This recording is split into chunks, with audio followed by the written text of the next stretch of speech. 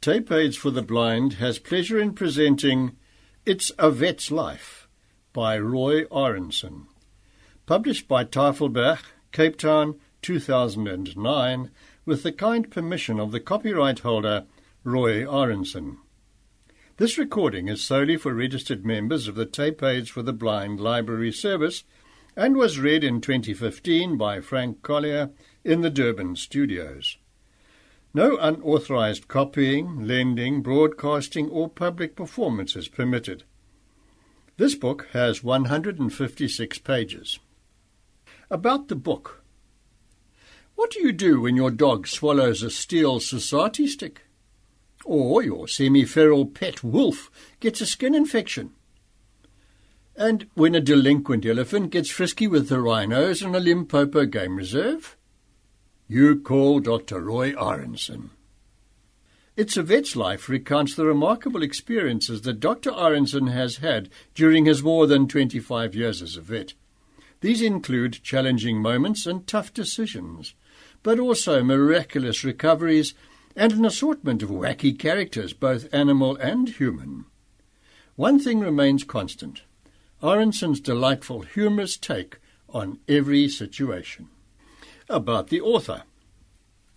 Dr. Roy Aronson has been a veterinarian for more than 25 years and is the founder of the City Vet Group in Cape Town. His passion for storytelling comes second only to his love for animals. When he is not dealing with emergencies at his city practice, he is tracking sick lions in the bush. He published his first book, Tales of an African Vet, in March 2008. Aronson's work has taken him across the country and abroad. He is married to fellow vet, Catherine, and they work for their practice in Cape Town City Bowl. For more information, go to www.africanvet.co.za or contact him at roy@cityvet, that's cityvet.co.za. It's a Vet's Life. Adventures in the City and the Wild. Author's dedication. I dedicate this book to my wife and family. You are the reason I am driven to succeed. To my colleagues, the vets. You are the reason for my dedication. To my patients, the animals. You are the reason for my passion. To my Maker. You are the reason for everything. Contents. Part 1. Vet in the City. Page 9. Fate Almost Sealed. Page 11. For the Love of a Horse. Page 20. All for a Piece of Horn. Page 30. The Bull Shooter. Page 35. Aberrant Appetites. Page 40. Cry Wolf. Page 44. Catkin's Comeback. Page 52. Bite the Bullet. Page 58. Shopping the Bling. Page 62.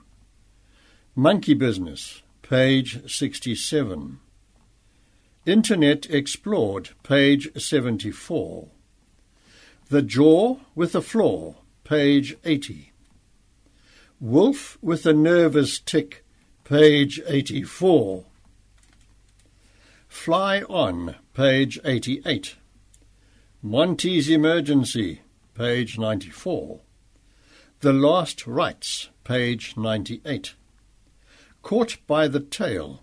Page 106. The Cobbler's Kids. Page 111. Part 2. Vet in the Wild. Page 117. Delinquent Elephant. Page 119. Munwani. Page 129. Sight for a Sore Eye. Page 135. Working in Lion Country, page 141. Jabu, page 147. Part 1. Vet in the City, page 9. I have been a vet for longer than 25 years, but my patients and my clients never cease to fascinate me. A vet's life in the city is often quite challenging. We have happy moments and sad ones. Most of the time we succeed in ensuring that our patients return home to their owners bright-eyed and bushy-tailed. On the rare occasions when we don't, we share the pain that the owner feels when a treasured pet does not make it. Over the years I have tackled some challenging cases, and I have ended up in a few strange situations. But all have been unique experiences that have enriched my life immensely. These are some of my stories. Fate Almost Sealed, page 11. When you're young, enthusiastic and passionate, sometimes we do crazy things. But perhaps this is not such a bad thing. I am a determined person, and once I get the bit between my teeth, I don't like to give up. This story happened a few years before I entered veterinary school, and while I was in the South African Navy. I was young, reckless, and not as cautious as I am today. It set me on a path that I would otherwise not have trod. I graduated from the University of Cape Town in 1976 with my first degree, a BSc with majors in microbiology and biochemistry, and successfully applied to join the South African Navy at its base in Simonstown, a picturesque fishing village on the stormy False Bay coast. I was seconded to a laboratory that did quality control work in the engineering field. I was given various tasks to do, but I was always allowed to choose one or two special interest projects to keep me occupied, if I had any spare time. I chose to do some investigations into anti-fouling paints that are used to coat ships to prevent barnacles from attaching to the hulls. If not for them, literally tons of barnacles would add massive drag to the ships. This would, of course, slow them down and dramatically increase fuel consumption. My project involved coating small pieces of steel, about 15 centimeters square, with the various anti-fouling paints on offer, hanging these pieces of steel at various depths from a raft, and then measuring the number of barnacles that attached themselves. In this way, I was able to assess the effectiveness of the paints and compare them so that the Navy could choose the best one. I was given the use of a small rowing boat to access a raft moored on one side of the harbour out of the way of passing vessels. My raft was moored next to a number of floating pontoons where seals would sun themselves. There I diligently set up my experiment and hung numerous plates from ropes going down into the blue depths of the Simonstown harbour.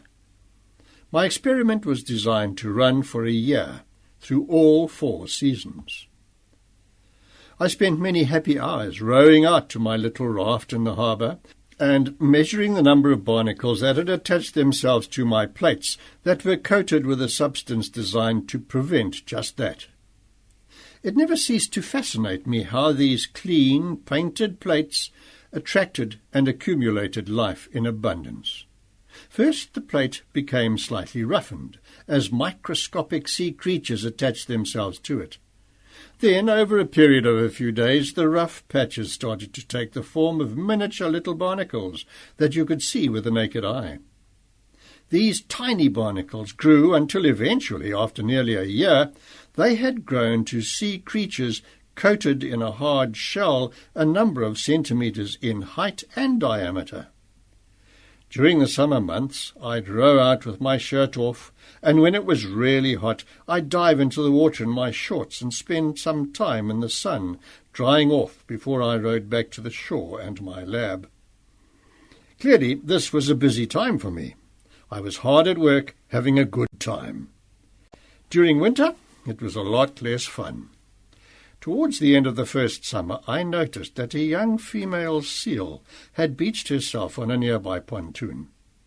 She had a distinctive marking, almost like a dark shadow, around her neck.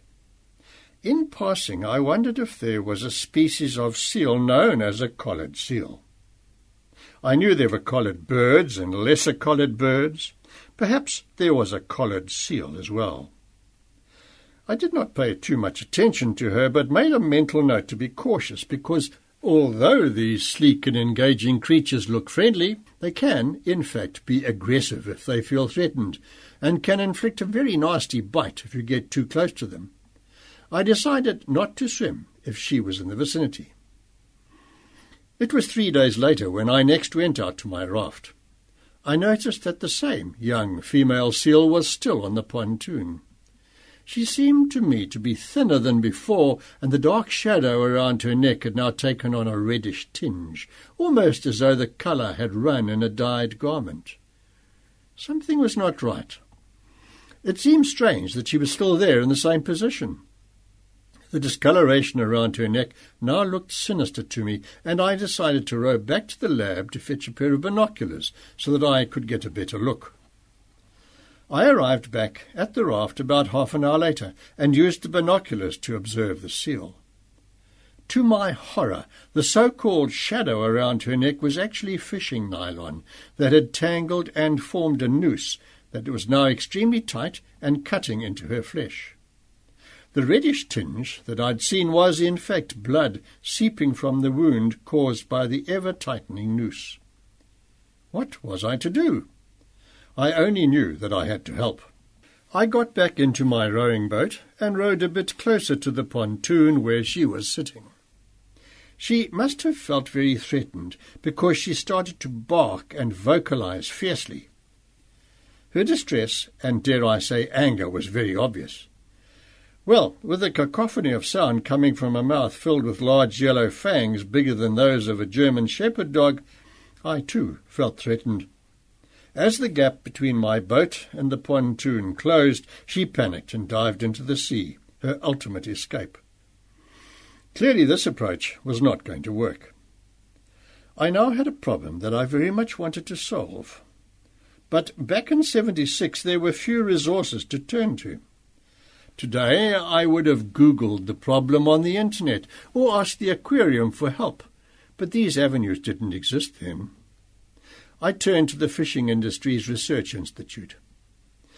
A member of their staff was an expert in marine mammals, and convinced that this was a fairly common problem, I hoped that he would be able to help me solve it. I called him, and our discussion did bear some fruit, although in an oblique way. He informed me that there were no quick-acting drugs available to inject or dart seals. Once darted, the seal would take fright, swim away, and be long gone by the time the drugs took effect. Now deep under water and impossible to find, the seal would slip into dreamland and drown. So, to my surprise, he explained that there was no protocol for this problem. Each time something like this came their way, it was dealt with on an ad hoc basis. He felt that the only way to save the seal was actually to capture her in a net. Once netted, she could be safely immobilized with a sedative without the risk of drowning. Alternatively, if the seal was small enough, he recommended muzzling her and then wrestling her into a position where the noose could be removed. Given the size of her teeth, the sedative option seemed more attractive to me at the time. Armed with this plan, I contacted a local vet and explained the problem to him. He very kindly volunteered his help. This was progress indeed. I obtained a large net from the Navy store, and I made a long pole with a big loop of stiff wire at the end. I sewed the net into a bag large enough to capture the seal and attached it to the wire loop. Once all my equipment was ready, I contacted the vet. He drove out to the dockyard where we boarded the rowing boat and confidently set off to capture our seal. How naive we were! Before we could get close enough to net the seal, she sounded her alarm clarion by barking frantically, after which she dived into the water and swam off without a backward glance. The vet kindly offered to wait for a while, and so we bobbed up and down in the water just off the pontoon for half an hour. After this time it was clear that the seal was not coming back, so we had to abandon the plan and row back to shore. I was now on my own. While pondering the problem, I looked through the binoculars to try and get a view of the pontoon, and blow me down, but our seal was back on the pontoon sunning herself. Once we had departed, she must have felt safe enough to return. The next few weeks were a stalemate. Every time I approached the pontoon, she would dive into the water and swim away, not letting me come even remotely close to her. The only small consolation was that she returned to the pontoon time and time again. She must have felt safe there, because out in the open ocean, debilitated as she was a sitting target for any number of predators, not least of which the great white shark. False Bay has a large population of seals and a large population of great whites that prey on them, and this injured seal would make a quick and easy snack for a cruising great white. She was now even thinner. I noticed that her forays into the sea were getting shorter, and the time she spent lying on the pontoon was getting longer. I wondered if she was eating. Seals are hunters and need to be fully agile and healthy in order to hunt successfully. This seal was getting weaker and thinner, and I was sure that her success as a hunter was being compromised. I decided to try and feed her, so I went to the local fish shop in Simonstown to buy some fresh fish. I got the fishmonger to cut the fish into what I considered to be bite-sized snacks for a seal, and then rowed out as close to the pontoon as I could get without startling her. By now she was getting used to me, and I was learning about her boundaries.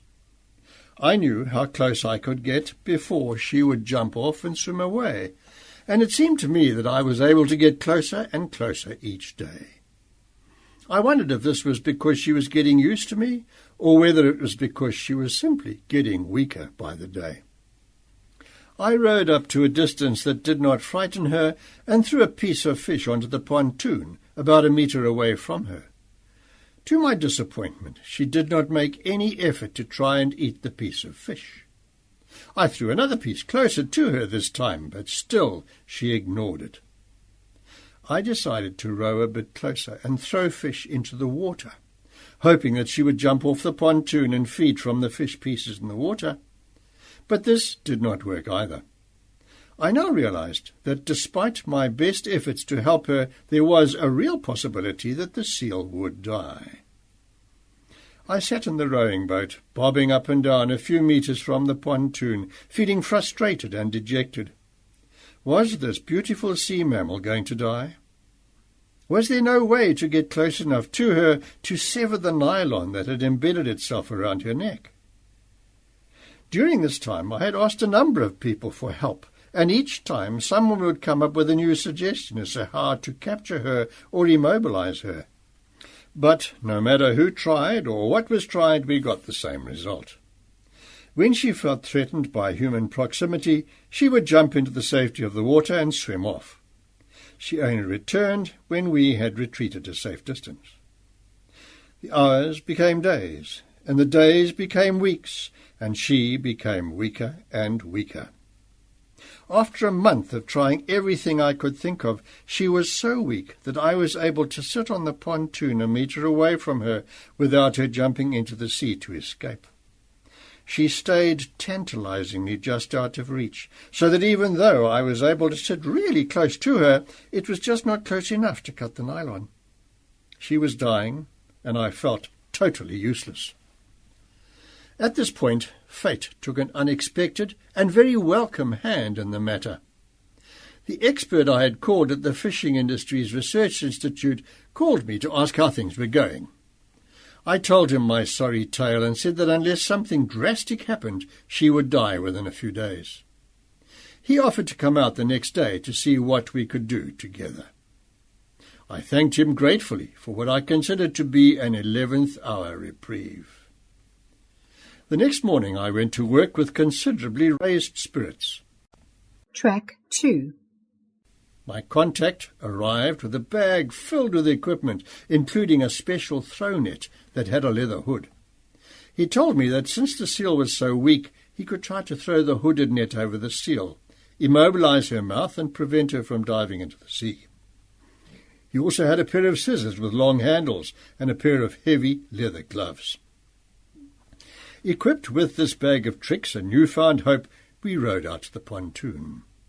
The seal was lying there and was a depressing sight. Her eyes were dull and her fur lacklustre. I was sure that she was near death. We were able to get onto the pontoon without her moving away, and I think that at this point she was just too weak to offer any meaningful resistance. I doubt that she would have been able to swim had she had the strength to jump off the pontoon. My friend donned the heavy leather gloves, and with a casual but experienced flick of his wrist, he threw the net over the recumbent seal. He quickly grabbed the ends of the net in case she jumped off the pontoon and manoeuvred the hood over her head. He then managed to sit astride the seal, something I have no doubt he would have been unable to do if she had been healthy and up to full strength. In the meantime, I had grabbed the long-handled scissors and quickly went to work cutting through the heavy line round her neck. At long last the noose of death was off, but I wondered if it was too late. Now all we could do was inject her with antibiotics and an anti-inflammatory and hope for the best. Nature is a wonderful thing. Given the opportunity, once the underlying cause has been removed, most animals will heal themselves, even in such an advanced state of debility as the seal was in. I watched her with wonder as the next 2 weeks passed. The first thing I noticed was that even by the next day, a scant 24 hours later, she started swimming a bit more and lying on the pontoon a bit less. I hoped that she was strong enough to hunt, because by the time we actually managed to remove the noose, she was just skin and bone. Within another day or two, her coat started to regain some of its beautiful lustre. After a week, she was swimming vigorously and spending less and less time on the pontoon. I had no doubt that she was able to hunt because she actually started putting on weight at an amazing rate. From day to day I could see the difference. The cut around her neck was healing, and the seeping had stopped. The dark ring of fur was still there, and I wondered if the fur might not be permanently stained. Blood is a strong attractant to sharks, and her instincts must have made her aware of this, because she never really strayed outside the harbour precincts during her recovery. The last time I saw her on the pontoon was 2 weeks after we had removed the noose. She was once again sleek and, dare I say, almost fat. Her wound had healed completely, and there was no blood seeping, but the dark ring was still there. When I came too close, she barked loudly and dived into the water. And then one day, she was just not there any more. I guessed that she had recovered fully, and was now able to resume her life as a seal in the open ocean. A few months later, while I was working on my raft and measuring barnacle growth, I looked up and caught a glimpse of a sleek and fat seal, about the same size as the one I had helped. The seal jumped onto the pontoon for a few seconds, and then dived off and swam away. But not before I noticed a black ring of fur around her neck. My life has been shaped and continues to be shaped by all the little experiences that have accumulated over my lifetime. I know for certain, though, that this was a pivotal experience for me. It was the catalyst that made me want to become a vet. I had a good degree, and I was comfortable cruising along in the Navy, but then along came a seal that I struggled desperately to help. I knew from then on that I wanted to spend the rest of my life working with animals. I am grateful to the seal for coming into my life and allowing me to help her, and I am grateful that she helped me. For the Love of a Horse, page 20. My encounter with an injured seal while I was in the Navy planted a seed in my mind. Veterinary science was becoming more appealing, and I started to consider it seriously. It took just one more experience to nudge me firmly in the right direction. The great thing about working for the Defence Force in the 1970s was that if you had an aptitude for sport, you were encouraged, practically ordered actually, to take part in competitions at the highest level, all expenses paid. I was a keen, if not hugely skilled, rider and enjoyed three-phase eventing. I put in an application to attend the Defence Force Equestrian Championships in Potchefstroom, which is where I found myself a few weeks later with a horse to ride and a generous budget. Now, unbeknown to the Defence Force, my riding, while quite good, was not competition standard. I was a fair jumper and could do some dressage, but the truth was that my keenness for the sport far outdid my ability. I don't remember too much about the competition, but it turned out to be a hugely significant event for me. I struck up a friendship with Neville Goldberg, who happened to be a vet. Neville was doing his national military service and worked for the Defence Force Equestrian Unit. One of my main concerns about studying to be a vet was that I'd have to live in Pretoria for at least 6 years. It was far away, and there would be cultural differences to be reckoned with. But here was Neville, my age and my religion, who'd not only survived there, he'd thrived there. If he could do it, then so could I. The seed was beginning to germinate. After a somewhat unsuccessful competition, I returned to Cape Town. No prizes won, but a pivotal friendship established. A few weeks later, Neville wrote to tell me that he had been transferred to the Defence Force stud farm, situated in De Aar in the Karoo. He invited me to visit the farm during foaling season. I jumped at the chance, applied for leave, and off I went. My days were happily spent assisting Neville and his colleague Piet Smit. Kitted out in green overalls and white gumboots, I certainly looked the part, while my teachers painstakingly and patiently introduced me to the mysteries of doing internal examinations on pregnant mares. And then the moment of reckoning arrived. Neville and Piet decided to let me examine a mare in an advanced stage of pregnancy. I was to determine how the foal was lying. This is important because a foal must be born with its front legs and head coming out first, almost like a dive. I had been thoroughly briefed about what to feel and how things should feel. With great excitement, I donned a plastic glove, lubricated with a liberal dose of liquid paraffin. I gently inserted my arm into the mare's rectum. Now, right up to my armpit, I moved my hand around to try and feel the uterus. Suddenly, I felt something big move under my hand. The words just gushed out. I had never felt something so magical before. I felt the foal's head and ears, and then it nibbled my fingers. This was the most thrilling moment I had ever had with animals. And so there I stood with my arm as far as it could go up a mare's rectum, a huge grin on my face, and babbling about what I could feel and how the foal was moving. Neville and Piet believed that the birth was imminent. As a treat for me, they decided to wait up through the night so that I could witness the birth. And not only that, they told me that I could deliver the foal. At about 9:30 that night, a groom called us to say that the mare's waters had broken. We rushed to the stable, and sure enough, there was a large amount of fluid soaking the shavings that lined the floor. Neville and Piet did an examination, and then, with great trepidation, I too had a feel. I could feel that the foal's head was closest to the birthing canal. I could also feel feet near the head. This was a relief, as it meant that the foal was lying correctly. We stood back and allowed nature to take its course. The mare lay down and grunted and groaned with each contraction.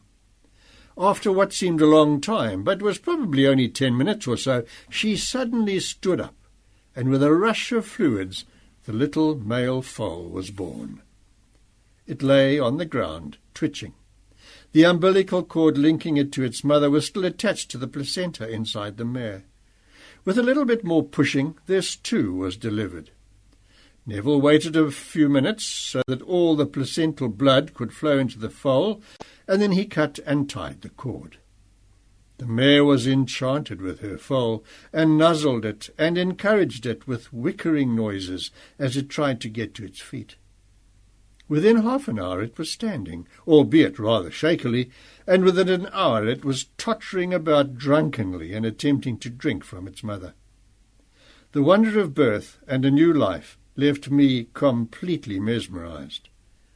I think it was at that point that I finally made up my mind. More than anything, I wanted to be a vet. The Defence Force has a very easy way of keeping track of their horses' ages. All the foals born during the course of a particular year have a name starting with a specific letter. In 1977, the foals had to have a name starting with the letter K. The day after the foal was born, Peter Neville showed me the stud register. The little foal I had helped to bring into the world was named K. Roy. Horses seem to have played an important part in all that is good in my life. Prior to this experience, I met the woman I would ultimately marry.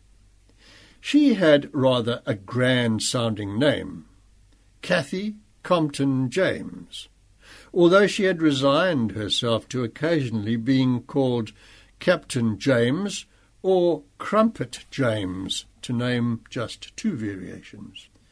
Cathy had many endearing qualities. She sailed a dinghy, and she loved riding. Her horse was part Arab, and he was called Shakir. Although I'd been on horseback many times, I was untutored, and so Cathy gave me my first formal riding lesson. She stood in the middle of the lunging ring, shouting at me to sit up tall and keep my heels down. As she had a long whip in her hands, I thought it wise to obey. I was now so enamoured of Cathy and horses that I decided our future long-term relationship would stand a much better chance if I acquired my own horse. This would also be good for my riding career. Armed with two such solid reasons, I set about looking for a horse. Cathy and I decided that I should get an Anglo-Arab. This means that usually the mother is a thoroughbred and the father is an Arab. I would then get a horse big enough for me to ride that had all the hardiness and endurance qualities of an Arab. Full of enthusiasm for our plan, I bought the very first horse I saw. His name was Little Kalahari, and I loved him from day one. His mother was an Arab, and his father was a thoroughbred, which meant that he was only just big enough for me. Mistake number one. He was 2 years old and had never been ridden, which was mistake number 2. He was not castrated, which was mistake number 3. And mistake number 4, he had an abnormal hoof. In our inexperienced opinion, it didn't look so very bad, and so we didn't bother to get him vetted before we bought him. The prospect of owning my own horse was too much for me, and besides, he looked so nice. I bought him there and then. 6 hours later, I was still persuading Little Kalahari to get into the horse box. Perhaps he had a notion that he was going straight to the Blue Cross Veterinary Hospital in Newlands, Cape Town, to be gelded, because he wasn't having any of it. He danced, sidestepped, and shied until I was exhausted. I eventually called Dr. Duppy, resident horse vet at the Blue Cross and a legend in the horse world. He sedated Little Kalahari, and we unceremoniously manhandled him into the box and took him to the Blue Cross, where he was castrated. I fetched him the next day. He looked a very sorry sight, but even in his weakened state he put up a spirited fight over the horse box. Once he was boxed, I sought out Dr. Duppy, confident that he would compliment me on my purchase. I couldn't believe it when he merely said that Little Kalahari had a side bone and that I would need to file and trim his hoof to help prevent permanent lameness. Little Kalahari spent the next year on a farm in Constantia. As he was only 2 years old, I would have to wait another year to ride him. Looking back, I must have been mad. What I needed was a big, strong horse that I could ride immediately. not a frisky 2-year-old with a funny foot. What I did do during this year was find out as much as I could about side bones. I learnt that a side bone develops when the lateral cartilage of the hoof gets injured. Bone is laid down at the site of the injury in order to protect it. This condition can lead to lameness, but I found out that if trimmed in a certain way, the side bone need not be a problem. Or so the many books I consulted claimed. I decided to teach myself to be a farrier. I bought a great leather apron, a set of hoof shears, a hoof knife, and a rasp.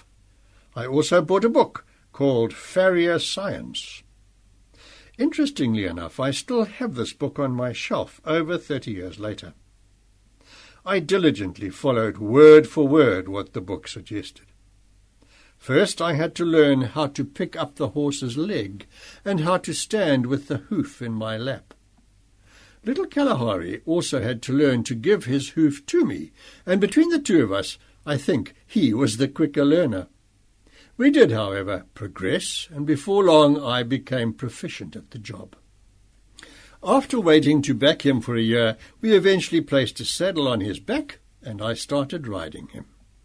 Because he was now doing more work, his hooves started to wear much faster. I could not continue to trim them because if you cut too much off the hoof, you expose live tissues, which can, of course, be extremely painful. I needed to shoe him. As word gets around, I'd been trimming hooves for a number of horses now for a year, but I'd never attempted to shoe a horse, and this would not be a straightforward job. Although I was not aware of the term at the time, it would call for corrective shoeing, a cornerstone of hoof care and equine health. I didn't have any equipment, but I remedied this immediately.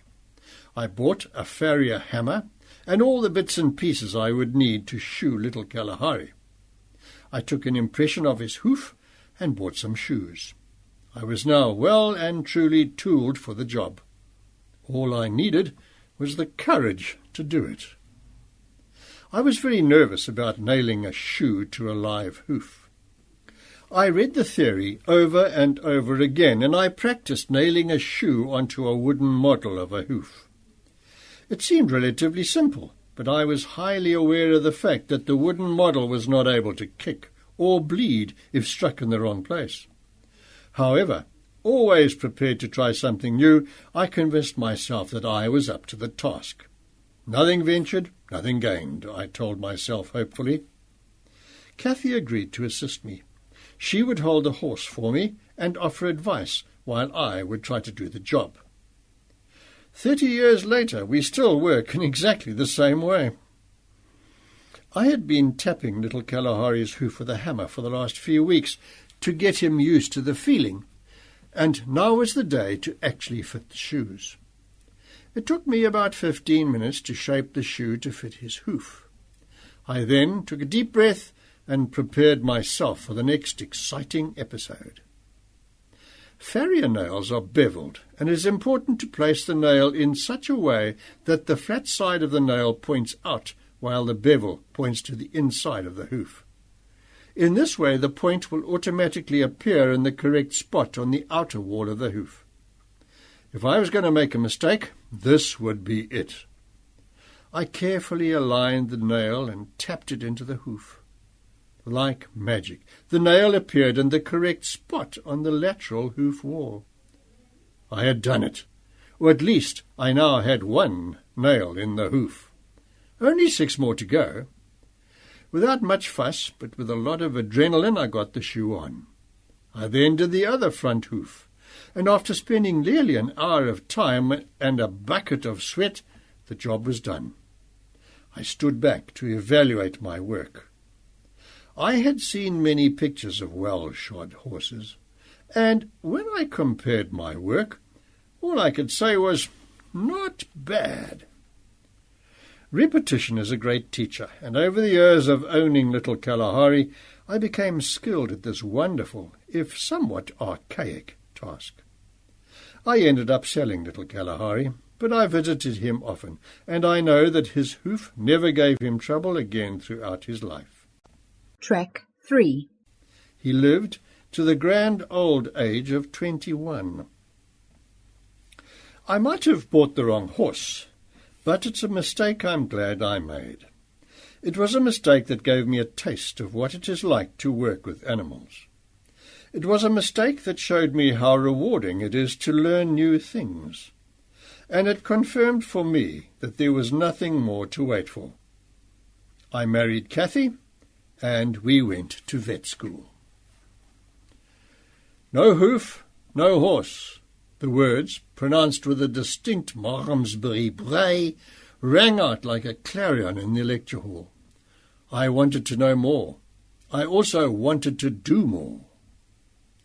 Now, in my first year of vet school, I decided that it was time to further my studies as a farrier. Addressing him by his first name, and with all the confidence of a young and newly married man, I asked the resident vet in charge of horses, Dr. Hercules van Niekerk, if I could act as farrier to the horses under his care. It took a very long time to get back into his good books. I found out that it was not the request that had offended him, but the fact that I had familiarly addressed him as Hercules. He was also known as Herky for short, but thank goodness I had not gone that far. This was just one example of what can happen when an Englishman ends up in Pretoria. Once communication was back on track, Dr. van Niekerk explained that the shoeing was being attended to by a final-year vet student who was also a professional farrier. His name was Stephen O'Grady from the USA, and he was a true expert in the field. Aware that it was beneath the dignity of a final-year student to fraternize with a first-year student, I nonetheless decided that Mr. O'Grady was going to help me learn to be a better farrier, whether he wanted to or not. Steve was truly a master. I knew enough about shoeing horses to realize that I actually knew nothing. To witness the ease and grace with which he did his job made me determined that I too would be good at this wonderful ancient craft. He had a beautiful anvil and a portable forge that had a fan that was powered by his car battery. You make a fire and then switch the fan on. This blasts oxygen through the fire, which makes it hot enough to melt metal. This was the first time I had actually witnessed this, and I wanted to do it too. After watching him at work, I introduced myself and tried to engage in conversation. It would have been more fun talking to a brick wall. Undaunted, I made drawings of his forge and took notes about his equipment. Each time I saw him doing something, I practiced it myself whenever I had the opportunity. Slowly but surely, I improved. While on holiday in Cape Town, I asked my Uncle Maurice, a motor mechanic, to make me a forge.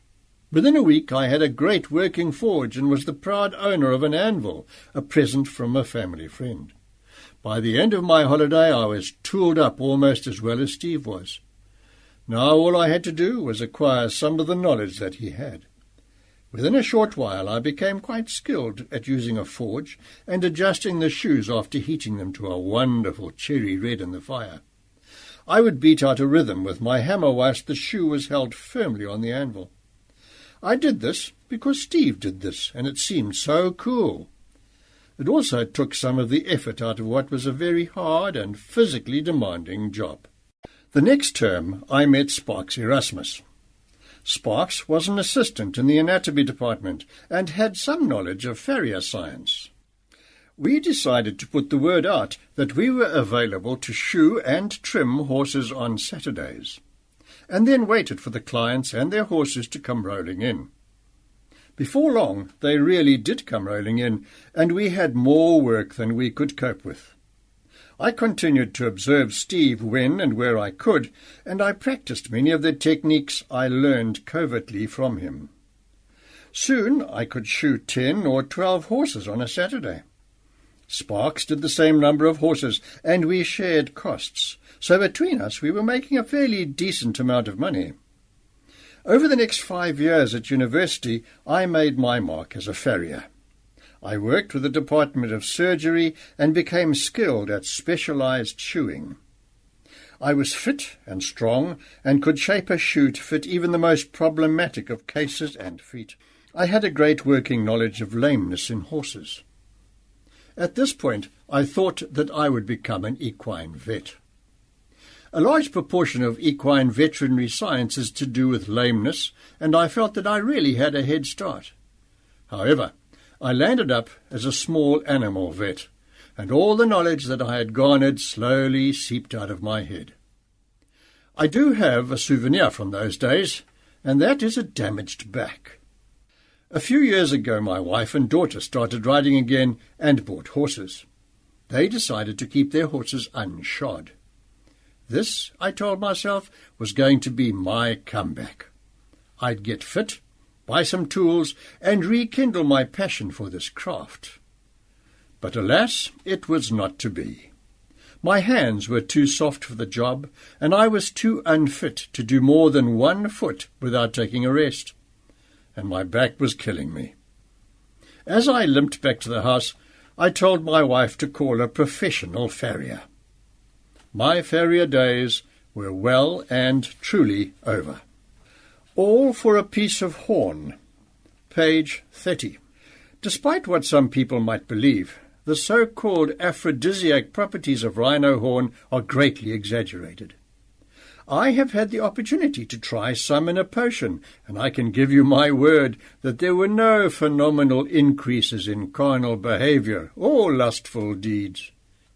Why, you may well ask, was a vet experimenting with the aphrodisiac qualities of rhino horn, when his whole philosophy is conservation and preservation of both wildlife and domestic animals? Well, as a student, I did some work at the Pretoria Zoo, which had a magnificent resident rhino. He was about 14 years old, and his horn was very large, about 1 metre in length and a good 30 centimetres in diameter at its base. The horn is actually made up of very densely matted hair and not bone, as many people think. The horn must have been itchy at its base for some reason, and it appeared that it had been so for a very long time. There was a large steel gate at the entrance to the rhino's enclosure, and the bars of the gate were just wide enough apart to allow the rhino to stick the full length of his horn through the bars. He would then rub his horn back and forth at the base in order to relieve himself of the itch. Unbeknown to the rhino, he also scraped powder from the base of his horn at the same time.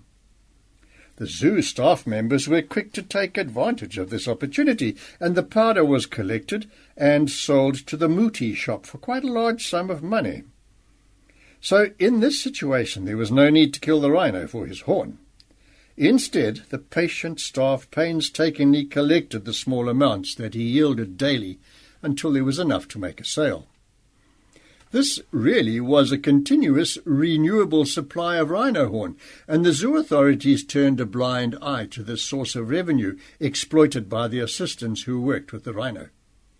The head of the zoo at that time was Dr. Jaime Ebides, and he had a small supply of rhino horn that he kept locked in a cupboard in his office.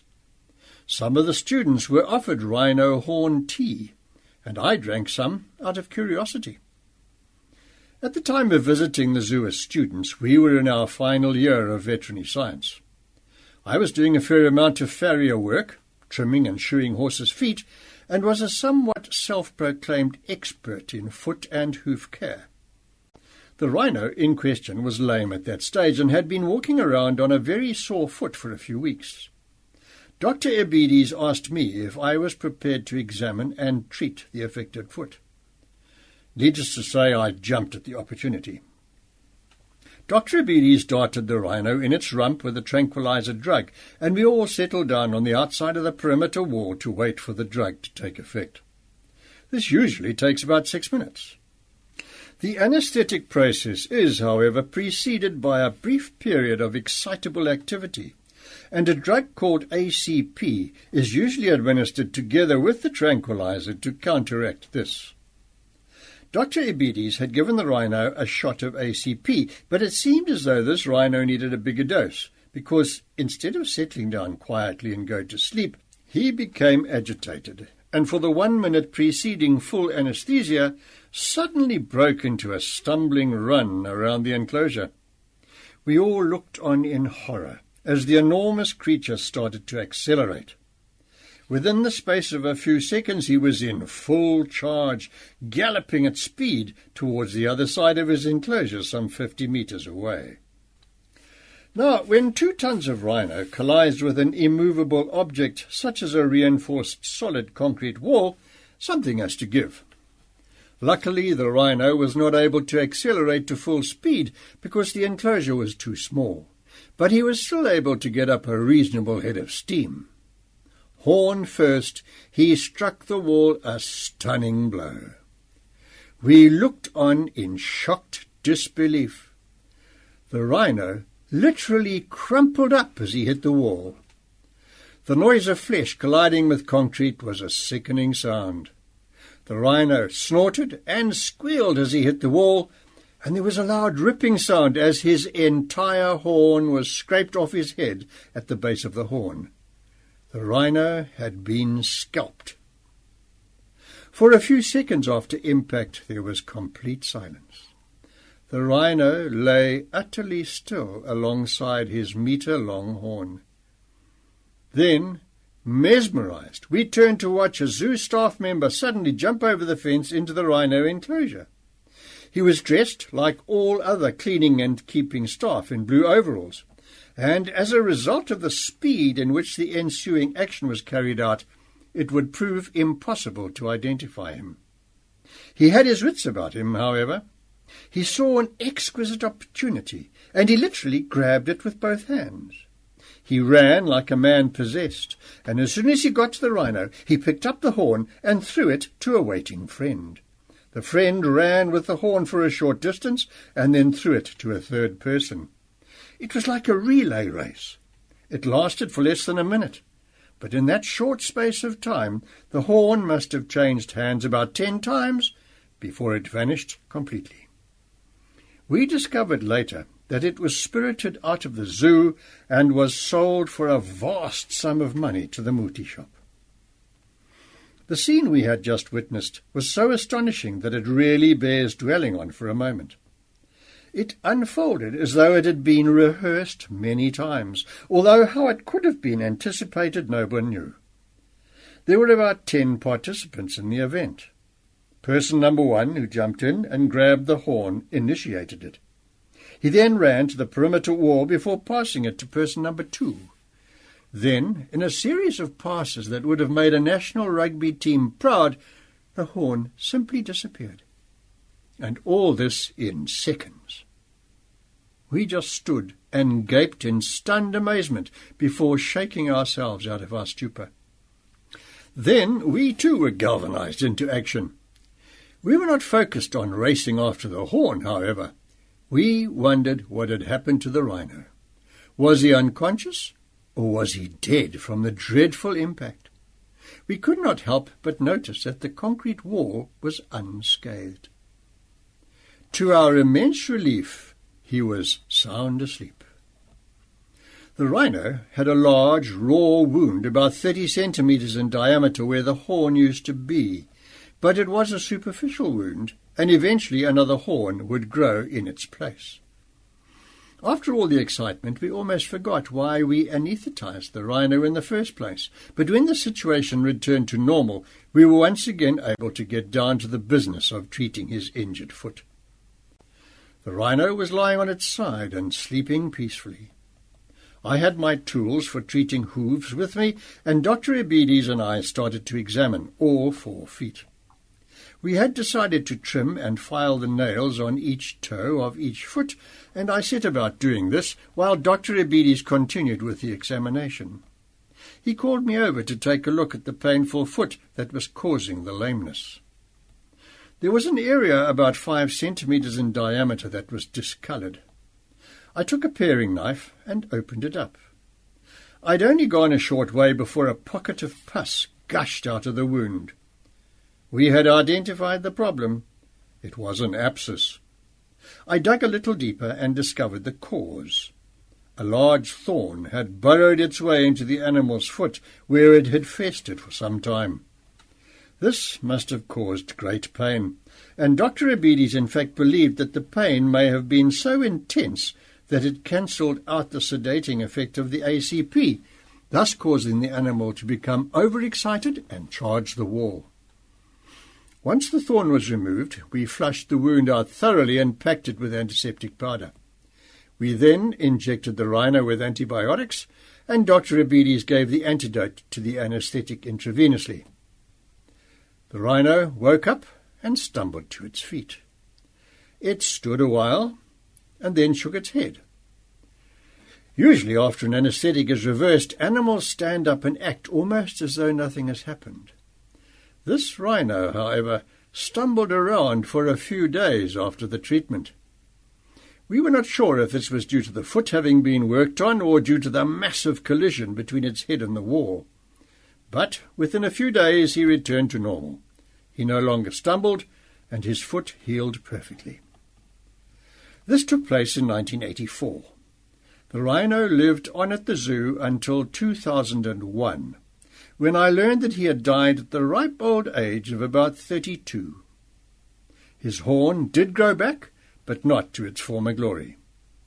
The rhino still scraped his horn between the bars, and the workers continued to harvest the powder.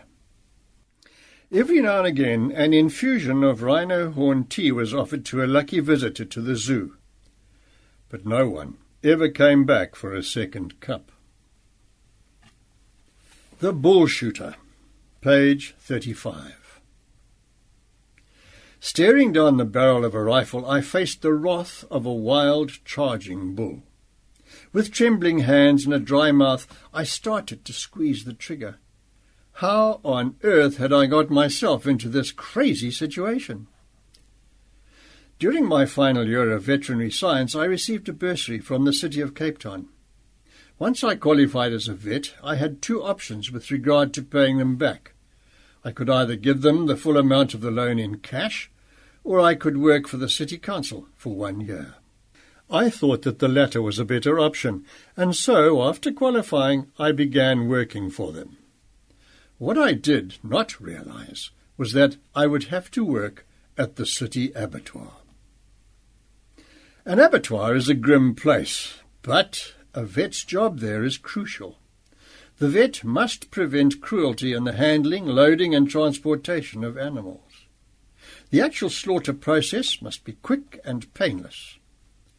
Another function of the vet is to ensure that the animals are rested in a humane fashion prior to slaughter. There were 5 vets working in the abattoir in Cape Town, and there were 5 different jobs to do. We drew up a roster for a 5-week cycle so that each week we would do something different. We had to inspect cattle, sheep, pigs and horses and control the lairage. That entailed walking around the pens and checking that the animals were being treated properly. There were a number of different pens, for animals that had just been unloaded from trucks, for animals that had been rested and were now fit for slaughter, for pregnant animals, as well as animals that had given birth. The lairage vet had access to a powerful rifle, which we were legally empowered to use if we judged an animal to be a danger to other animals or members of staff. The vet on duty could choose to walk around the lairage with the rifle or leave it locked in the gun safe. I always elected to leave the gun safely in the office. Track 4. I did not wish to look like Wild Bill Hickok of the Wild West, and in any case I was a pathetic shot. I'd been trained to use a firearm while in the Navy, but it could not be said that I was one of their success stories. Each time a rifle or sidearm went bang, I got a fright and shut my eyes. This is not conducive to hitting the target with any degree of certainty. On the day that this story took place, a train from what was then Southwest Africa, now Namibia, arrived at the rail siding, and the abattoir staff started to offload Brahman cattle from the trucks. The Brahman had been reared on large farms in rural settings, and they had hardly ever seen humans. They were wild in the true sense of the word. The animals were herded into chutes that took them to the pens. As the chutes were tall and made of steel, and the lairage had high sides, it was safe to assume that they would not be able to escape. But of course, the best-laid plans of mice and men go astray. As luck would have it, a Brahmin bull escaped. Afterwards, no one knew how it had escaped, and of course it was no one's fault. One of the staff, unloading the animals, ran over to where I stood, shouting that a wild bull was causing havoc on the railway tracks.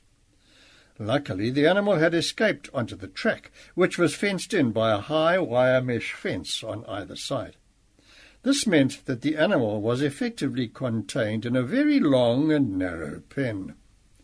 We could enter the enclosure through a gate, and about another 100 metres away there was another gate, through which we believed we could herd the bull back into his pen. A few of the workers agreed to assist me.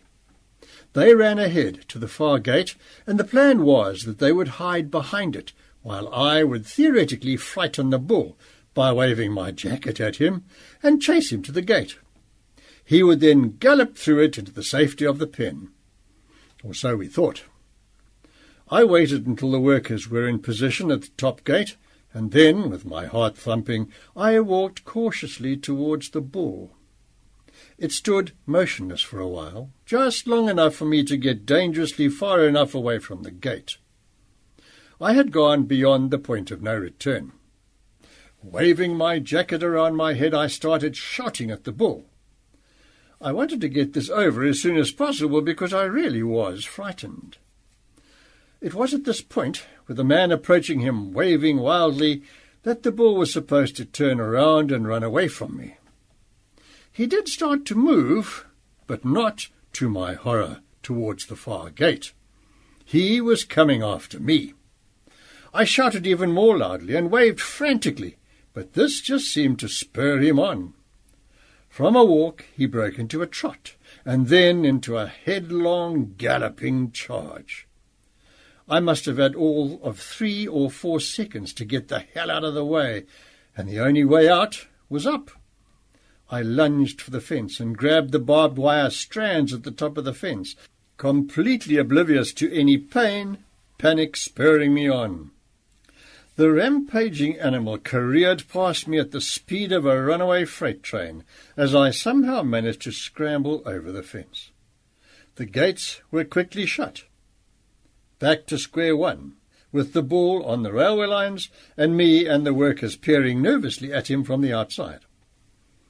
I took stock of the situation.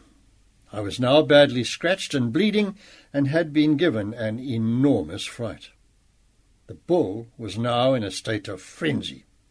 Tearing up and down the track, he was in great danger of breaking a leg or getting out and really hurting someone. I decided that it was time to run and fetch the rifle, just to be on the safe side. When I got back, I saw to my consternation that the hullabaloo had attracted quite a few spectators, and the situation was deteriorating rapidly. The more people who were about, the bigger the chance of an injury to someone, but nothing I could say would make them leave. The bull didn't like having them around either. Bellowing furiously, he began to charge the fence, which started to buckle ominously.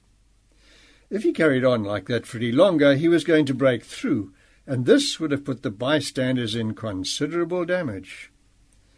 To my utter dismay, it looked as though I would have to use the rifle and shoot the bull. I could not shoot through the fence, as people had gathered on both sides of the track. My only option was to enter at the far gate and somehow take a shot at the bull and hope for the best. Thinking back, I must have been out of my mind. I should at least have asked around if anyone was a good shot. Fearfully, I made my way to the far gate and walked onto the track, holding the rifle at high port. I decided that I would try and take a shot as the bull came towards me, being careful to aim down the tracks for fear of hitting one of the staff, who, seemingly oblivious to the danger I was in, were lining the fences, cheering and shouting. This was great sport for them. I stood in the middle of the tracks, raised the rifle to my shoulder, and took aim. The bull must have been about 200 metres away. He started to walk towards me. Then he broke into a trot. Within 20 metres he was charging me at full tilt. This was where I found myself staring down the barrel of the rifle, dry-mouthed, sweaty-palmed, and very scared. Luckily, my survival instincts took over. It was kill or be killed. I stopped shaking and waited as the bull came galloping towards me, nearer and nearer, until he completely filled my vision. When he was about 30 metres away, I took aim and squeezed the trigger. I even managed to keep my eyes open. The shot exploded from the barrel, and the next second the bull was lying dead about 5 metres from where I stood. Fully expecting to collapse in a heap of nerves, I was surprised when a new and wholly unexpected emotion took hold of me. I'm not a hunter, and I abhor senseless killing of animals in the name of sport. And yet, standing there, just having survived a confrontation with a dangerous animal bent on killing me, I was suddenly overtaken by a very primitive, atavistic urge to beat my chest in triumph at having been the victor.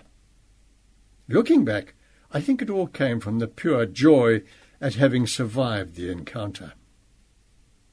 After I had paid off my debt to the city, I thankfully left the abattoir and went into private practice to look after small domestic animals, hoping that would be my first and last bull encounter. From now on, at least I would not have to carry a gun. Aberrant Appetites, page 40. Animals, especially dogs, tend to eat strange things. They like things that smell strongly and seem to particularly target things that humans find embarrassing. Some dogs make it their life's work to spice up their menus and can be very creative and adventurous indeed. More often than not, a particularly audacious snack results in a visit to the vet. Over the years, I have surgically removed many things from the intestines of my canine patients, and I have no doubt that I will continue to do so. I have removed pantyhose and a lady's bra. I have taken out tennis balls, stones, pieces of seaweed, plastic toys, matchbox cars, and many other items of little nutritional value. I have also removed foreign objects, such as bones and toys, from the esophagus of some of my patients. I once used a snare and an endoscope and a lot of patience to remove a dummy from the stomach of a poodle. But what stands out the most in my memory is the case of the dog that swallowed a steel society stick. At the time, I had a job at a veterinary hospital in the east of London in the UK, and had been there for about 3 months. The work was routine stuff and included all the usual itches, lumps and bumps, cuts and broken bones, common injuries, and ailments that do not tax one's diagnostic or surgical skills. Amidst all the everyday procedures, I got a most unusual case, one that challenged not only my skills but also my imagination. The practice had late consulting hours, and we closed only at 10:30 p.m. During the course of the evening, a client came in with his male Labrador, Jake, and with a quickening pulse I listened to him describe how his dog had just swallowed a society stick. He'd been barbecuing societies on the fire, and Jake had helped himself. In his haste to make sure he got to devour this treat, he swallowed the whole lot in one gulp. I told the client that while sticks can potentially be a problem, they are more often than not broken up by the acidic digestive juices in the stomach. Jake was looking singularly unconcerned. I could see that the stick had not pierced his throat, and so I assured his owner that the stick would probably not cause any problems. Close observation for a couple of hours, but I felt sure that he'd be fine. No, said the client, you don't understand. It wasn't a wooden stick. It was stainless steel, look. he produced a long stainless steel skewer that must have been 30 centimetres long and 5 millimetres in diameter. I looked at it in disbelief and dismay. "Are you absolutely sure?" I asked. Surely he must be mistaken. But Jake's owner was adamant. He knew exactly how many society sticks he had ordered, and was convinced that the missing skewer was in Jake's tummy, as he had actually seen Jake tucking in. Talk about a sword-swallowing act. I told him that the easiest way to make sure was to take an abdominal X-ray. If there really was a steel society stick in his stomach, it would be pretty easy to see. I silently had my doubts. I was convinced that if the owner went home and had a better look, he would find the society stick, and then we would all be able to relax. Jake's owner agreed to the X-ray, and we wasted no time in taking the image. But even as the X-ray was coming out of the processor, I could see, to my horror, a large steel skewer with a loop at one end and a sharp point at the other. I took the X-ray to the light box and beckoned the owner over to have a look. He was absolutely right. But how on earth did the doc actually swallow the thing without skewering himself? I don't think I'll ever know the answer to this question, but swallow it he did, because there it was, clear as daylight, in his stomach. There was no way it was going to be neutralized by his digestive juices, and it certainly was not going to pass through. The only way that I was going to get it out was through surgery. My big concern was that the steel spike could perforate his stomach at any time, and this would certainly cause major problems. My other concern was that Jake had eaten. An empty stomach before surgery safeguards the patient against gastric reflux, which is when semi-digested food is vomited into the patient's mouth and then breathed into the lungs before it can be ejected. This can cause foreign body pneumonia, which can be very serious. However, I felt that surgery was the lesser of the two evils. Once the consent forms were signed, I anaesthetized Jake and prepared for surgery. I had another good look at the X-ray and noticed that the end of the loop was open. It looked almost like a question mark. I wondered if this might help me in retrieving the skewer. I always like to have more than one plan before surgery. In this case, I had two plans. The first was to open up the stomach and take out the skewer. And the second one was a thought that I had just had, in fact, formulated. I was going to try and push the skewer, sharp end first, through the wall of the stomach without first making an incision into the stomach. I would then try and feed the skewer through, and when I got to the loop end, I would manipulate it through the small stab incision made by the sharp end of the skewer. The instruments were laid out, and the nurse and I were ready. I grasped the scalpel and forceps and made a bold incision into Jake's abdomen. Once I had a big enough incision, I was able to grasp the stomach, and believe it or not, I could clearly feel the steel society stick through the stomach wall. I located the looped end of the society stick. I then felt for the sharp end, and, using one hand to guide the sharp end and the other to push the looped end, I pierced the stomach wall. Pushing gently, I gently manipulated the steel skewer through the stomach wall. It was working beautifully. When I got to the looped end, I managed to continue to feed the skewer through by wiggling it and allowing the stomach wall to follow the loop. Goodness! There it was in its entirety. I had removed it without making an incision. There was just a tiny puncture wound in the stomach, and I closed this off with a single suture. With a sigh of relief, I looked at my handiwork and then glanced at the clock. The entire procedure had taken not much more than 30 minutes. Jake recovered quickly and was ready to go home after 2 days. Carefully packed in a plastic bag, the society stick was given to his owner as a souvenir of Jake's most expensive meal to date. The X-ray of Jake's society stick was framed, and to the best of my knowledge still hangs proudly in the surgery. a memento of one of the strangest items ever taken out of a dog's stomach. Cry Wolf, page 44. In the 60s, during the height of the apartheid government's power, the South African Defence Force purchased approximately 200 wolves from the United States of America. The plan was to breed a wolf hybrid, which became known as a wolf dog. Although these dogs had the potential to be excellent trackers, they were almost impossible to train, and the project was eventually shelved. Many were euthanized, but some were given away to the unsuspecting public as pets. In most cases, this ended in disaster. Wolf hybrids tend to be dominant, and when they reach adulthood, they can become unpredictable and dangerous. There was, however, a small group of enthusiasts who continued to breed wolf hybrids. A few animals continued to trickle onto the marketplace due to their efforts, and over the past 40 years a number of generations of the wolf dogs have appeared, usually crossed with German shepherds, Malamutes, or Siberian huskies.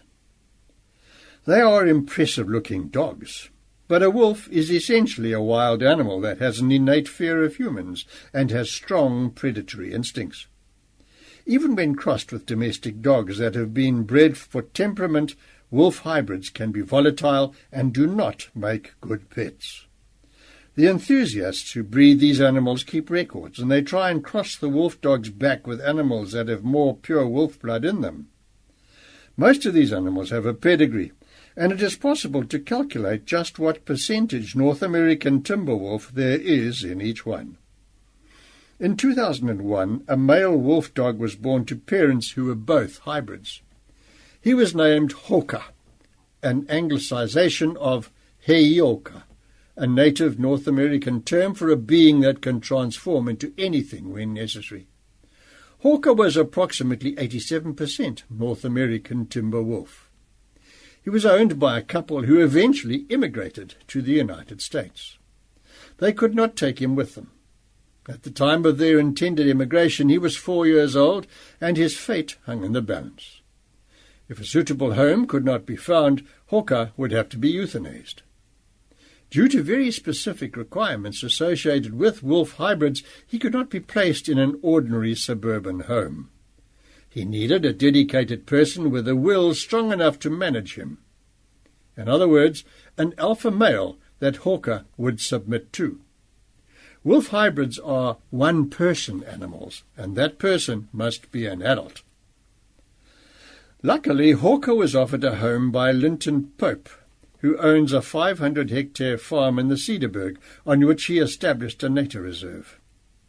Adopting an adult wolf hybrid is an extremely difficult task because the pack has already been formed, and migrating from one pack to another is unusual for wolves. Both Hoka and Linton had to adapt. Hoka needed to accept a new leader in his pack. Linton had to show clear, unwavering authority and had to demonstrate that he had earned his place as the leader of the pack. With patience, care, and love, after a year of daily battles for dominance, Linton eventually won over this wonderful animal, and a happy calm descended on the newly constituted pack. When I asked Linton later what possessed him to take Hoka on, his answer was simple.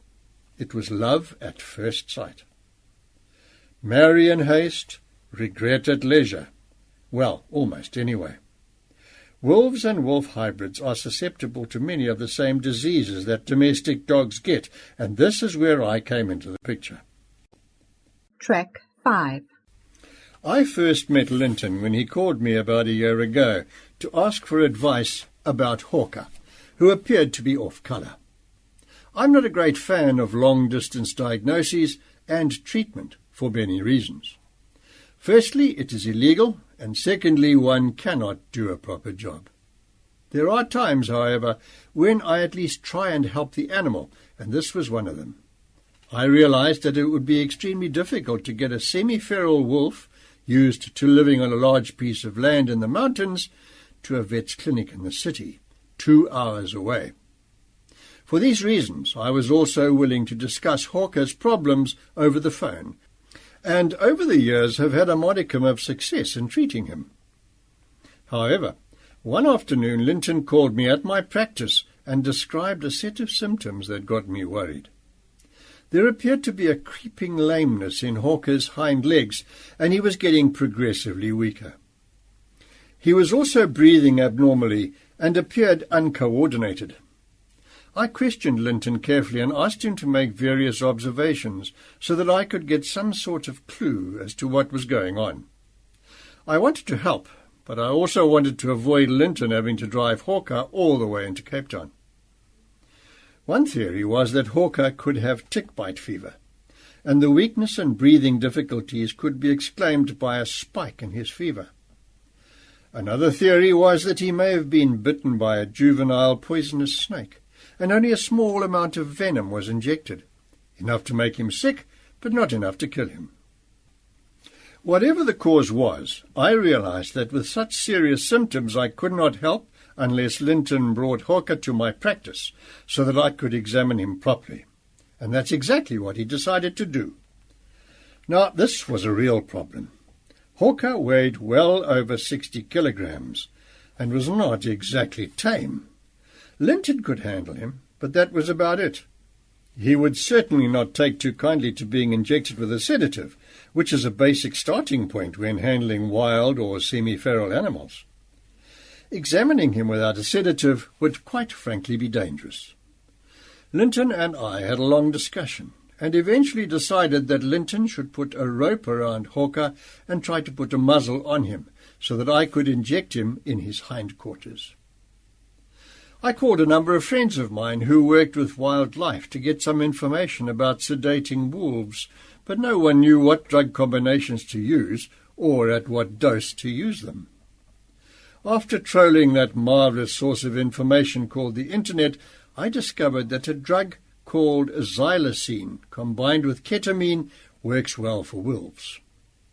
The article I found went on to caution that wolves are very tricky anesthetics, and that they often die under anesthesia. Boy, talk about Hobson's choice. Damned if you do and damned if you don't. On a Saturday afternoon, Linton arrived with Hawker, who easily filled the back seat of his estate vehicle. It was enormous. Linton got out of the car and we discussed our plan. He would place a strong rope around Hawker's neck, coax him out of the car and try to muzzle him. We would then use the rope to pull Hawker's head up against a steel fence in front of my practice, and I would sneak up from behind and swiftly inject the sedative into Hawker's hindquarters. Now, seeing Hawker in the flesh for the first time, I really wished I had a dart gun. Linton got Hawker out of the car and they walked towards me. I looked at him carefully. This was my only chance to see how he walked. I noted that he had a lame front leg and seemed a bit wobbly, but what really struck me was that he walked as if he had sore testicles. He had a sort of widespread gait, and it looked as if his hindquarters were stiff. My first thought was, I wonder if this animal has sore balls. Literally shaking with excitement and a good dose of fear and adrenaline, Linton and I managed to do exactly as we planned. Hawker was not keen on the plan, to put it mildly, and he fought like the wild animal he is. But within seconds we had him muzzled and tethered against the fence. I sneaked up quietly from behind, my syringe at the ready, and with a quick plunge injected the entire dose into his rump. He turned and directed a furious look at me, and I could see he meant business. I wasted no time in pulling out the syringe and scuttled to safety on the other side of the fence. Linton stayed by his side, and after a few minutes managed to get him to stop leaping around. He got a bit calmer and allowed Linton to scratch his head, but we were not brave enough yet to remove the muzzle. The drug usually takes between 6 and 8 minutes to work, and within about 5 minutes, Hawker started to wobble. If the animal has eaten before the drug is injected, it will also make him vomit, in this way purging his stomach and making the anesthetic a bit safer. Within the first 5 minutes, Hawker vomited quite a large amount of food, and I was relieved when I saw this. I felt that this would now be a good time to move him inside, and we used the rope to guide the now calm wolf inside to my prep room. We made it just in time, because as soon as we got there, Hawker lay down on the floor, still conscious, but deeply sedated. We had to be very careful, because a sudden movement or noise could frighten him, and a snap from him, even in a sedated state, could still do a lot of damage. I decided that it would be wise to try and use anesthetic gas and a mask to deliver the gas. This way we could take Hawker down further, so we could induce full general anesthesia in order to do my investigation. By now, he was so drugged that we were able to remove the muzzle in order to make the anesthetic masking process more effective. We kept the gas flowing for about 5 minutes, and in that time Hawker became fully anaesthetized. Once Hawker was stable, I did a blood smear to check for tick bite fever and to look at other blood parameters. The blood smear had all the characteristics of a domestic dog, and I felt relieved. At least I was on familiar ground. The blood smear showed that there was no tick bite fever, but some of the cells indicated that there was an inflammatory or infectious process going on. My thoughts turned to what I had noticed when he first stepped out of the vehicle. Diagnosis is based on sound clinical evaluation of your patient. There are clues based on the input from the owner and the clinical sign presented by the patient. You then formulate a list of what we call differential diagnoses, and once you have the list of possibilities, you start testing each diagnosis. Very occasionally you have a clinical hunch, and if you get lucky, that hunch is proved correct by the first test you do. I had a hunch that Hawker could have a prostate problem. I did a rectal examination and was able to feel what was clearly a much enlarged prostate gland. This was significant and abnormal, and if this diagnosis was correct, it would explain all the clinical symptoms I had noted so far. I did an X-ray, and hey presto! The prostate, which should have been the size of a golf ball, was the size of 2 fists placed together. My initial thought that he had sore balls was closer to the mark than I could have hoped for. I could now confirm that Hawker was suffering from prostatic hyperplasia. The best way to treat this condition is to castrate the animal, and Linton readily agreed that I should do so. As Hawker was still under full general anesthesia, I decided that there was no time like the present to get stuck in. Castrating an animal means removing his testicles via an incision into his scrotum. By removing the testicles, you remove the main source of testosterone, a male hormone strongly linked to prostatic enlargement. Once the testicles are removed, the male hormone levels drop dramatically, and the enlarged prostate shrinks rapidly to almost nothing. It is a very effective method of treating this problem in dogs and, I hoped, in wolves. The operation took me about 10 minutes. I decided to close up the wound with dissolving sutures because I could not imagine that Hawker would willingly let me remove the sutures in 10 days' time, and I did not want to risk knocking him out again. We had decided that Linton should drive back to his farm before Hawker was fully awake.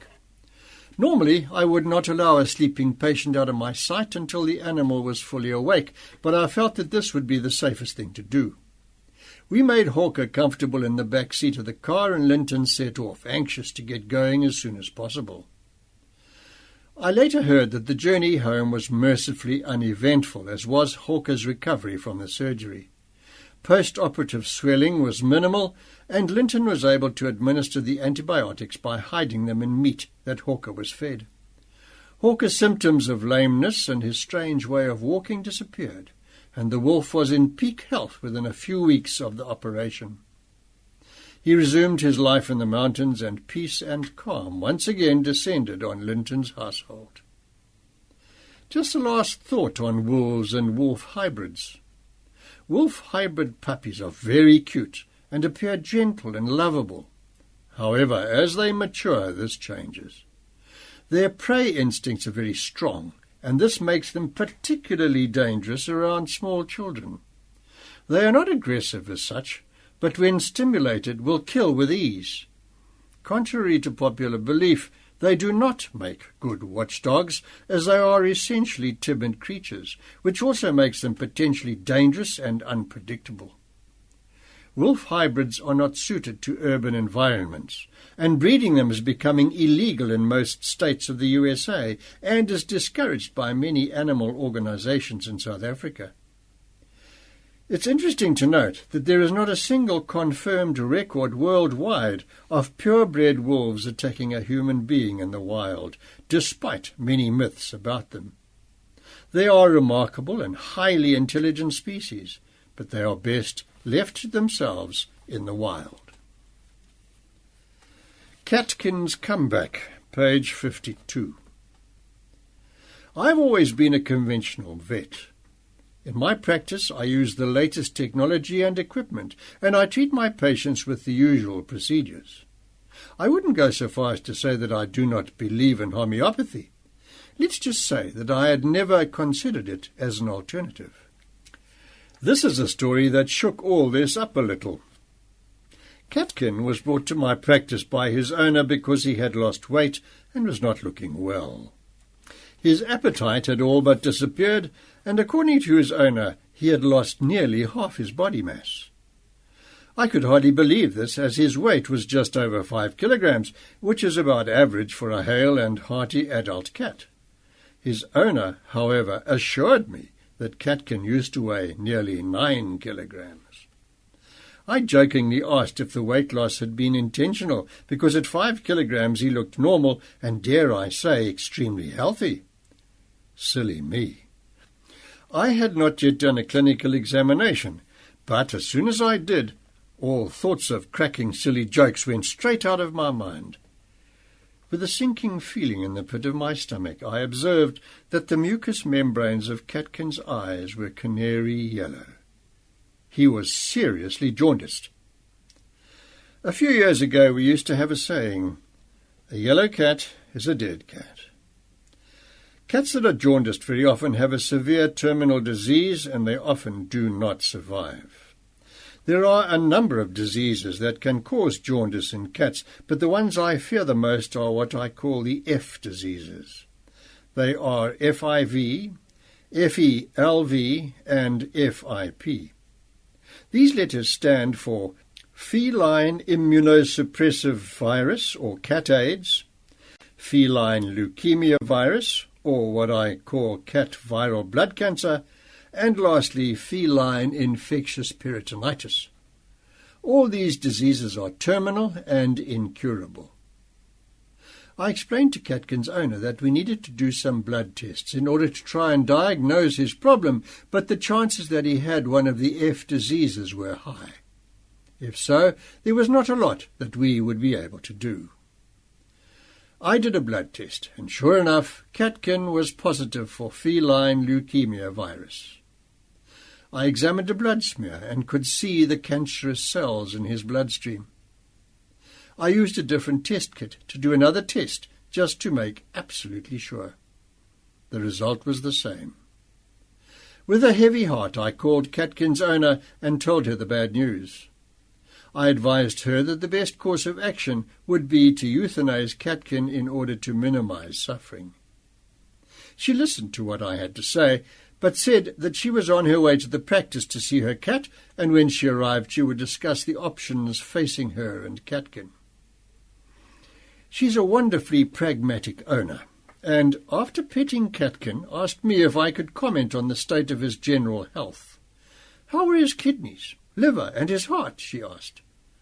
I told her that I had not done any other tests because once a diagnosis of feline leukemia is made, and once the disease is what I term full-blown, most owners at this stage elect euthanasia. Catkin's owner, however, wanted to know about the other parameters before making a decision. I ran another blood test in our in-house laboratory, and within a short time I was able to tell her that Catkin was showing signs of liver disease, which supported the fact that he was badly jaundiced. However, the other organ systems looked surprisingly normal. His kidney function was good, His heart appeared to be fine, and X-rays of the chest showed a clean, clear set of lungs. She thought about this for a few moments, and then made her decision. "I want you to treat Catkin," she said. "I know that the disease is terminal, but I can't just put him to sleep without a fight." I was surprised by her decision, but I didn't try to dissuade her because I could tell that she had made up her mind. Even then I should have known that this was not going to be a run-of-the-mill case. Catkin was still sedated, so setting up a drip was a bit easier than usual. I started him on fluids aggressively because along with his jaundice he was also dehydrated. At the same time I started medicating him with intravenous antibiotics and other drugs that are used for liver failure. I believed that he may have had some form of cancer that was affecting the liver, and I treated him accordingly. Over the next 3 days I watched Catkin with increasing anxiety. He did not seem to be responding to treatment. He was not interested in eating anything that was offered to him and had to be fed intravenously. He was as yellow as the day he was admitted, and even I could see the weight loss now. After 3 days of intensive treatment, I called the owner and told him that there really was not much more I could do for Catkin. Again, I recommended that she euthanize him. Again, she told me that she would come over and have a look and discuss the matter further with me. Exasperated, I asked myself what more there was to discuss. After taking a long, hard look at Catkin, she asked me what I thought about a homeopathic approach. I replied that I personally did not have the knowledge, but that I could refer her to a good homeopathic vet. Alternatively, I said that she could visit White's homeopathic chemist in Cape Town city centre. Although they sell homeopathic medicines primarily for humans, I felt sure that the pharmacist would be able to give her some advice. I called the pharmacist and told him Catkin's history. I also explained to him that the cat was severely jaundiced and seemed to be dying of liver failure. Was there anything he could recommend? Eternal optimist that he is, he told me to send Catkin's owner to him and he would make up something that he felt would help. I hate giving people false hope, so I tried to get her to have realistic expectations. Catkin was really far gone, and I felt there was not much more anyone could do. Track 6. With my words ringing in her ears, she went to White's to pick up the potions that the pharmacist had prepared.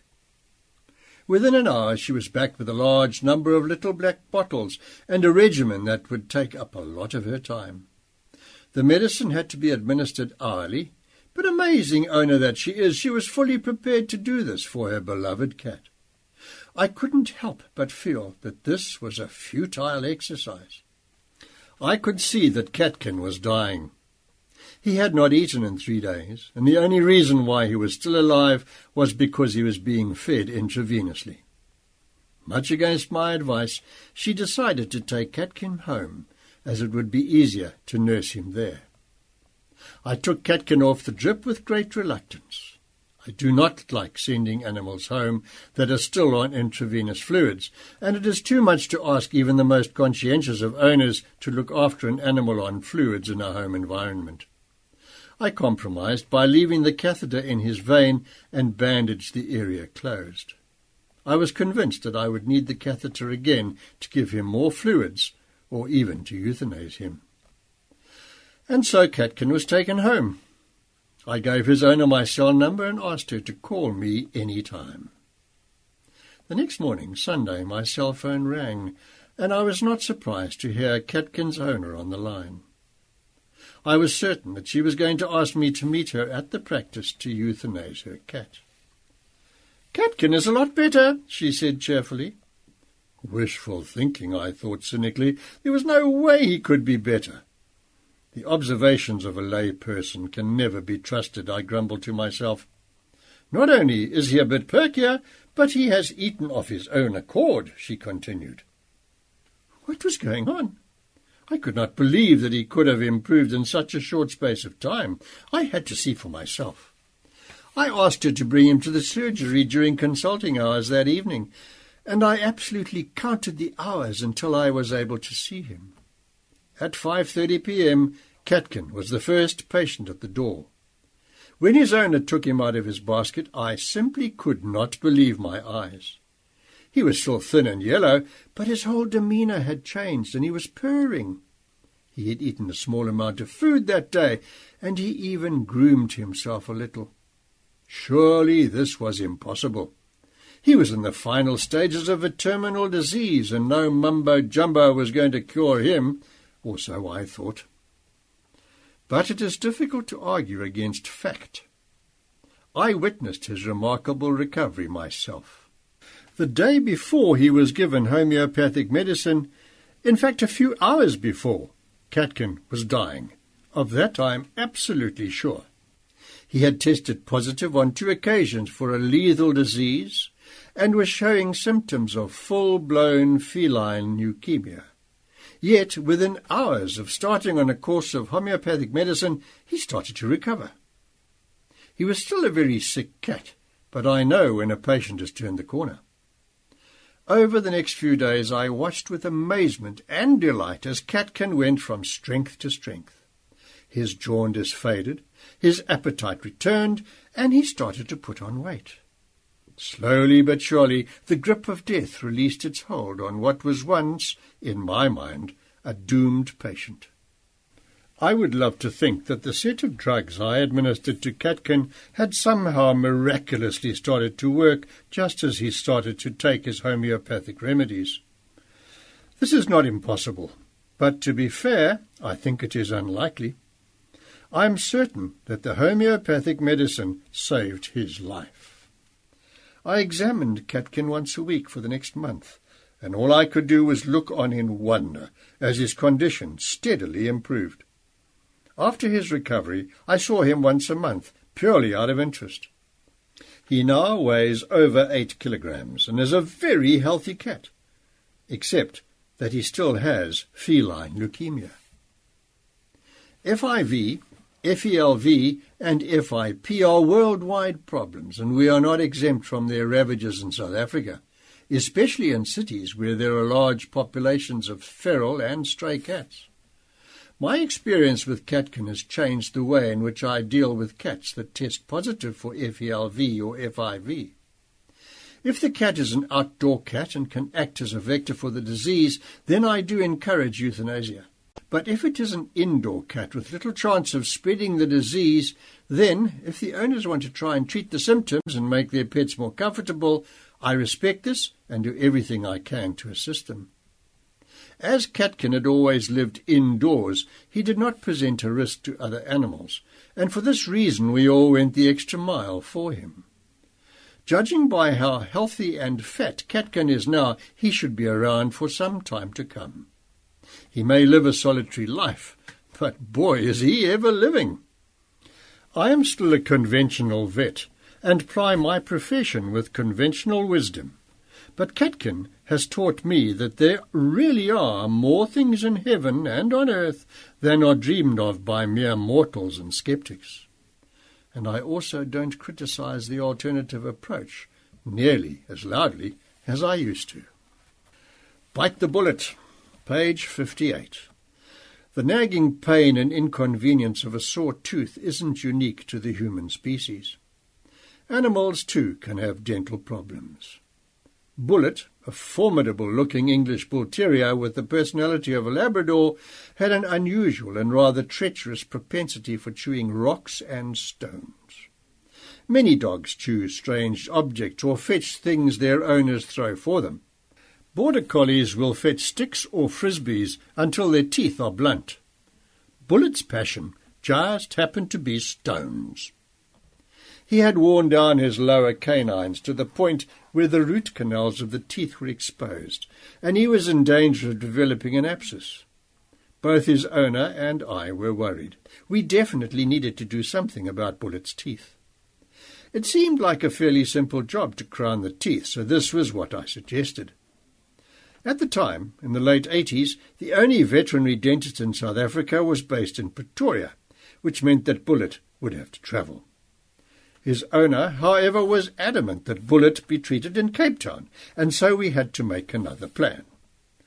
I contacted my own dentist, Dr. Leslie Lang, and asked him if he could help. Without hesitation, he said yes. I arranged for Bullet to be brought to my practice so that Dr. Lang could examine him. Not many people would be keen to peer into a bull terrier's mouth, but Bullet was so willing and friendly that we could examine him at our leisure. Dr. Lang agreed that Bullet's teeth were in a bad way and suggested root treatment and crowns. The material he would use for the crowns was a bit of a poser, though, bearing in mind Bullet's fondness for rocks, stones and bones. Dr. Lang came up with the ultimate solution: stainless steel. This really appealed to the owner's sense of humour. Visualizing his placid bull terrier with stainless steel teeth and the consternation this would cause in the dog park made him laugh out loud and instantly give us the go-ahead. We made an appointment for Bullet to be brought back to the practice the next day. The process of fixing his teeth would be done in 2 stages. First would be the root treatment, implanting a strong dental post to hold the crown and taking impressions for the dental mechanic to manufacture the crowns. And the second stage would be to cement the crowns into place. Bullet would have to be under general anaesthetic for both procedures. The next day Bullet was brought back to the practice, and Dr. Lang arrived shortly afterwards. What I did not expect was the size of his entourage. He came with his dental nurse and his dental technician, and all the equipment that he would need, which was considerable. He brought a lot of specialized equipment, including special dental reamers to do the root treatment, as he had discovered that the root canal of a dog is much wider and deeper than that of a human. He spent about 15 minutes setting up his shop, and while he was busy doing this, we took Bullet into the prep room and anaesthetized him. Once he was under, I stepped back and handed him over to Dr. Lang. Dr. Lang wryly said that he could think of quite a few patients he'd like to work on in such a sedated state. Anesthesia, he remarked, would be a great way to prevent them from trying to talk to him with a mouthful of equipment. With Bullet sleeping peacefully, Dr. Lang opened up the root canal and used a reamer to remove the root. Once the canal was clean and dry, he cemented in a steel post to hold the stainless steel tooth in place. Interestingly, he used a dental drill to make a collar around the base of the tooth, so that when the crown was applied to the area, it would sit flush with the rest of the tooth and gum. The remainder of the natural tooth was also shaped to create a step on which the crown could sit flush with the gum. All this took about half an hour, and we still had the other side to do. I was amazed at Dr. Lang's skill and patience. When he had done the second side, Dr. Lang took impressions of the teeth and made temporary fillings to cover the posts. We then got Bullet to wake up. The first phase was complete. As crowns take a few days to manufacture, we scheduled Bullet's next appointment for a week later. I asked his owner to be very careful for the next couple of days, as the temporary fillings would not withstand the pressure of a rock or a bone. A week later, Bullet and Dr. Lang were back in my surgery. Dr. Lang told me that he had taken delivery of the 2 crowns while talking to one of his patients. The patient looked in astonishment at the 2 vampire-like teeth, asked wonderingly who they were for, and was highly amused at the explanation. Dr. Lang removed the temporary crowns and fitted the beautiful stainless steel crowns. They were a perfect fit. We stood back to examine our handiwork. Bullet had a fearsome set of teeth. The upper canines were worn but still serviceable, but the lower ones were magnificent. One thing was certain: you did not want to be bitten by these flashing silver fangs. Luckily, Bullet is a very placid fellow without a trace of malice in him. Bullet's owner was ecstatic when he saw the brand-new set of teeth. I warned him that we were not sure just how strong the entire ensemble was, so even though Bullet now had these wonderful crowns, it was not a license to chew. We agreed that bones, stones and rocks should be avoided. However, as I waved them goodbye, I had my doubts about how long they would last. Bullet had developed a habit, and it would be a hard one to break. However, when I spoke to Bullet's owner 4 years after the dental procedure, his dog still had his awesome set of dentures. And yes, he still chewed stones and bones, but his stainless steel crowns held up wonderfully. The owner shared 2 amusing anecdotes with me. Whenever he hosts a dinner party and conversation flags, he calls in his dog with the bionic teeth, and for at least the next hour, conversation is animated and vigorous. Also, Bullet's reputation in the area for ferociousness has grown in the telling. He's never bitten anyone, nor has he shown any sign of aggression, but no one wants to chance it with those flashing, shining stainless steel teeth. Shopping the Bling, page 62. I was a reluctant shopkeeper. When I qualified in 1984, vets were not permitted to stock and sell merchandise in their waiting rooms, as it was considered unethical. Besides, I felt that I had spent 6 years at university to do more than sell products. But then came the big explosion of premium pet diets, quality flea control, as well as myriad accessories that were placed in the hands of the veterinary profession by their manufacturers. Faced with an amazing supply and demand of and for stuff, there was only one thing we could do.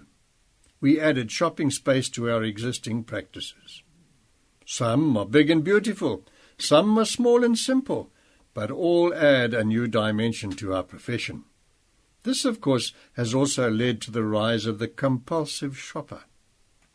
A prime example is one of my regular clients who owns a Chihuahua. He comes in every day to buy enough snacks to keep a Great Dane satisfied.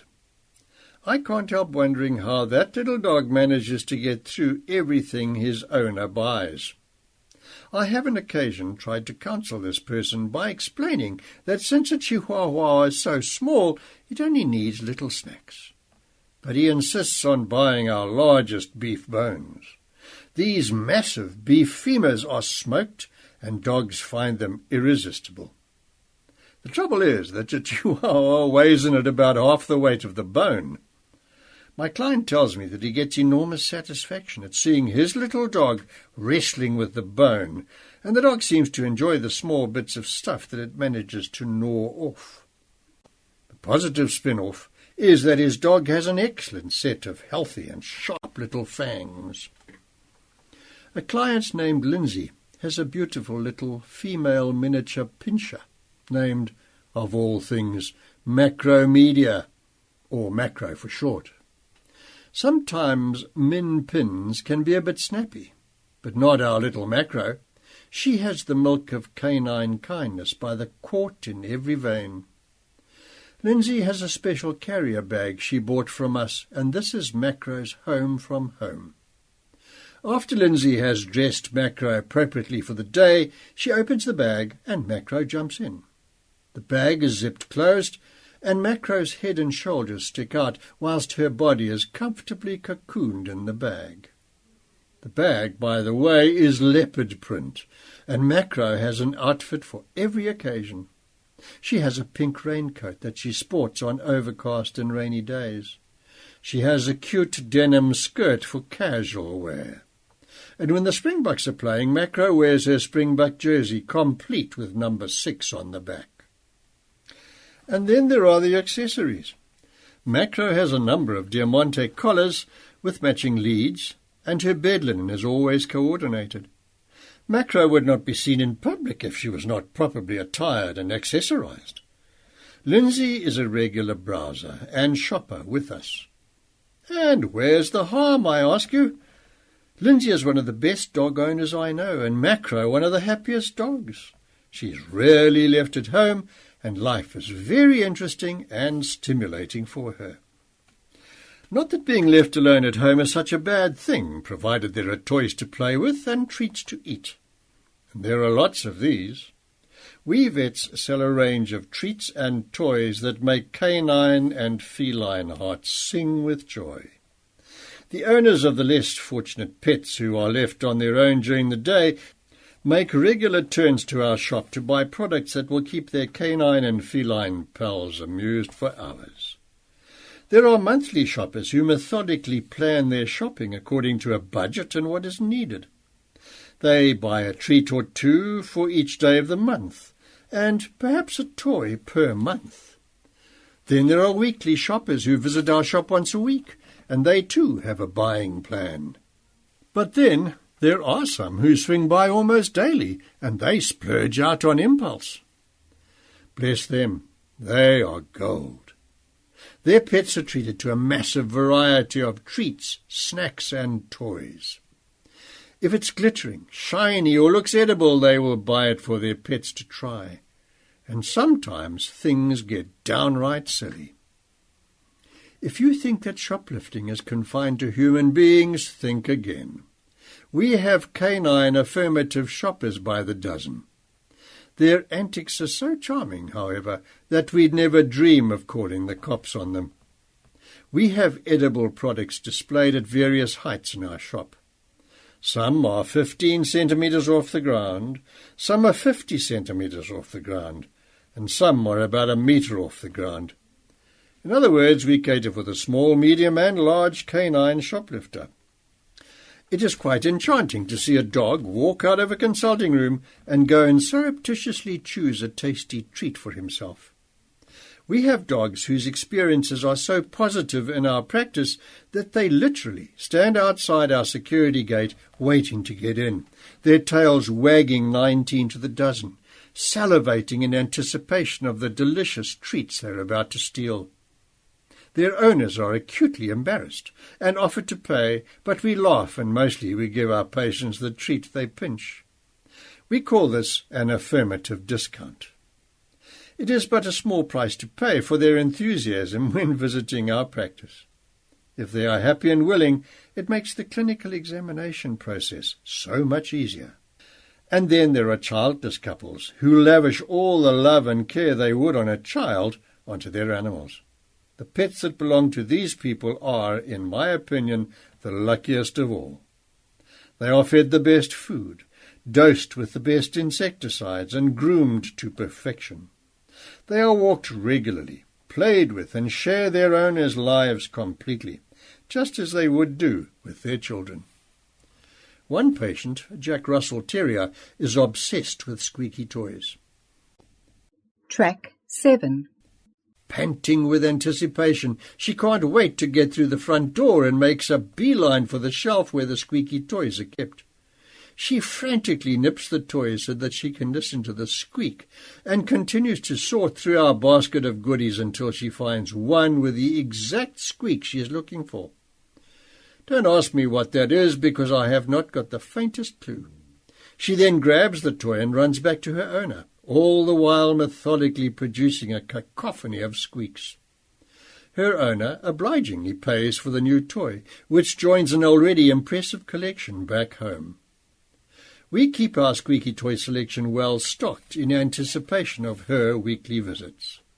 Some pet owners love bling, and not just for themselves. One of my clients bought his dog a collar with his name emblazoned on it in diamonds. I don't mean diamante, they are real sparkly diamonds. The collar is worth some 50,000 rands.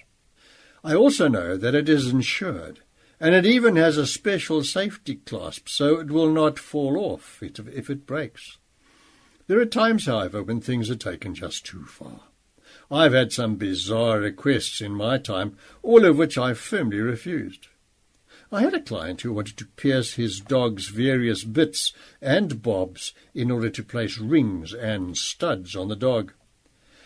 You guessed it, the dog was a staffy, and a big brute to boot, and his owner was tattooed and pierced in many visible places, and, he told me later, invisible places.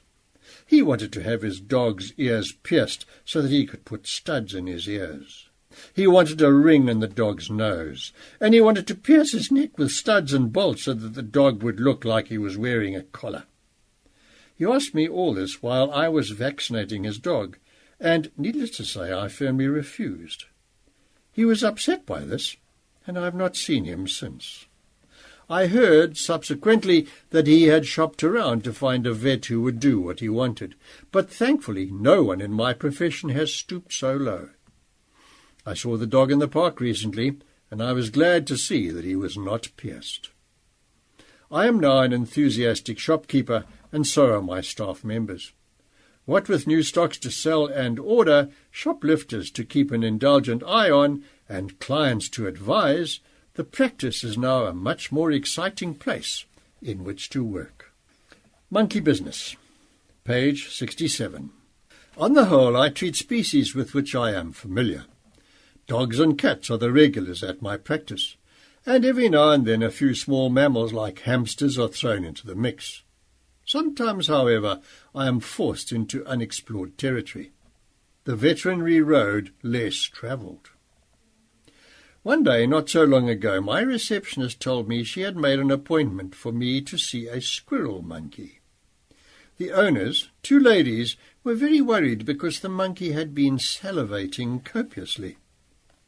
"Oh, no," I groaned. I had not treated a monkey for 15 years. I would not even be sure where to start my examination, and I was not familiar with how to restrain the little chap. I decided that I would call a few colleagues to find out who was familiar with monkeys and would rather refer the clients there.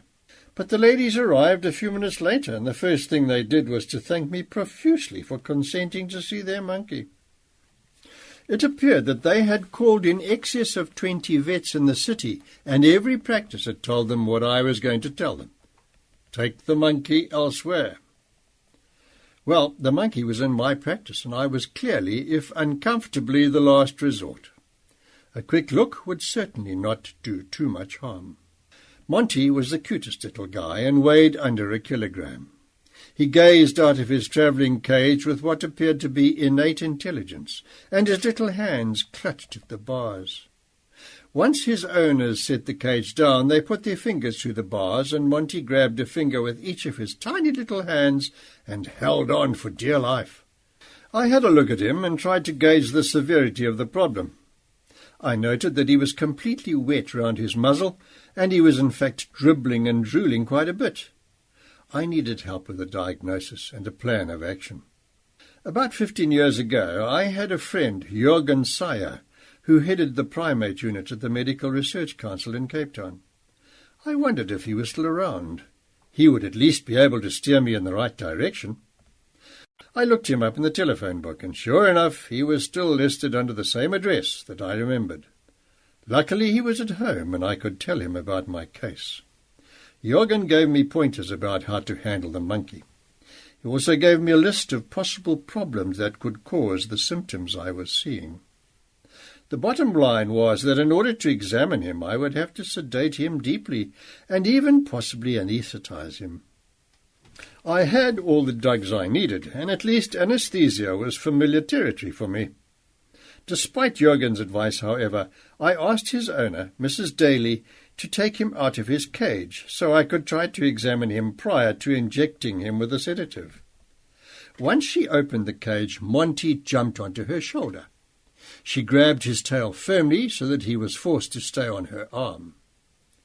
But as soon as I tried to examine him, he jumped to my arm and scrabbled onto my shoulder. This was going to be tricky. I could see that Jürgen was correct.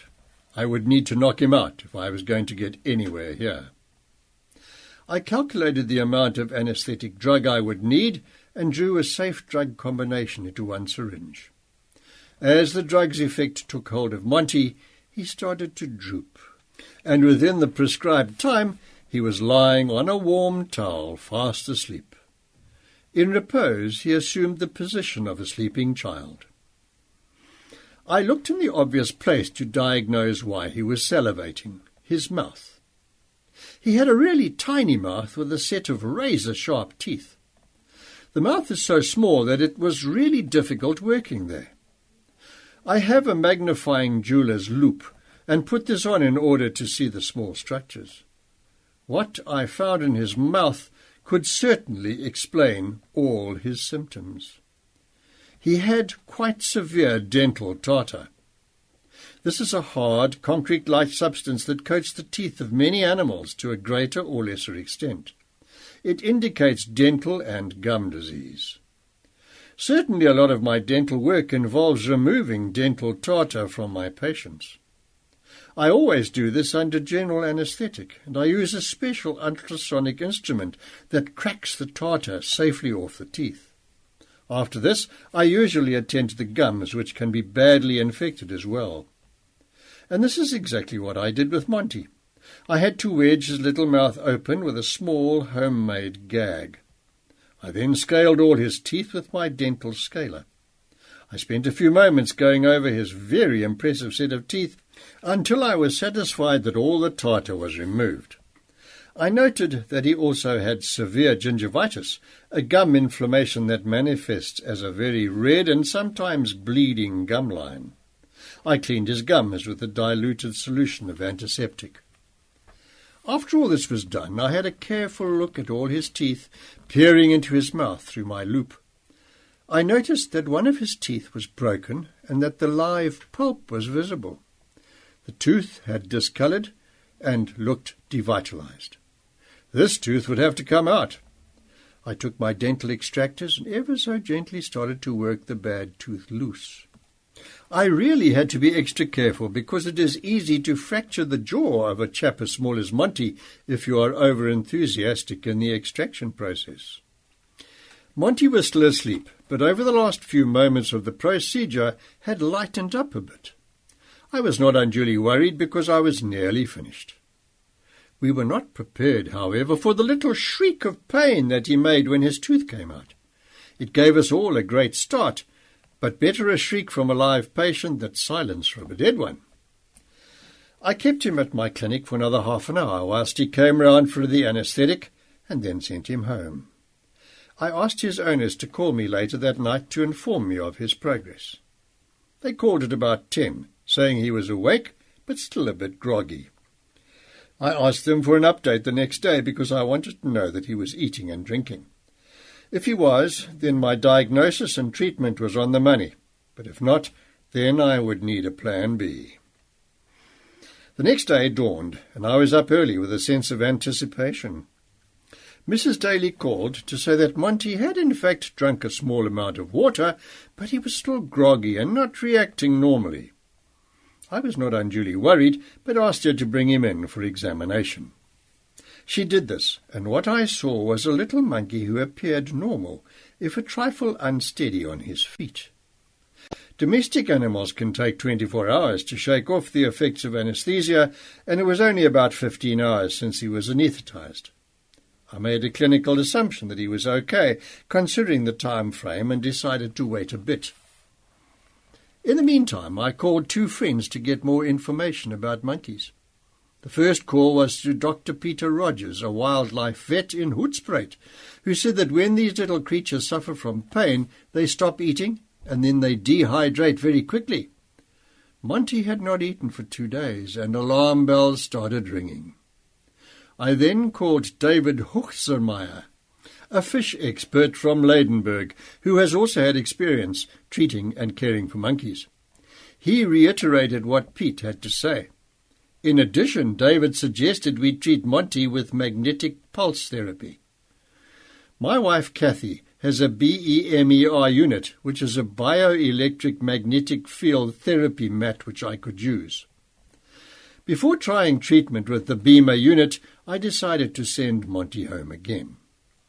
Even though I was concerned, I would have to anaesthetize him again before I could treat him, and at that moment it was not a great idea.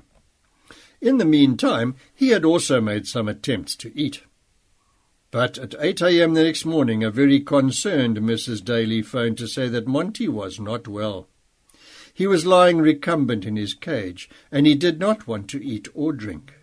He had difficulty in rising and did not respond to their calls. I scheduled a meeting with her for later that day, and I brought Kathy's BEMER unit along. Monty had deteriorated dramatically.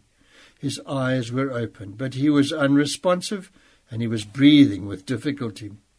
No matter how often we called him, he just lay still. This pathetic little creature was now in serious trouble, and I felt simply awful that I had not intervened earlier.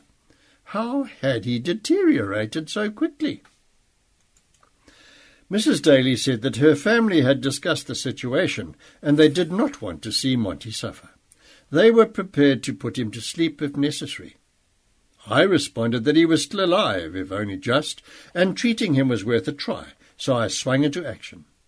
I injected him with a large dose of intravenous fluids and antibiotics, as well as a shock dose of steroids. Then I placed him on the beamer. I was heartbroken at the sight of him lying there. It was like looking at a hairy little child. After the treatment, he did not seem any better. We discussed the various options, and eventually we decided to send Monty home. I asked Mrs. Daly to come to my house that evening for a repeat treatment. Even though I placed him on the beamer again, it did not seem to make much difference. I really did not hold out much hope. How had things gone so wrong so quickly? After I had finished, I discussed the probable outcome with Mrs. Daly. We were all very sombre, but I had done all that I could, and I told them to take him home. Over the last 8 hours, I had given him 15% of his body weight in fluids and had dosed him with what I felt were appropriate drugs. Was it too little too late? He was semi-comatose, and I felt that the end would probably come quickly. Early the next morning, I got a call from Mrs. Daly. When I recognized her number, I assumed she was calling to tell me of Monty's passing. I almost did not want to take the call. To my surprise, she said hello in a happy voice. It took me a full minute to realize what she was saying. Monty had made a full recovery and was up and about in his cage. He was also eating and drinking. Besides being overjoyed, I was flabbergasted. I asked her to bring Monty round to my practice as soon as possible. To my utter astonishment, he looked as good as she said he did. Here was a vigorous and cheeky monkey, a far cry from the dying patient of yesterday. Over the next 2 days, Mrs. Daly brought Monty back twice a day for beamer therapy, and he never looked back. My wife ascribes his miraculous recovery to the beamer, and who am I to argue? At the time when he got sick, Monty was 10 years old. His species live for up to 20 years, so with a little bit of luck, he still has over half his life ahead of him. Fools rush in where angels fear to tread.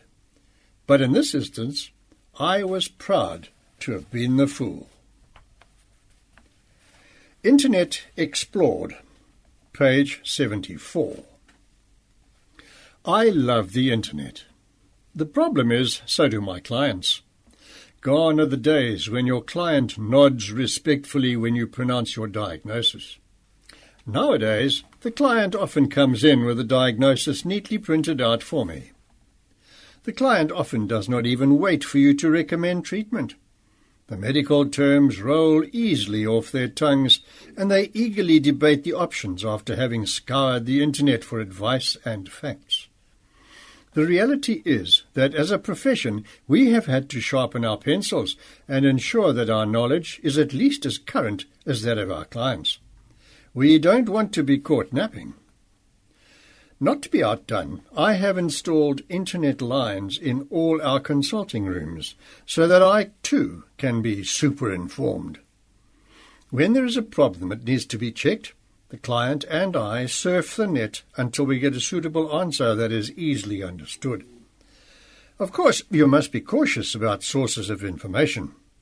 Articles that are sourced from universities and professional organizations are good, but anecdotal articles that start with the phrase, "My dog had the following problem and I did," should be viewed with circumspection, if not suspicion.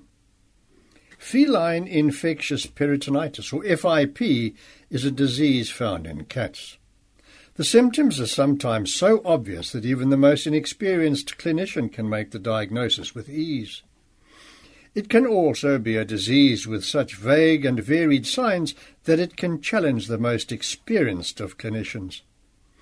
A client, Jessie, adopted a cat from a welfare organisation in the Western Cape. The organisation has a large cattery, and at the time, unfortunately, had a blanket policy of accepting all strays that came their way.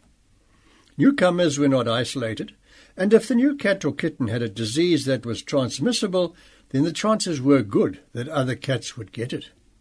For this reason, when we saw animals adopted from this organisation, we treated them with a high index of suspicion.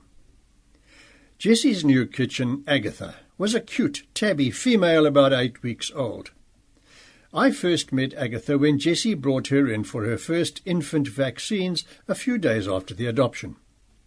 I routinely take the patient's temperature before I vaccinate the animal. If it has a temperature, I don't vaccinate until the problem is under control. Agatha was bright and alert, but running a temperature of 39.5 degrees Celsius, about 1 degree above normal. This alone did not constitute a major crisis, but knowing where the kitten came from and coupling this with a fever, I was vaguely uneasy. I treated Agatha with antibiotics and anti-inflammatories and asked Jessie to bring the kitten back the next day. Before she left, Jessie asked me what could have caused Agatha's fever. And this is when I made a big mistake. I told her some of the differential diagnoses, including the F diseases, FIV, FELV, and FIP. I was not aware then that Jessie was a dedicated and talented Internet explorer. Track 8. When I saw Jessie the next day, I should have suspected something. She had a large green file under her arm that looked like it was almost full. I had a quick look on the Internet, and I printed out a few articles, was Jessie's opening line. Well, I thought, that's fine. An informed client is a good client. My appointments normally take between 10 and 15 minutes, but luckily that day there was a gap after Jessie. I had hoped to make inroads on some of the scheduled surgery that day during the extra half hour, but I had not anticipated Jessie. She had reams of printed paper with articles on FIV, FELV, FIP, pyrexias of unknown origins in pediatric feline patients, congenital abnormalities that may cause pyrexia, congenital heart abnormalities, liver, kidney, and every other organ abnormality that may occur in the feline body. She had differential diagnoses for fever in kittens that ran into 2 pages, along with sets of tests required to differentiate the various diseases and conditions one from the other. She had covered every base I had ever heard of, and many that I had not. With a sinking feeling, I looked at all the paper in front of me and did not really know where to start. So I went back to the basics. Let's examine Agatha first, I said, taking her out of her basket. Her temperature had gone down, I was glad to note, and I pointed this out to Jessie. But she could not be deterred nor deflected. She had the bit between her teeth and was running with it at full tilt. I think we need to start off with an AIDS test and a feline leukemia virus test, she said. I tried to explain to her that Agatha had improved and that a little patience would not be out of order, but she was having none of that. She wanted the tests done, and if I did not do them, she told me determinedly she was going to take her kitten to someone who would. Now, I'm not usually bullied by clients, but faced with this onslaught, I acquiesced and started making a list of what tests she felt were appropriate. To be fair, if there was a problem with Agatha, Jessie's lists of tests was going to detect it. My gut feeling was that the kitten had some sort of low-grade infant virus that would be out of its system within another 24 hours, but I could not convince Jessie of this. Don't forget to take blood tests for FIP, was Jessie's parting shot as she left the consulting room, now well into the 45th minute. I sedated Agatha and proceeded to take the various specimens I needed for the tests. I ran tests for FELV and FIV using a commercially available test kit. Both tests were negative. We ran a full blood count and some serum chemistry, and all tests showed no abnormalities. Now, FIP poses a diagnostic problem in that the blood tests are not specific. FIP is caused by a virus called coronavirus.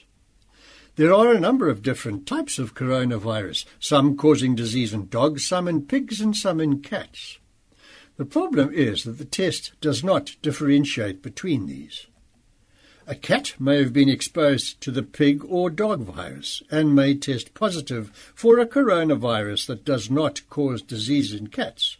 And there is no easy way of knowing or distinguishing between the various coronaviruses. If you find high coronavirus titers in the test and the cat has typical symptoms, then you can make a diagnosis by elimination. In all probability, the cat will have FIP. With Agatha, though, a positive titer would not mean a lot. Certainly, I would not make a diagnosis based on this blood test. After all the tests proved negative, I called Jessie and told her the good news. "What about FIP?" she asked. I explained to her that the chances of FIP were really small, too small to go any further down that avenue of diagnosis. Unfortunately, Jessie had once again been trolling the net and had discovered that you can make a very good diagnosis by taking a fat biopsy from the abdomen of the cat and submitting it for histopathology. There are characteristic lesions in the fat from the abdomen that, if present, strongly point to FIP. There will be a vasculitis in the blood vessels of the omental fat from the abdomen. She pointed this out to me. "Do you really want me to put Agatha under general anaesthetic and open her up and take a piece of tissue for biopsy purposes with only the vaguest indications?" I asked. I was stunned. I told her that in my view it was unnecessary. But Jessie had done her internet homework thoroughly and quoted facts and figures about how painless and harmless the procedure was and that it would give a definite diagnosis. Sadly, I had to admit that she was right. It was the best way to make the diagnosis and really was relatively harmless to the kitten. I made a few more feeble attempts to convince her not to do it, but eventually agreed after she threatened once again to take her kitten to someone who would. To cut a long story short, we tested that kitten for everything Jessie could find on the internet. Agatha passed each test with flying colours and is a healthy, happy cat, still alive and thriving as I write this. There have been cases where the internet has proven to be a valuable tool in a clinical situation. One such case was Jenna, the German Shepherd. Jenna's owner is Lindsay Norman, who is a very special friend of mine. Lindsay is a book editor, and it is through her efforts that I eventually wrote my first book. She called in at the practice one morning and told me that Jenna was not moving as well as she usually does. Jenna was 11 years old at the time, and based on history and symptoms, I diagnosed arthritis. I prescribed a drug called Rimadyl for Jenna and gave Lindsay a packet containing enough tablets for the next 10 days. The tablets are highly palatable chews designed for ease of administration. Lindsay went out that night, and unfortunately Jenna, being extremely fond of food, managed to open the drawer where the Rimadyl tabs were kept and proceeded to eat 10 days' worth of tablets in one sitting. Needless to say, when Lindsay returned home a few hours later, she discovered what had happened and was terribly worried. She tried to call me on my cell but could not get hold of me. She then called another veterinary practice that had an after-hours service and managed to speak to the vet on duty. When she told him what had happened, he said that it was now too late to do anything and the dose was a lethal one. The vet did not even tell Lindsay to bring Jenna in. In despair, Lindsay called another after-hours facility. They too said that the problem was serious and told her to bring Jenna in immediately. They emptied Jenna's stomach, but told Lindsay that Jenna had consumed a lethal dose of the drug and that she would probably eventually die of liver and other organ failure. The next day Lindsay brought Jenna in to see me. She told me the story and I examined Jenna. She was in peak health. As Lindsay was very upset and worried, I logged onto the internet there and then to see what I could find about an overdose of Rimadyl. I found a number of excellent articles on Rimadyl overdose. The pivotal article was actually published by the company that manufactures the drug. To both Lindsay's and my amazement, the article stated that even at more than 10 times overdose for a number of days, nothing happens to the dogs. Rimadyl at large overdoses is not harmful. The manufacturers had done toxicity studies and had facts and figures from their research programs to substantiate their claims. Lindsay could almost not believe it. And over the next few months, she and I waited in anticipation of liver failure, not believing what we had read on the internet. All this happened a while ago, and today Jenna is still alive and healthy.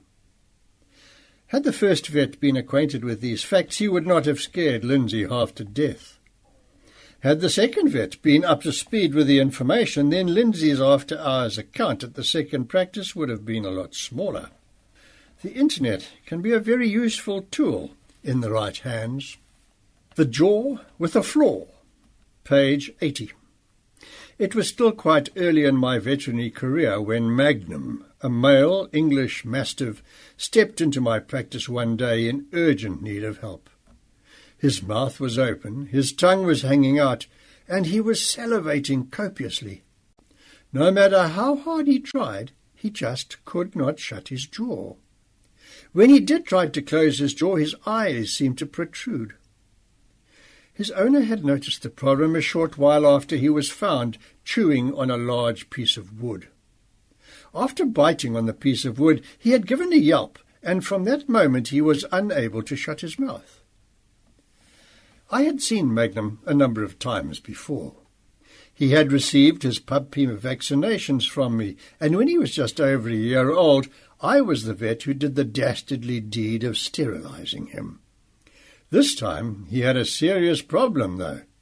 Magnum had dislocated his jaw, and when that happens you need to act quickly. Relocating the jaw required specific actions, and if done in time should not present too much of a technical challenge. I decided to get to work straight away, and Magnum was anaesthetized. In order to relocate a dog's jaw, I used a biggish wooden stick. With Magnum, the wooden stick was in fact the handle of a hammer, about 3 centimeters in diameter. This must be placed towards the back of the jaw, almost at the level of the last set of teeth, and then the front of the jaw must be forced closed. In this way there is a lever action which enables the jaw to be repositioned. It should relocate with quite a loud click. If this happens, then the relocation process is successful and the chances of recurrence are small. Magnum's jaw did not click into place, but simply slipped into place very quietly. This was not a good sign, but I tested the jaw and found that I was able to shut his mouth and all his upper and lower teeth meshed properly. There was not much more that I could do, so he was discharged to his owner that afternoon. I asked him to feed Magnum soft foods and to make sure that he did not chew on anything hard for the next few weeks.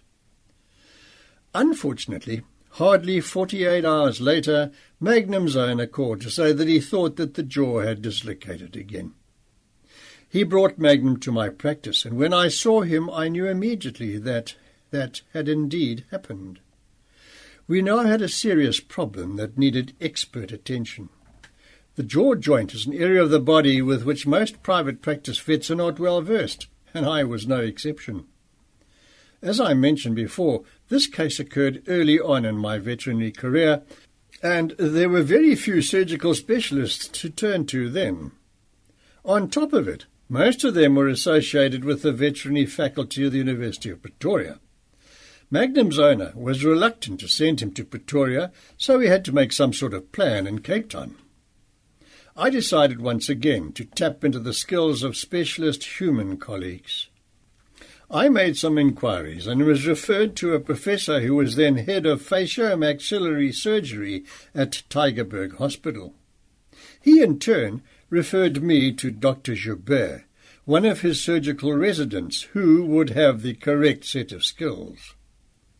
I called Dr. Joubert there and then, and we agreed that he would come to my practice the following morning to assess the situation and perform surgery if necessary. He asked me about certain pieces of equipment that he would need and assured me that he would bring along anything else he might need. The next morning, after examining the dog and the X-rays, Dr. Joubert found that the dislocation was bilateral. This would require surgery on both sides of the jaw in order to stabilize it. He told me that he had given the case some thought overnight and had a plan. He had brought some stainless steel wire and stainless steel tubing. The diameter of the tubing was such that the wire fitted into the tube. He had decided to drill a small hole in each segment of the joint and then to sleeve the holes with a small piece of stainless steel tubing about 1 centimetre long. He then proposed to bend the wire into a square clip and to insert one side of the clip into the one sleeve and the other side into the other sleeve. Dr. Joubert suggested that this should be done on both sides. I looked at the material with which he proposed working. The wire must have been about 0.4 millimetres in diameter, and the tubing was just a bit larger, so that the wire would slide in easily. I then looked at Magnum, a healthy 50-kilogram dog, and I expressed my doubt at whether the material he wanted to use would be strong enough to hold the jaw in place. He explained to me that although the forces that the teeth generated were strong, the joint did not carry a heavy force load, and even a small piece of wire would do the trick. I had my reservations, but he was the expert. We prepped Magnum for surgery on both sides of his jaw, the first side taking about 30 minutes. The second side went even faster because Dr. Joubert had by then become more familiar with canine anatomy. Within another 20 minutes the entire job was done, and Magnum's dislocated jaw had been stabilized. I took some post-op X-rays, and we could see clearly that the jaw was in place and the clips were positioned in their sleeves. Now only time would tell if the method would hold the joint in place and prevent further dislocation. I discharged Magnum to his owner the next evening and cautioned him once again to ensure that his dog eat only soft foods for the next month.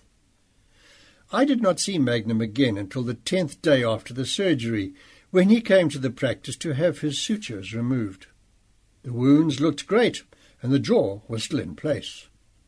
His owner reported that he was still being fed soft foods, but he admitted that Magnum had found a bone the day before and was caught chewing on it. I had a second look with a stab of fear in my gut, but I need not have worried because there was nothing wrong with the jaw. I called Magnum's owner on a weekly basis for the next month to keep track of the dog's recovery. It seemed his bionic jaw was holding just fine. After the month was up, I advised his owner to start feeding him a pelleted ration and to call me if there was a problem. Once again, I could not resist calling him to find out how things were going, and a month later I asked that Magnum be brought in, only to find that the jaw was still perfectly in place. Magnum is now a very old dog, but his jaw never gave him another moment of trouble, and he has eaten well with his diet consisting of pellets, scraps, and lots of bones. All of that was thanks to the exceptional skills of a wonderful doctor who gave up his time in order to help a colleague in another discipline and an animal in need. Wolf with a nervous tick, page 84. If I believed everything my clients described to me, I would be very traumatized by now. Small pools of blood, and the dog has all but bled to death. a tiny laceration on the belly, and the cat has been disemboweled. But when a distressed Linton Pope called to say, "Something's eating Hawker from the inside out and he's disintegrating," I got quite alarmed. Linton is one of the most down-to-earth people I know, and if he said there was a problem, then there probably was one. I asked him to slow down a bit and tell me exactly what he had observed. Linton's wolf hybrid, Hawker, had recovered well from his recent castration, and he'd resumed his life roaming around the farm and the Cedarburg. Over the past week or so, Linton noticed that large sores had erupted all over Hawker's body, especially under his front legs, and it appeared that large pieces of skin were dying. The symptoms worried me, and I knew that I had to see Hawker again.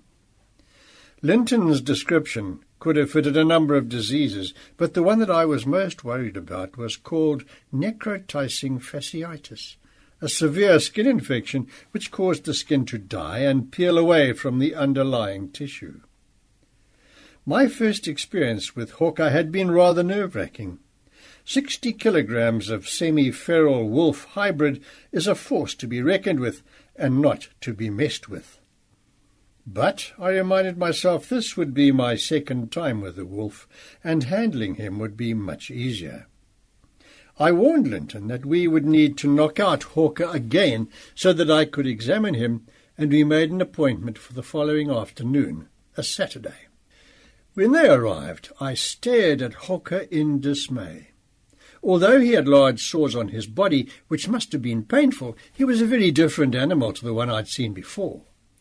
Although I wouldn't have thought so at the time, his prostate problem had made him positively docile. This Hawker was not in the mood to be in the least bit cooperative and was a very scary beast. Track 9. He erupted from the car, full of aggression and furious energy. With great difficulty, Linton managed to muzzle him, which only made him angrier than ever. Now, rather anxious about how to inject him while he was in this state, I asked Linton to cover Hawker's eyes and distract him. Once again I crept up behind him and quickly injected the drug under the skin at the back of his neck. To our amazement, Hawker did not flinch or turn on me. He seemed totally unaware that he'd been injected. We both breathed a big sigh of relief. This was the trickiest part of the procedure, and it had gone well. We had expected the worst and were pleasantly surprised. From previous experience, I knew that the drug would take between 6 to 8 minutes to take effect. I decided that Hawker would be less stressed outside, so we kept him outside until he was nicely sleepy. Linton then led a very meek Hawker to the prep room, and I anaesthetized him fully by once again masking him. My examination revealed that Hawker did indeed have large areas of skin that had been eaten away. The wounds were raw, and they appeared to be suppurating. I shaved the fur away so that I could have a better look. The wounds were as large as Linton had described, and certainly their appearance was fearsome. I, too, would have quailed at the sight had I not been inured to this kind of wound. A number of ticks had attached themselves to the edges of the wound. These I placed in a specimen jar to examine later. At first glance, I noted that the ticks had long mouthparts, which causes them to do more damage when they bite. Their saliva is more toxic, and the site of the bite can become quite a problem area. It is interesting to note that tick bite fever has nothing to do with the head of the tick being left behind. It is transmitted into the blood when the tick bites. I wondered if the ticks on Hawker were not in fact the cause of the problem we were seeing now. After assessing the wounds, I decided to debride the areas surrounding them. This involves cutting the margins of the wound and making them more or less straight so that they can be neatly sutured together. This promotes clean, healthy healing. The only problem here was that the area that I needed to debride must have been nearly 20 centimetres long by about 5 wide, and there were 3 such areas. I decided to send pieces of skin for analysis to a friend and colleague in Pretoria who is a veterinary histopathologist. He specializes in the microscopic examination of tissue and also included a tick with a specimen. When I had finished with Hawker, he looked a bit like a patchwork quilt, but at least the wounds were now clean and neatly closed. I was wise enough to use dissolving sutures, as there was no way that I was going to remove them in 10 days' time. I also remembered a trick that Peter Rogers, a wildlife vet and my friend, had taught me, and tied lots of knots in each suture, so that if Hawker scratched his wounds, the chances of him pulling sutures out would be lessened. Before he woke up, I gave him antibiotics, an anti-inflammatory, and a painkiller. With such big wounds, he was going to be sore. From experience, we knew that it was best to transport Hawker while he was still sleeping, so we hastily bundled him into the car and off they went. The ticks had intrigued me, and I did some research on the internet. I had thought that this particular long-mouthed species was called hyaloma, and it appeared that I was right. Their bites are necrotizing, which means that the saliva that they secrete when they bite causes a lot of tissue destruction. If enough ticks bit the wolf at more or less the same time, in more or less the same spot, it was certainly possible that the resultant wound could look like the wound Hawker had. Within a few days, Hawker was back to normal. It would have been impossible to keep such a wild animal quiet, but luckily his wounds healed well, despite the fact that he was so active. I got my reports back from my Pretoria colleague, and the diagnosis was in fact necrosis of the skin and underlying tissues caused by the tick that I submitted. The tick was identified as one of the hyaloma species. I advised Linton to buy a special tick collar for Hawker to keep the ticks away, and this is now his standard attire.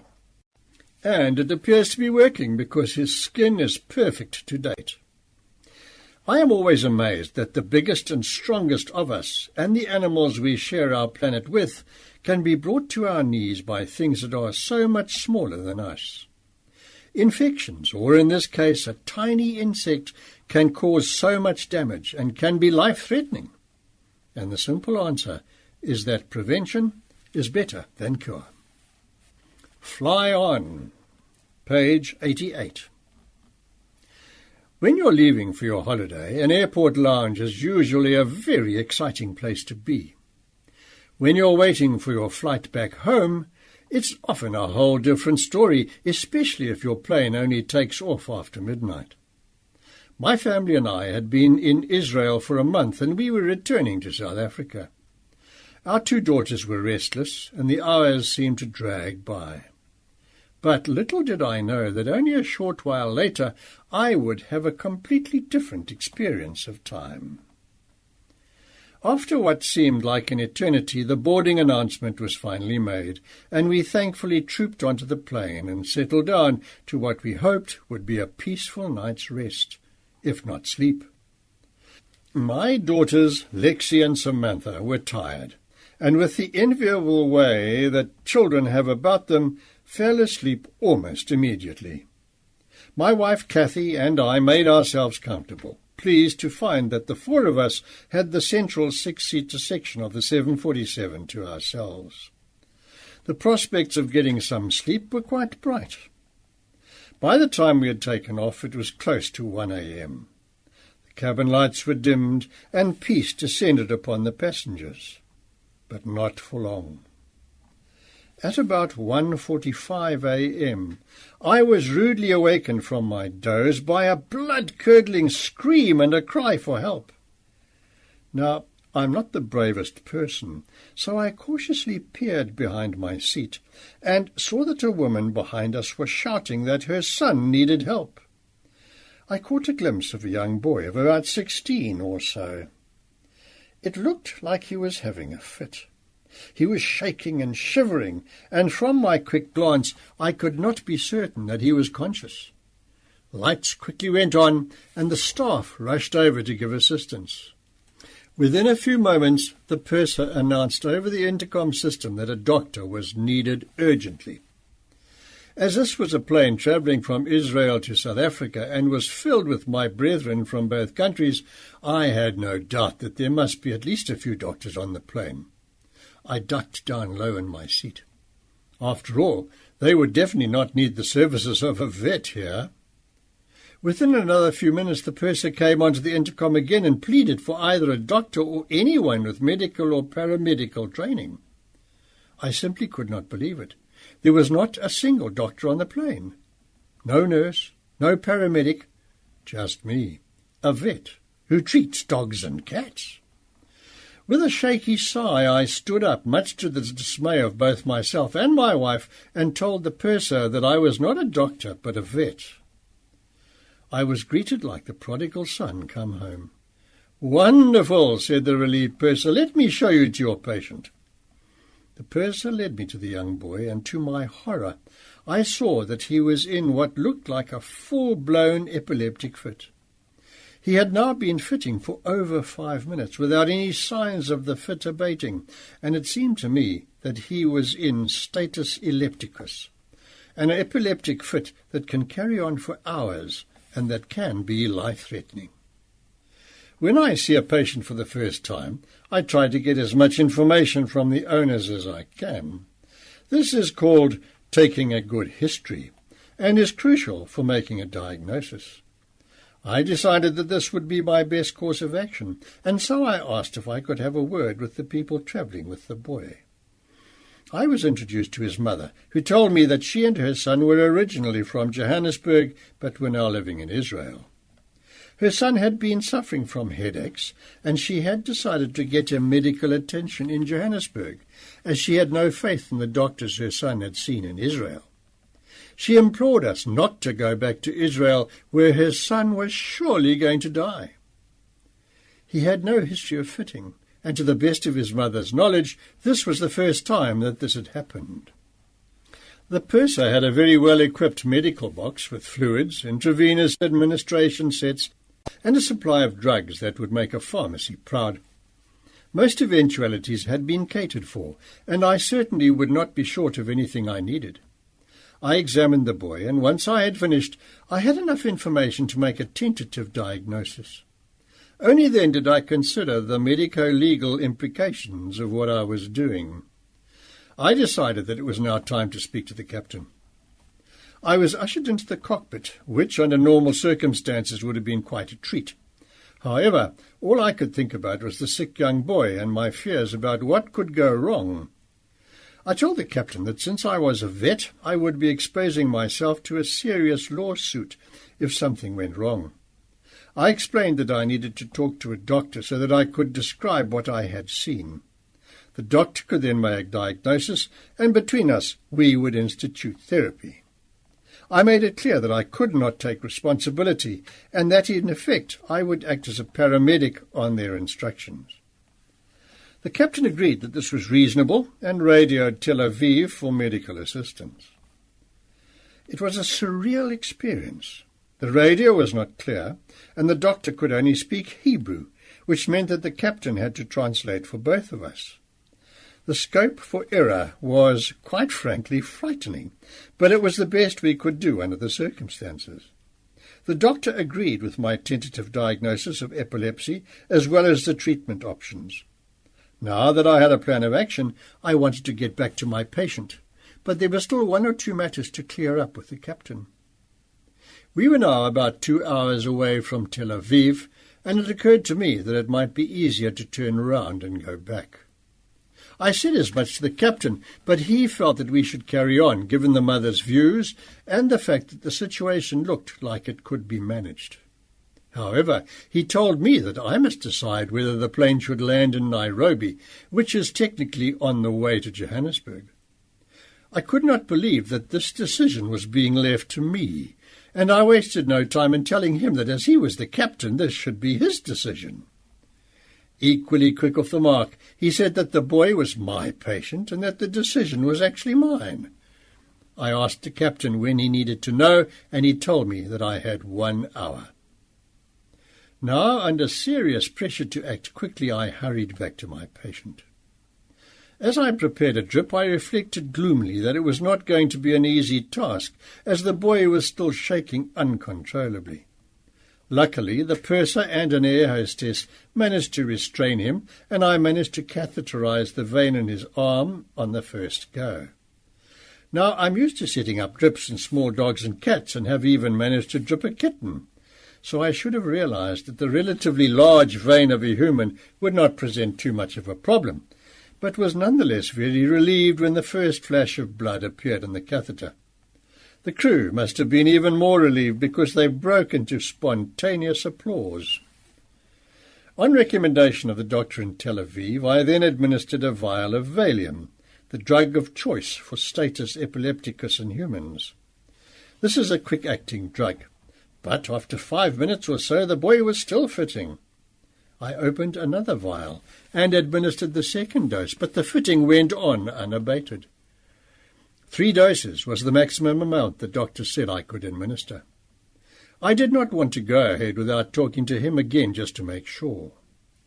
I went back to the cockpit and we radioed the doctor, who reassured me that it was fine to administer a third vial.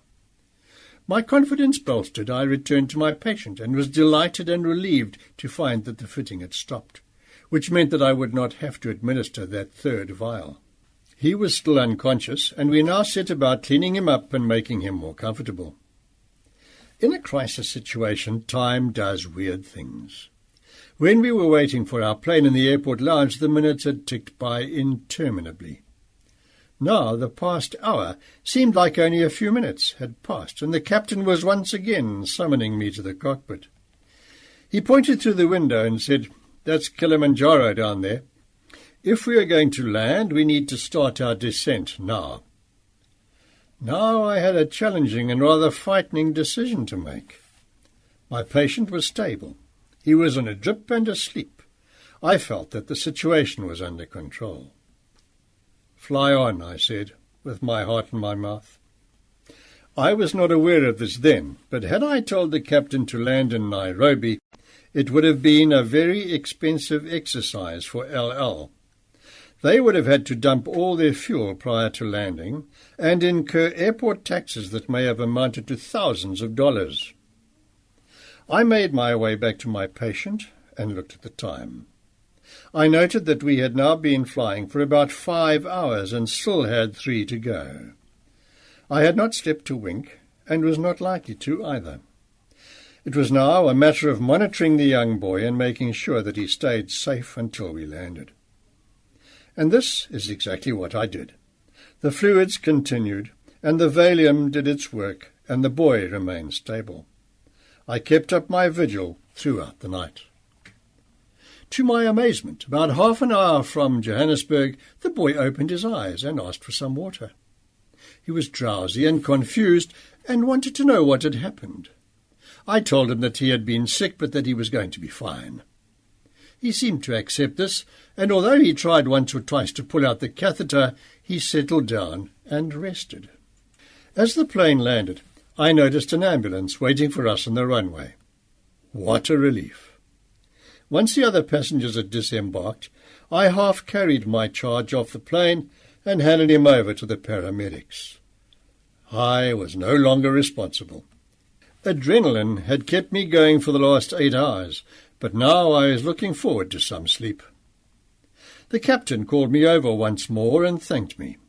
This was when he told me about the huge expenses the airline would have incurred had he had to land in Nairobi.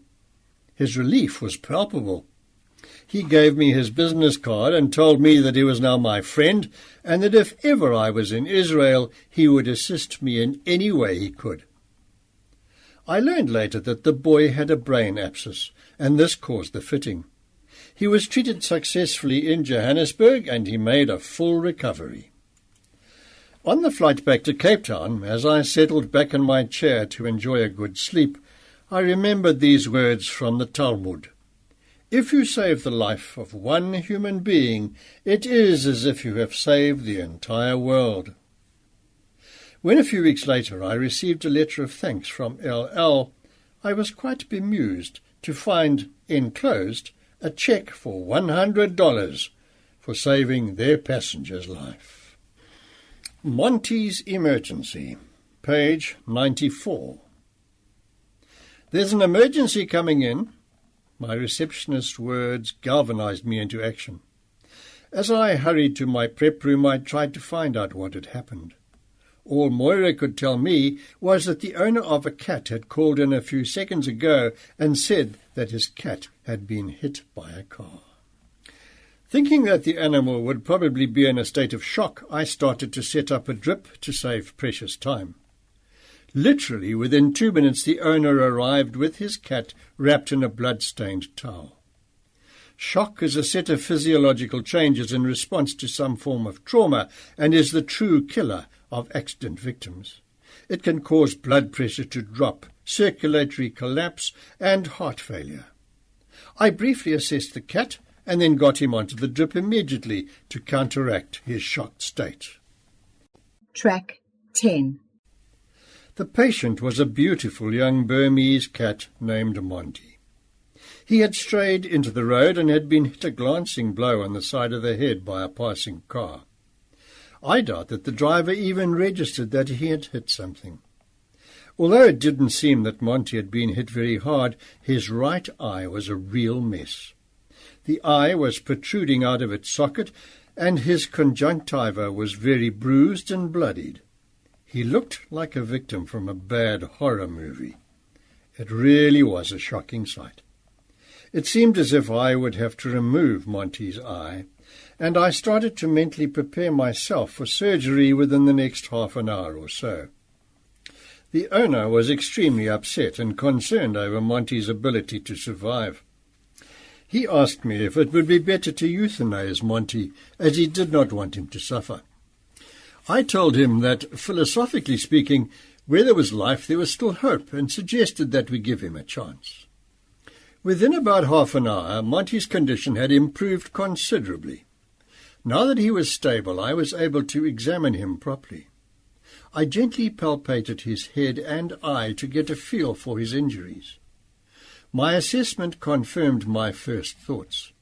His injury was very severe, and the eye would have to be removed. I x-rayed Monty's head to check if any bones around his eye were broken. There is a bone called the zygomatic arch, essentially the cheekbone, which gets broken in situations like these. Monty luckily had no fractures visible on x-rays. This was good news, and it gave me second thoughts. Should I anaesthetize a trauma patient with all the dangers associated with anesthesia, when in this condition, and do an irreversible procedure of removing the cat's eye? Or should I wait 12 hours and see what tomorrow brings? Monty was stable and not in danger of dying.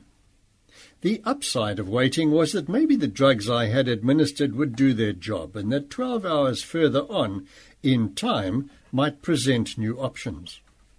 At worst, 12 hours later I could still remove the eye if I had to. The downside was that maybe I had missed something, and waiting could cause Monty his eye, if not also his life. There were no tests I could do to help me with my decision. It was a clinical judgment. I decided to wait for 12 hours. I made sure that Monty was comfortable before I closed the practice for the night. If I have a critically ill patient in my hospital, I take them home with me, as I do not have 24-hour nursing care in the clinic. When the patients are stable and just need to be confined in a cage, they stay in the hospital on their own. I had made the decision to take Monty home with me that night, but when I did my ward round, I thought that it was best not to disturb him. I was, in any event, coming back that evening to check on my patients. When I popped in at 9 p.m., Monty looked fine. I again considered taking him home with me, but he appeared stable and comfortable. With a vague sense of misgiving, I left him in his cage and went home. I had scheduled another ward round 2 hours later, and when I inspected him just after 11 p.m., I was convinced that he was a little better. The next morning, I awoke with a start and a dry mouth. My first thoughts were of Monty, and I hurried to get dressed so that I could get to my patient as quickly as possible. How would I find him? Should I have taken him home with me? Should I have removed his eye immediately? My head spinning, I drove to the practice with haste and a liberal dose of anxiety. I unlocked the practice and went straight to Monty's cage. I looked at him in amazement. Was this the same Monty that I had admitted last night? The Monty of yesterday had a bloodied eye that had been nearly knocked clean out of its socket. This Monty clearly had an injured eye, but it was not protruding out of the socket. There was some bruising, and the conjunctiva was still bloody, but the difference between last night and this morning was nothing short of miraculous. What an incredible difference just 12 hours had made! I have never seen such a dramatic recovery in the 25 years I have practiced as a vet. I was overjoyed and could not wait to tell Monty's owner. Over the next few days, Monty's eye got progressively better, and a week later he was collected by his relieved and happy owners. Aside from a slight cloudiness, Monty's eye was back to normal. What a recovery, and what a lesson! It is normal and natural for pet owners to want immediate solutions. It is also normal for vets to feel under pressure to intervene as soon as possible. However, in many instances it is wise to wait, especially if the patient is stable. If I had followed my initial instincts, Monty would have lost an eye, and I would never have witnessed what has to be a medical miracle. Given time, the power of the body to heal is amazing, and, given time, the drugs that we use also work wonders. It's as well to remember that fools rush in where angels fear to tread, and slow and steady wins the race. Monty's emergency is a lesson that I will take with me for the rest of my career. The Last Rites, page 98. Euthanasia is a reality of private practice. In many cases it is the kindest option because it is the only way to end unnecessary suffering. Although we have the legal and moral right to do it, there is no doubt that it is one of the hardest things to do, both for the owner of the animal and the vet. In the late 80s, while I was living in Brighton in the UK, I worked for a small animal practice where house calls were a regular part of the job. One day, the principal of the practice called me over and said that a client had asked for a home visit to euthanize her old parrot. She asked specifically for me because a few weeks earlier I had attended to her cat, and she liked the way that I had treated her pet. I made an appointment to see her that afternoon. My boss told me that the parrot had a cancerous growth next to its beak and that numerous attempts to treat the cancer had failed. It had now spread to the point where euthanasia was the only humane option. Euthanizing a bird without first half frightening it to death can be tricky. They need to be restrained firmly but kindly, and generally you cannot inject the drug into a vein because the veins are too small. Rather, it is injected into the body cavity, or preferably directly into the heart. Death is very rapid and literally takes place within seconds. Later that day I arrived at the block of flats where the client lived and found myself wishing that it was not me that had to perform this deed. I knocked on the door of the flat and a strange croaky voice cordially told me to come in. I tried the door but found it locked. Strange, I thought. Why would the person tell me to come in if the door was locked? I knocked again, and the voice once again told me to come in. I was about to try the door again, when I heard footsteps briskly approaching the door, which was duly opened by the lady who I had met at the practice a few weeks ago. She apologized and pointed to the large parrot cage hanging in the hallway near the door. "He always tells people to come in when they knock," she said to me. I looked on in amazement. "The parrot can speak?" I mumbled stupidly. Looking back, I should have realized that it was inevitable that the bird would talk. It was, after all, a parrot. "Oh, yes," she said. "He has a vocabulary of about 70 words." As if to reinforce what she had just said, the parrot looked at me, cocked his head, and chattily said, "Who's a pretty boy, and what do you want here?" Still staring at him vacuously, I started to mumble, "You are a pretty boy, and I have come here to do something terrible to you." At this stage, I had been a vet for about 10 years, and I had certainly never had one of my patients talk to me, especially not one that was about to be euthanized. I know of very few colleagues who have had similar experiences.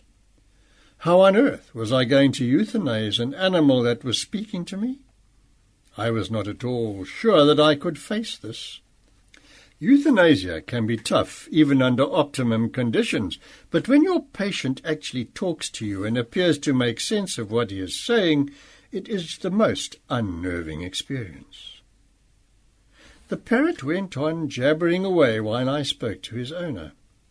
I asked her if she was absolutely sure that this was the correct course of action. She told me to look at her parrot's face from slightly closer than the front door. Up until that point in time, I was so confused and dumbstruck that I had not advanced one step into the room. Sheepishly, I walked over to the cage, and the parrot turned his head to look at me. The ravages of his disease had horribly disfigured one side of his face, and I could see immediately that this had to be the end of the road for him. I had no doubt that euthanasia was the kindest option, and I felt an urge to act quickly. I was not sure just how long my resolve would last while the parrot continued to talk to me. He said lots of things. He asked me what my name was, and he told me his name. He told me what a pretty boy he was, and he told me that I looked stupid. If I had shut my eyes, I would have sworn that I was having a conversation with a human being. I was totally unnerved. I masked my distress with professionalism and told the owner how I was going to go about euthanizing her parrot. I asked her if she felt up to holding the bird while I injected it. She said yes. I then drew up my drug and, setting it aside, took a large towel and wrapped up this wonderful bird. I reached for my syringe and prepared to silence him forever. The end was very swift, and within a second or two he was silent. The owner and I stood quietly looking down at him, and both of us grieved. I was deeply moved by this experience, and I prayed then and there that I would never again have to euthanize anything that talked to me. Euthanasia is always difficult, but that experience ranks very high on my list of experiences I would not want to repeat. In the early part of my career, I worked quite a lot with horses.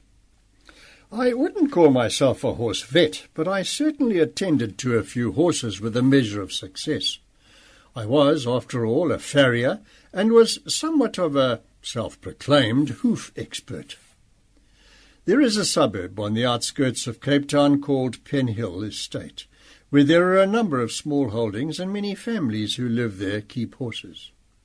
One such a family asked me to take a look at their very old horse that had become debilitatingly lame over time. The owners had called in many vets who had all recommended that the horse be put down. Now, this was no ordinary horse. Every member of that family adored it, and it had been a beloved pet for years. They couldn't come to terms with the fact that there was nothing to be done to help their horse. I think that I was called in the hope that I would deliver a miracle. I drove out to the small holding and found my patient waiting for me in the shade under a big tree. The owners had told me that he was old, but they had not told me just how old. You can tell the age of a horse fairly accurately by examining the teeth. I did this and almost gasped in amazement. This was possibly the oldest horse I had ever seen. He must have been well over 30 years old. I walked him around the paddock and saw that he moved with great discomfort, even on soft turf. There was no rocket science needed here to make a diagnosis. The horse was severely arthritic due to his advanced age. His riding days were over, and because he had such extreme difficulty in moving around, I had no hesitation in recommending that he be euthanized. It was obvious that he was in great pain. The family listened quietly and told me that they would let me know their decision within 24 hours. I felt desperately sorry for them, and with a saddened heart I headed for home. It's not easy being a vet in a situation like this. An unfavourable diagnosis is hard for the client to accept. Some pet owners then doubt the veracity of the diagnosis and ask another vet for a second opinion. This process then continues until they find someone who gives them the answers they want to hear. I must say that this thought crossed my mind after meeting my patients' owners. They had seemed to accept what I had said to them, but based on the fact that I was already the third vet giving the same set of diagnoses and opinions, I did wonder if I was going to be the last. I hoped, for the poor horse's sake, that they would take my advice to heart. I was surprised the next day to receive a call from them. They had decided that it would be kindest to euthanize their horse, and they wanted me to do the job. They wanted to know what method I would use. I explained that I would sedate the horse and then use a massive overdose of a highly concentrated anesthetic called euthanase. I asked them what they would do with the body. To my astonishment, they told me that they were going to bury their horse on the small holding. I tactfully expressed my concern, pointing out that the hole would need to be a very large one indeed to cater for 500 kilograms of horse. They told me not to worry, and I made an appointment to return to the small holding in 2 days' time. I arrived in a very sombre mood. I was glad to end the horse's suffering, but I felt the owner's pain at having to say goodbye to a much-loved pet. The owners ushered me to the back of the house, where they had dug a hole for the grave. I literally stood still for a couple of minutes, gaping at the hole in amazement, and quite unable to speak. It was absolutely massive, and the biggest grave I have ever seen in my life. The hole was big enough to easily fit a VW Combi in it. It was 3 meters wide, by 3 meters deep, by 6 meters long. The owners asked me if I thought the hole was big enough in which to bury their horse. All I could do was nod yes, with my mouth still hanging open. I now had a big dilemma.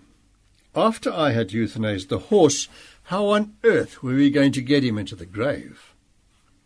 If I euthanized him so that he fell into the hole, the family would have a pretty traumatic lasting impression of their horse crashing to the ground after a 3-meter fall.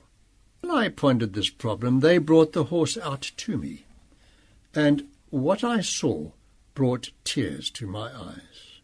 This grand old soldier had the most beautiful garlands of ribbons and flowers draped around his neck. He looked truly beautiful. He had a light rug over his back, with flowers pinned to the rug. The picture was both breathtakingly beautiful and incredibly sad. I decided not to delay the process in any way, and with a heavy heart administered a strong sedative in the horse's jugular vein. I then injected him with the anesthetic. After only a few seconds, he buckled at the knees and went down where he stood, about 3 meters from the large hole that awaited him. I still had the problem of how to get the horse into the grave. I could have left them to it, but I was determined that this horse be lowered into the grave with dignity. The owners luckily had an old Land Rover that had a powerful electric winch at the front of the vehicle. They also had a strong set of leather straps that were long enough to fit around the horse's body. We decided to push the horse over the side of the deep hole, but the winch would prevent a catastrophic fall. Then, using the power winch, we would lower the horse's body into the hole. with a heartfelt prayer that this plan would work, 3 of us began to push the horse towards the edge of the hole. The body went over the edge, but thankfully our plan worked perfectly. The horse did not fall with a sickening thud to the bottom of the hole, but just hung there for a second until the owner was able to activate the winch and lower the body to the bottom of the hole with the solemnity it deserved. I did not wait until the grave was filled in. This would have taken up the rest of the afternoon. I quietly bade farewell to the owners and headed for home. A friend of mine, Professor Wally Beck, had a very old Dalmatian called Waldy. I had been nursing Waldy through his old age, and he was now about 16 years old and very stiff and sore. Every step he took had become painful, and Professor Beck decided that the time had come to put Waldy to sleep before the situation became intolerable. He asked me if I would be willing to euthanize Waldy at home, and I readily agreed to this. Track 11. I called on him the same day and found Waldy lying in his bed in the entrance hall. He hardly raised his head to greet me. He was painfully thin and looked every bit like a dog on his last legs. In fact, he was so far gone that I told Professor Beck that it would not be necessary to sedate him prior to euthanasia. Doubt always creeps into the owner's mind when the decision to euthanize has been made, and true to form, Professor Beck asked me if I really thought the time had come. I was able to tell him with the utmost confidence and conviction that Waldy had had a very good innings, but he was now suffering very badly from arthritis, and that euthanasia was the only humane option. He reluctantly agreed with me, and after a few minutes' thought gave me permission to go ahead. I told Professor Beck to hold Waldy in his arms, and when he was lying quietly, I gently inserted the needle into the dog's vein. To our astonishment, the semi-comatose Waldy gave a sudden start, and with a mighty leap pulled his leg away and dislodged the needle from the vein. What should have been a painless and peaceful procedure had suddenly taken a turn for the worse. Professor Beck held up his hand. "Stop," he said, "it's a sign. Waldy's time is not yet up." And just like that, the procedure was halted. Professor Beck decided there and then to wait a bit until he was absolutely certain that the time was right. He was very apologetic about getting me out and wasting my time, but I told him not to worry. I was glad not to have to euthanize Waldy under those circumstances. The needle had obviously hurt him, and I was determined to sedate him if I was asked to do the job again. Waldy lasted another 2 weeks. This time Professor Beck brought him to my surgery. I administered a large dose of sedative, and the professor and his dog sat quietly on the floor, the dog in his lap. I left them there for a few moments whilst the drug took effect, and when I came back 5 minutes later, this was how I found them. Professor Beck was grieving silently, and Waldy was soundly asleep in his lap. Shortly after this, I administered the last rites, and Waldy went peacefully to that place where all good dogs go when they die. Caught by the Tail, page 106. Call me a cynic, but sometimes it seems that no matter what you do and however much you intervene, an animal that is going to live will live, and an animal that is going to die will die. There are, however, 1 or 2 exceptions to this, and a dog called Scud was one of the more memorable ones. Scud had been a patient of mine for a number of years and was a dog that I particularly admired. A beautiful terrier cross, with shortish legs, a longish body, and a beautiful plume of fur for a tail, Scud looked just like a dog called Boomer that we all loved to watch on television in the 1980s. One day Scud was hit by a car. His owner, Diana Cilliers, rushed him over to my practice. I examined him and noticed a singular lack of external injuries.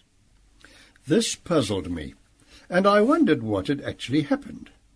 I asked Diana if she had seen the accident, but unfortunately she had not. I say that it was unfortunate because this was actually really important information, and I now had to assess Scud without this critical clue.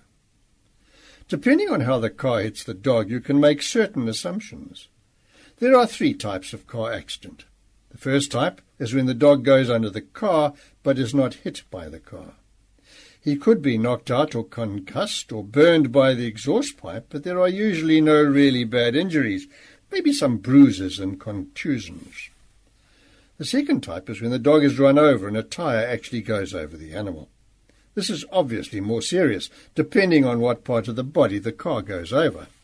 Abdominal organs may be crushed, and the spleen may be ruptured if the car goes over the abdomen. The heart and the great vessels may be damaged if the car goes over the chest. These injuries are serious and may be life-threatening. The third type of accident is when the dog is hit by the bumper or another part of the car. In cases like this, they sustain mostly orthopedic injuries like broken bones. I finished my examination and everything appeared to be normal. His temperature, pulse, and respiration were all fine. However, something, call it clinical intuition or just a hunch, told me that something was not quite right. Scud seemed healthy enough and none the worse for wear despite his ordeal, but I was not happy. I told Diana that I wanted to keep him under observation in the hospital for a while and that I would set up a drip, run some blood tests and take some x-rays just to be on the safe side. Amazingly lucky things, these clinical hunches, really. I asked Livingston Jim, my kennel man, to put Scud in the intensive care unit and keep an eye on him while I waited for the test results and attended to other patients. All seemed quiet and under control, until in the middle of a consultation the door flew open and Livingston beckoned me to come outside. He said that Scud was having terrible trouble breathing and that I should come quickly. My heart thudding, I ran to the ICU. What I found chilled me to the bone. In the final stages before death, there is a period known as agonal gasping, where the heartbeat is erratic or absent and breathing comes in short, shallow and intermittent gasps. Scud was in agonal gasping and had turned blue. He was unconscious. He had gone into shock lung, which happens when fluid accumulates suddenly and dramatically in the lungs and airways, and the patient cannot breathe because the lungs are compressed by the massive amount of fluid in the chest. The patient literally drowns in his own fluids, and there is almost nothing you can do about it. I went into emergency overdrive. I quickly passed an endotracheal ET tube down Scud's windpipe. I could see that he had one chance and one chance only. I would have to force ventilate him to give him air to breathe and to try and drive the fluid from his chest. I put my mouth to the ET tube and blew it into it as hard as I could to try and inflate his lungs. Hopefully this would also squeeze the fluid in his chest between the lungs and the chest wall and drive it out back into the blood vessels and lymphatic vessels from where it came. I also hoped to give Scud some life-saving air. While I continued to blow hard into the tube, I gasped instructions to Livingston, telling him what drugs I needed and also to bring the oxygen. In between breaths, I gave Scud adrenaline as well as a drug to help him get rid of the unwanted fluid. The agonal gasping eventually stopped, but now Scud was not breathing at all. He was completely blue. Oddly enough, his pulse was strong, and this gave me hope. I gave him more drugs and then put in an oxygen line so that I could force ventilate him with pure oxygen. This seemed to help, and I was thankful to see that, although not breathing by himself, Scud's colour started to improve. From an ominous, muddy blue, his skin and mucous membrane started to take on a reasonably healthy pink colour. We carried on like this for nearly half an hour.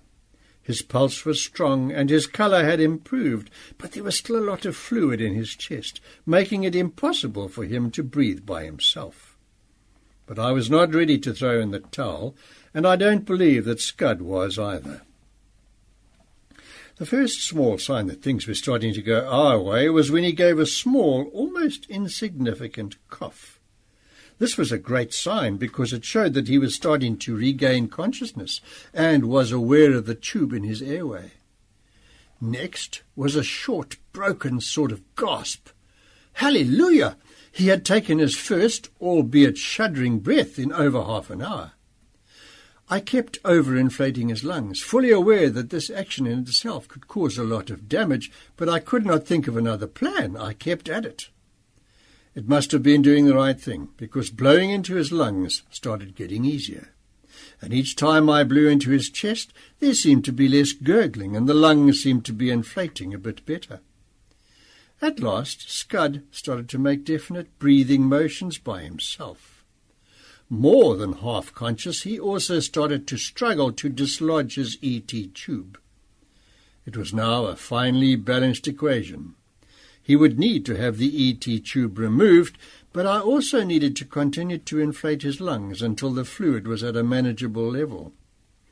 Once again, luck or fate stepped in. It didn't seem that Scud was destined to die. Just before he became really frantic, I managed to drive most of the fluid out of his chest and remove the ET tube. Talk about a balancing act. Nearly an hour later, Scud was awake and lying quietly in an oxygen cage. Drugged with powerful medicines and no doubt traumatized by the emergency, he was nonetheless wonderfully, gloriously alive. 2 days later, he was discharged and back in Diana's arms. This was an incredible experience for me. Up until then, I had not been able to save a patient showing agonal gasping, no matter what I had tried. My colleagues' experiences had been the same. Well, Scud survived to tell the tale. Afterwards, Diana would bring him to visit me once a month. If there were customers in the practice at the time, I would always regale them with the story of the dog that died, and then came to life on my operating table. Somehow, even though all 4 paws and his whole body were through the pearly gates, I had a firm grip on his beautiful tail and pulled him back for all I was worth. However, a few months ago, Scud and Diana went for a walk in the forest, and he ran off into a bush. When he came back, he seemed out of sorts, and Diana brought him to my practice. His symptoms suggested that he had a respiratory problem, and he initially responded to the treatment. Within a few days, he was back to normal, or so we thought. But then, one night, without any warning, he had a fit and died. We were all devastated. But then Diana reminded me that he had really died 3 years ago, and she thanked me for the extra years that she had had with her beloved dog. The Cobbler's Kids, page 111. I have had pets my entire life, and my life, and that of my family's, has been made infinitely richer by them. The list of dogs and cats is long, and we have loved them all. All have had their distinct and lovable personalities, and each one is a cherished memory. There was a time, however, when Kathy and I found our collection of pets somewhat problematic. We were students in Pretoria, but our hearts were in Cape Town, so we did a lot of travelling, with all our pets in tow. Kathy and I were married and in our first year of vet school. We lived in a tiny house near the Faculty of Veterinary Science in Pretoria North. We wanted a dog, and so, with no thought at all for practical issues such as size, we decided to get a Great Dane. We researched breeders with great enthusiasm, and within a few weeks were the proud owners of a beautiful black female Great Dane puppy that we named Sasha. Sasha grew to the size of a small horse, but, undeterred, we decided to breed with her. She had a beautiful litter of puppies, and we kept one of her sons, Monty. We acquired a menagerie of pets as students. The more the merrier, we thought. Besides Sasha and Monty, we had Gremlin the Cocker Spaniel and Cooking Fat, our black cat. When the holidays came, we would stuff all our luggage and the entire menagerie into my old Peugeot 404 station wagon, and off we'd go to Cape Town. We did this journey 4 times a year for 6 years. Our luggage seemed to expand, and even the dogs and cats seemed to occupy more and more space, yet our Peugeot remained the same size. We were more cramped each time. Weighing in at 60 kilograms each, the Great Danes sprawled all over the car in great comfort and thoroughly enjoyed the journey, which is more than I can say for Cooking Fat and Gremlin. We tried once to sedate Gremlin and Cooking Fat, but I can only say that this was an unmitigated disaster. Both animals lay semi-comatose in the back of the car, and peace reigned for the first few hours of the journey. Unfortunately, we did not realize at that stage that sedated animals void their bowels and bladders without much warning. The first inkling we had of this impending disaster was when my nose wrinkled up in dismay at the rank smell of cat urine and dog poo. We were about 3 hours into the journey, and I remember that it was summer, and the day was going to be hot. Kathy and I had started our journey at our usual 4 a.m., and we had travelled about 250 kilometres when the smell hit me. I pulled over to the side of the road, and we investigated to find out the cause. To our mutual dismay, Cooking Fat had made a big pee, and Gremlin had made a big poo. Not equipped for a catastrophe of this dimension, we could only clean up the visible mess and drive on. The day got hotter, and the smell got worse. We could only open the window slightly because even while sedated, Gremlin and Cooking Fat tried to escape through the window. Things became pretty ripe in the car as the sun waxed, but all things, good or bad, eventually pass. We arrived in Cape Town that night after an excruciating journey as the sedatives were wearing off. Our pets were none the worse for wear, but Kathy and I were traumatized, and our sense of smell had been numbed from the experience. The first thing I did the next day was to take my car to a valet service for cleaning and sanitizing. They advised me to throw away the carpets and install new ones. I did this, and the problem was solved. The memory lives on, though, and this was a great lesson to me. If you are travelling and you can avoid sedating your pets for the journey, do this. If you can't avoid sedation, place the sedated pet in a good quality waterproof travelling crate that you can easily clean. You will bless me for this advice. Believe me. Another time, when we still only had Sasha and Monty, the Aronson travelling circus left Pretoria later than usual. Much later, in fact. We only got away at midday. We calculated that we would arrive at Beaufort West, about 1,000 kilometres from Pretoria, at about 9 that night. We intended to book in at the Wagon Wheels Motel. When we reached Bloemfontein, we stopped at a garage and called ahead to book a room for the night. Just in passing, I casually asked them if they were pet-friendly. The receptionist said firmly that under no circumstances were pets welcome. I made no comment, other than to confirm the booking and to say what a good thing it was that they didn't allow pets. I even commented that barking dogs would disturb my sleep. Damn! Now, what were we going to do? I made a few calls to other hotels in the area, only to find the same response. In the end, we decided that since we had a booking, we were going to sleep at the motel, even if we had to leave the dogs in the car that night. Technically, we arrived very late at Beaufort West, as the town goes to bed just after sunset. We parked the car far away from the reception area, and I went in to do the paperwork.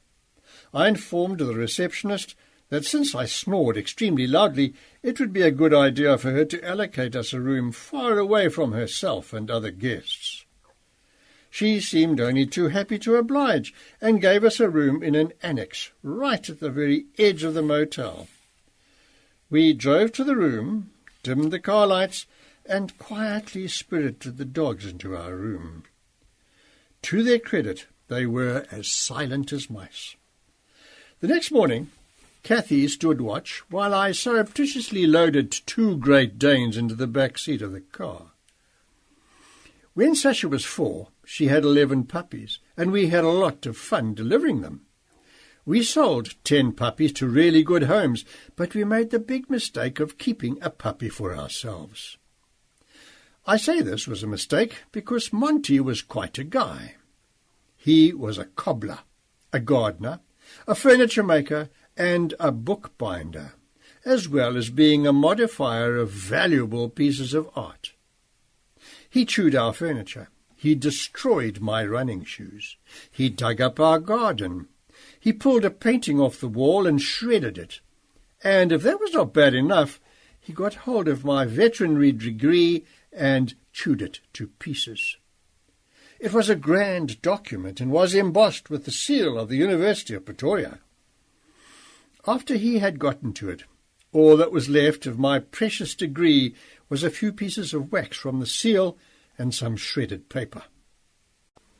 Track 12. When I went to the university with my sob story in the hope of getting them to issue me with another, they were not very sympathetic. They could only give me a certified copy, which was a mere shadow of the impressive original document. After qualifying, we returned to Cape Town and bought a house with a garden and set up practice from home. We lived in the house for 5 years, but in 1988 we decided to live in England for a while. We were faced with a dreadful decision all would-be émigrés are faced with. Can we find our treasured pets a home, or are they too old, and should we rather put them to sleep?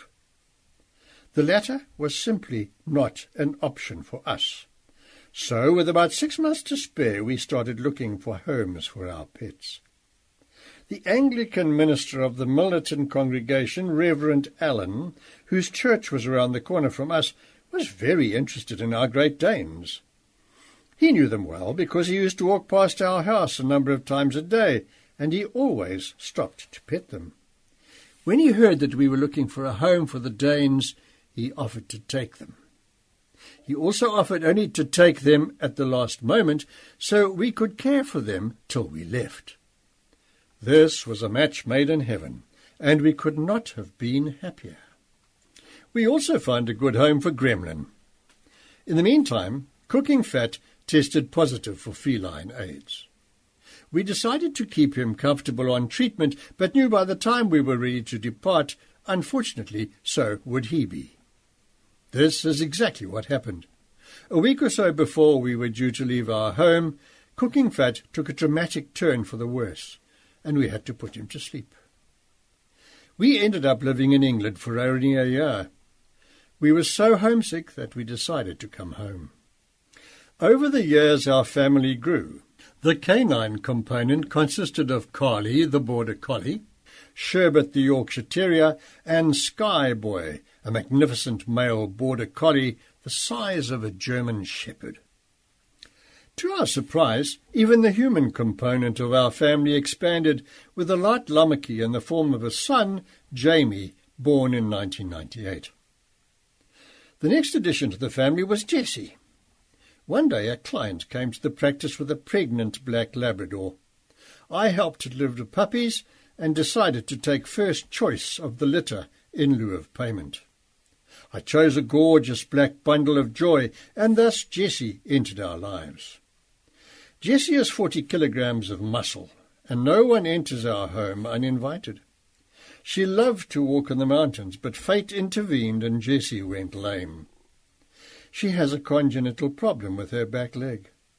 The problem has frustrated me because even though I operated on her leg and the surgery was successful in that I removed the problem, the result is that her hock joint became unstable after the surgery.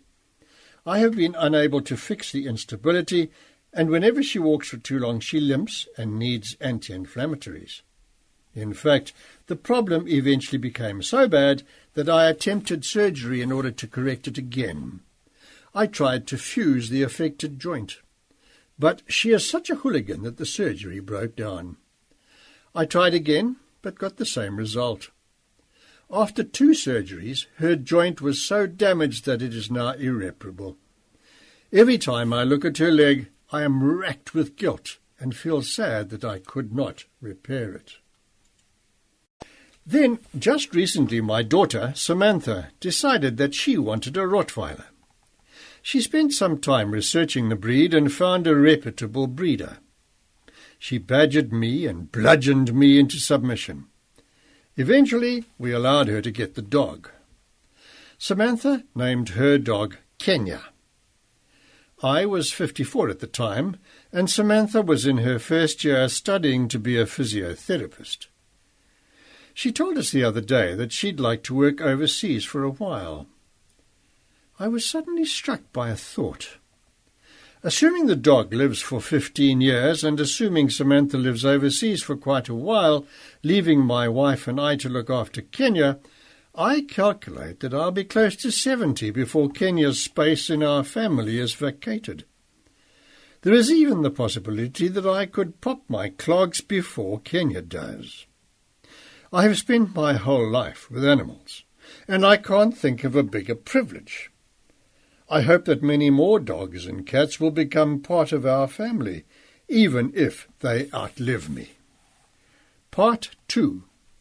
Vet in the Wild, page 117. A few years ago I had an idea about making a TV documentary about treating animals in the wild. I would travel all over South Africa filming vets in action, doing what both they and I love to do, and that is to heal animals. The documentary didn't come to anything, but I was left with a wonderful collection of experiences, which I turned into stories. Delinquent Elephant, page 119.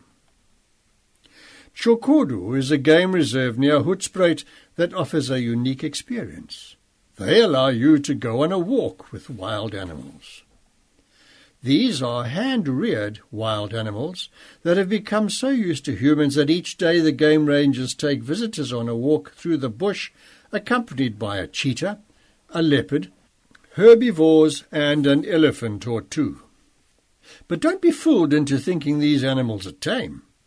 Rather, they are used to the presence of humans and coexist peacefully with them. The rangers are still armed with rifles, but luckily have never had to use them. Chokodu adopted 2 orphaned baby elephants, 1 male and 1 female, from the Kruger Park culling program about 14 years ago. The problem with culling elephants, apart from the obvious tragedy of killing a magnificent beast, is that you are left with baby elephants. These vulnerable animals are then sold as infant animals to private reserves in the name of conservation. While this is a noble gesture, the fallout over the years is great. Orphaned elephants raised on reserves don't experience the discipline of a herd to guide them through adolescence, and so their behavior often becomes antisocial, remarkably like a human teenager raised in an environment where there is no discipline. The result is that by the time the elephant reaches puberty, between 13 and 15 years of age, it is a 3-ton delinquent and very difficult to control. Over the years, the male orphan, Temba, developed some bad habits. He started to pick on the rhinos in the reserve and actually got quite fruity with them. Being large and somewhat aggressive, this amorous behaviour resulted in the death of at least 3 rhino. Temba also learned that he could short-circuit the electric fence surrounding the lodge by dashing it down with logs. And he learned to use poles to break down the fences surrounding the lion camp, where Chokodu breeds lions that are free of TB. Apart from the problem of these animals now being exposed to game that might be infected with TB, guests and staff were considerably startled one morning at being confronted by a large male lion looking for its breakfast. Not content with merely breaking things down, Temba discovered the joys of breaking in. The lodge pantry proved a veritable treasure trove, and he ate over 100 kilograms of tinned pickles and glass jars of jam in one sitting. He cracked the tins and jars with his teeth, and then just swallowed the contents. Food, glass, metal, and all. He was found with a severe colic, which is not easy to treat, especially when the patient is less than cooperative. My friend Dr. Peter Rogers had to dart him, put him on a drip, and give him a dose of medicine that would have opened the bowels of a platoon of soldiers. And once he'd given Temba the antidote to the anaesthetic, which took about 2 minutes to act, he had to run for his life. Not because Temba was going to charge him, but because you do not want to be anywhere near 3 tons of jumbo with opening medicine in his tummy. The problem eventually deteriorated to the point where Temba was becoming a daily nuisance. Something had to be done. The rangers consulted with Peter, and after they decided what they were going to do, he called me in to assist. Peter and I qualified together in 1984. We were friends during our student years, and we have remained friends ever since. He lives in Hoedspruit, where he runs a wildlife private practice, and I have shared numerous adventures with him. Peter and the rangers decided to put a radio collar on Temba so that his whereabouts would be known all the time, and he could be monitored regularly. If he was found too close to the lodge or lion fences, then evasive action could be taken. A gentle prodding with the Land Rover would herd him away from the danger zones into a safer part of the reserve. And if they found him behaving badly near the rhino, they could chase him away. There was also the chance that, since elephants are such intelligent animals, Temba could be trained out of his antisocial habits by repetitive negative stimuli to his bad behaviour. A radio collar is no ordinary piece of equipment.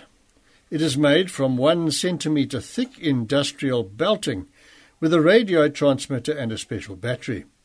A long-life battery is essential because changing it presents all sorts of problems. The battery powering the transmitter has a life of up to 5 years, and the collar is strong enough to withstand the rigours of being worn by an adult elephant. The big problem lies in fitting it, and this can obviously only be done on a sleeping elephant. Peter invited me to join him in fitting the collar. I jumped at the chance and flew to Hoedspruit. Shortly after I arrived, the head ranger, Ross Dunbar, took me out in search of adventure and the troublesome member of the Big Five. Our first encounter with Temba was really memorable. We drove down to the nearest waterhole, and there, in plain view for all to see, were about 10 white rhino grazing. In the midst of this large gathering of rhino was Temba, up to his ears in trouble. He had his attention focused on a female rhino with a calf at foot.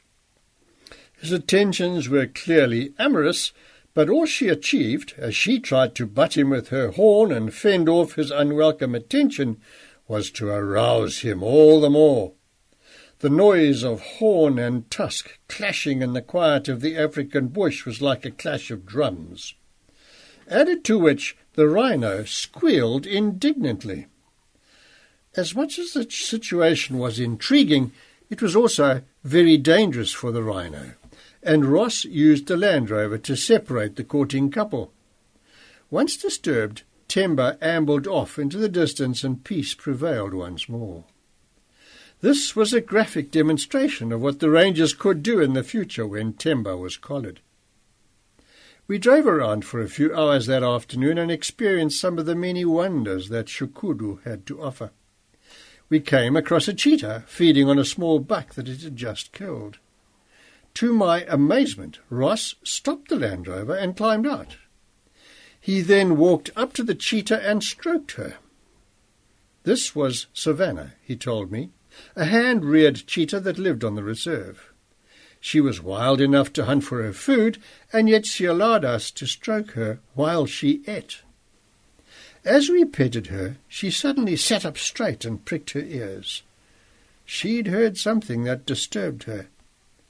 Listening intently, we could hear lions in the distance.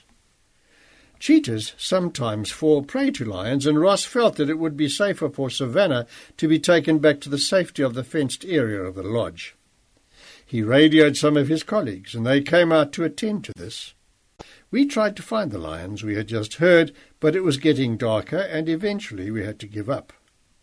Sleep came blissfully that night, with the sounds of the bush lulling me to sleep. I wake early as a rule, and it was before dawn that I started to stir. Some of the night sounds were still audible, and I listened to the grunting of lions and the barking of jackals. The nocturnal animals that had been hunting and feeding at night would now start to move towards their lairs to rest during the hot day.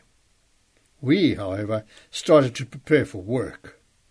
It seemed as though the whole process was a changing of the guards. I had a nervous feeling in the pit of my stomach. Today we were going to hunt one of the big five on foot with only a dart gun. Admittedly, we would have a ranger and a rifle with us, but that would only be used as a last resort. I never underestimated the danger of what we were doing. If the elephant decided to charge us instead of running off into the bush, there was always a chance that the ranger would have to fire to frighten him away. If he still came towards us, then the possibility of actually shooting him would need to be considered. We met at the lodge at 4:30 a.m. and drove to where the elephant was last seen. A tracker had gone out before dawn, and it was quite easy to find Temba, who was grazing peacefully. We stopped within about 200 meters of him, and Peter prepared his dart gun. The dart is specially modified so that it can be used on elephants, which have very thick skin. The needle part of the dart is thick and long, and the gun is loaded with a cap that fires the dart at a high velocity in order to penetrate the thick skin. Taking care to approach him downwind so that he wouldn't take fright and run away, Ross, Peter and I slowly walked towards Temba. I felt very tense and imagined that this was how hunters of old must have felt when stalking an animal. Adrenaline pumped through my veins and my pulse was racing. We were just about within shooting range when Temba suddenly looked directly at us. We had been spotted, and split seconds from then he would turn and bolt. Consummate professional that he is, Peter quickly raised the dart gun to his shoulder and fired the dart into the elephant's hindquarters. The impact of the dart was quite hard, and the already startled Temba was given a further fright. He ran off into dense bush. It can take up to 10 minutes for the drug to act, and a lot of ground can be covered in that time, so it was crucial to go after him as fast as possible. Peter told me that if he went down in direct sunlight and lay there for a long time, he could die of hypothermia, and if he went down in the wrong position, on his chest, he could suffocate. The tracking team sped into action and followed Temba on foot. We were in radio contact with the trackers, and within about 10 minutes we were guided both by radio and with shouts to where the elephant lay. By now we were in the thick of the African bush, and I once again felt a strange unease. I had the distinct feeling that something was eyeing me with interest, possibly thinking, breakfast. As we approached Temba, we were relieved to see that he was lying in the shade. We used a small stick of about 15 centimeters to keep the tip of his trunk open. Then we placed his ear over his eye to protect it from the light. While I was doing this, I could not help noticing the marvellous network of very large veins coursing through his ear. Some of the veins were as thick as my thumb. An elephant's ears are his bush air conditioners. The elephant's blood passes through his ears, and when he flaps them, he effectively cools the blood that is flowing through the ears at that time. The cooled blood then re-enters his body, and in this way the elephant is able to cool himself down very efficiently. As Temba lay unconscious, we used the same remarkable system to cool him down. We filled a large jerry can with water and constantly doused his ears with water. As sleeping patients lose their blink reflex, we applied protective eye ointment to his eyes to prevent them from drying out. It was my first close encounter with an unconscious elephant. and once we were satisfied that he was not in any danger, I was able to step back and have a good look at him.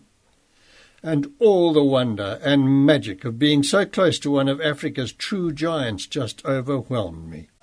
Track 13. When you stand next to a sleeping elephant, it is nearly as high as you are tall.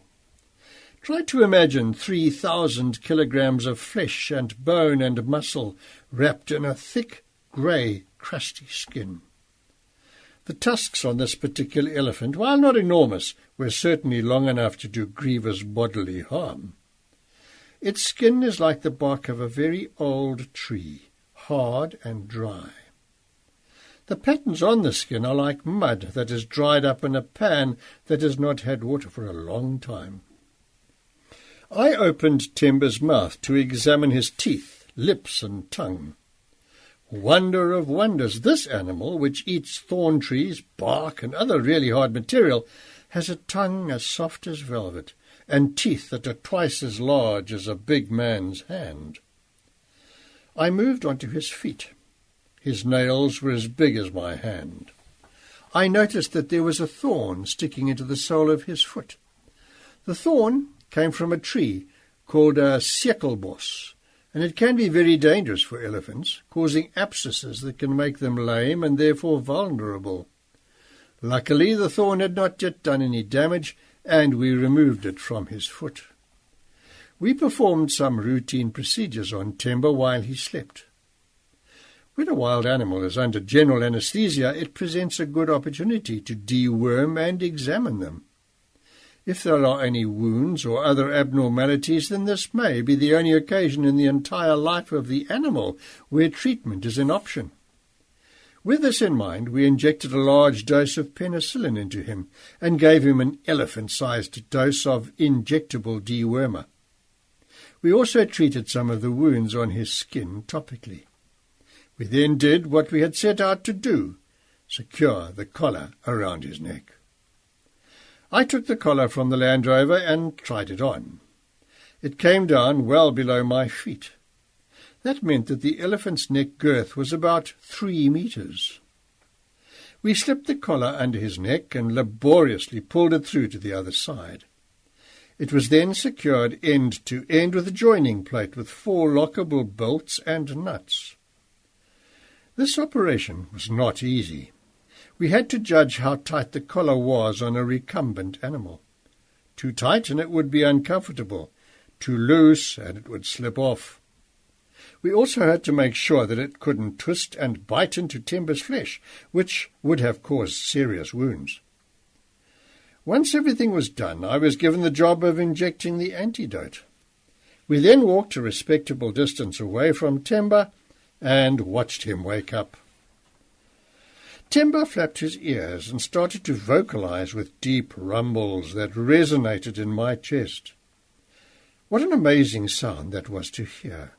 Truly a primordial sound of the African continent. He then rocked onto his chest and elevated himself onto his front feet while still lying on his hindquarters. Then, majestically, he swung onto his hind legs and stood up. He appeared very relaxed and none the worse for his ordeal. Without so much as a by your leave, he ambled off into the bush as though nothing untoward had happened. Peter switched on the radio telemetry unit, and a strong beeping sound came from the receiving unit. When the directional aerial was pointed at the elephant, the sound was strongest. It was working. Timber could now be routinely monitored, and the rangers would have a good chance of controlling his behaviour. We did not know it just then, but the very next day our system would be put to the test. The next morning Ross woke me after sunrise. He was very excited, as Timber had been detected near the electric fence just outside the far end of the lodge. This was an area that he had damaged previously, and this particular piece of electric fence seemed to attract him. We were going to have the opportunity of testing our theory there and then. Ross drove us to the site, and sure enough, there were the elephants. Timber had a log in his trunk and was busily using it to push the fence. Some electric strands were already broken, and he was well on his way to gaining access to a prohibited area. Well, the moment of truth had arrived. Would we be able to scare off a 3-ton elephant with a 2-ton Land Rover? Don't forget that many a vehicle has been charged and flattened by an angry elephant, and the occupants did not exactly benefit from the attention. Ross gunned the engine, and we rolled slowly towards the elephant with all our nerves a-twitter. We were about 10 metres away from him when Ross blasted the hooter. With a sudden start, Timber hastily tossed his tool aside and ran off into the bush. We all breathed a great sigh of relief. We had been successful and survived the first attempt at teaching Timber some manners. He had responded to the hooter, so it might be possible to get him out of this habit. Only time would tell if we could divert his amorous attentions away from the rhino, but at least the reserve now had a method of determining his whereabouts. This took place in about 2001, and through the years I have received updates on Timber's rehabilitation. It was not long before he started to move away from the rhino just at the sight of the Land Rover moving towards him. When he was not doing something mischievous, the vehicle never seemed to faze him. Like a naughty child, he seemed to know exactly when he was doing something he should not be doing. More recently, I heard that Timber had been successfully rehabilitated and is now living on a game reserve near White River, where he is part of an elephant-back safari. Munwane, page 129. I heard the fascinating story of Munwane's rescue by a dedicated ranger from a wildlife vet who took part in the adventure. Let us call the ranger Adam, since he represents all that is courageous and noble about game rangers. This story is therefore also about all the unsung heroes who have dedicated their lives to the African wildlife. The sun was large and round on the horizon. It was the end of a dusty day towards the end of summer in the Klaseri Reserve. Adam had been out since before dawn and he was tired. It was a beautiful evening, however, and on impulse he stopped at a small kopje. He switched off his engine and sat quietly, listening to the evening sounds of the bush. His ears were sharp and in tune with nature. After a few moments, the hair on his arms and at the nape of his neck suddenly stood up. Something was wrong. He listened carefully for the sounds that must have registered first in his subconscious. There it was. It sounded like hyenas making a kill. But there was something else, another sound, a squealing sound that he could not identify. Hyenas prey on anything, but they usually end up eating carrion. The sounds were coming from the east. Something was definitely wrong. He quickly started his truck and headed for the sound, all thoughts of home forgotten. By his reckoning, the sounds were 0.5 kilometre away. That would take him about 5 or 6 minutes, given that it was now dusk. As he drove, the sounds became louder until he located the actual spot, just behind a thicket. He swung the vehicle round the thicket, expecting the hyenas to run away. But as his headlights illuminated the ground behind the bushes, he knew that his instincts were correct. 6 hyenas had surrounded a baby rhino that could not have been more than 5 or 6 months old. They were charging the baby, nipping its flanks and limbs. In turn, it was defending itself with ferocity beyond its tender age. A 6-month-old baby rhino can weigh up to 300 kilograms and can still present as a formidable foe. One butt from its head with its little horn bud can fracture ribs and break limbs. Even though it was outnumbered and outgunned, it was not a pushover, and the hyenas were taking no chances. Up until Adam's arrival, the end would have been inevitable, but now things were different. Adam drove straight for the hyenas and hooted. He hoped this would scare them off and give him a chance to try to save the little animal. The hyenas, however, were not easily deterred and only backed off a few metres. The little rhino stood his ground and did not run from the vehicle. Adam saw that there was a gaping wound on his flank and intestines were hanging from his abdomen. Something strange had happened here. Where was the mother? Adam positioned his vehicle between the hyena and the baby rhino and kept the engine running. By revving it, hooting and flashing his lights, he was able to keep the blood-hungry hyenas at bay. Thoughts of his own safety never crossed his mind. At the same time, he switched on his radio and called into base. He described the situation and asked for help. A vet would also be needed because it looked like the rhino needed to be operated on immediately. All this time the little rhino stood its ground, still making the squealing sounds that Adam first heard, and gamely mock-charging the pack of hyenas that stood just outside the beams of light made by the vehicle's headlights. A stalemate developed. The hyenas kept a short distance away, and the baby rhino, somehow realizing that Adam and the Land Rover represented some sort of safety, kept his distance, but ensured that he was on the far side of the vehicle. And this is how they were found an hour later. 2 other vehicles arrived with game rangers and trackers, and vet Dr. Peter Rogers. They climbed out and looked at the scene in amazement. "Why didn't you use your rifle, Adam?" one of the rangers asked. "Because the hyenas also have a right to life," replied Adam. "I was also worried that if I fired at them I'd scare the baby away." The additional noise and vehicles was too much for the hyenas, and silently they disappeared into the night. Peter estimated the rhino's weight. He quietly took aim and darted the rhino in the rump. 6 minutes later the baby was sleeping, and he was able to examine him. There was a gaping hole in his flank, and a deep puncture wound into his abdomen.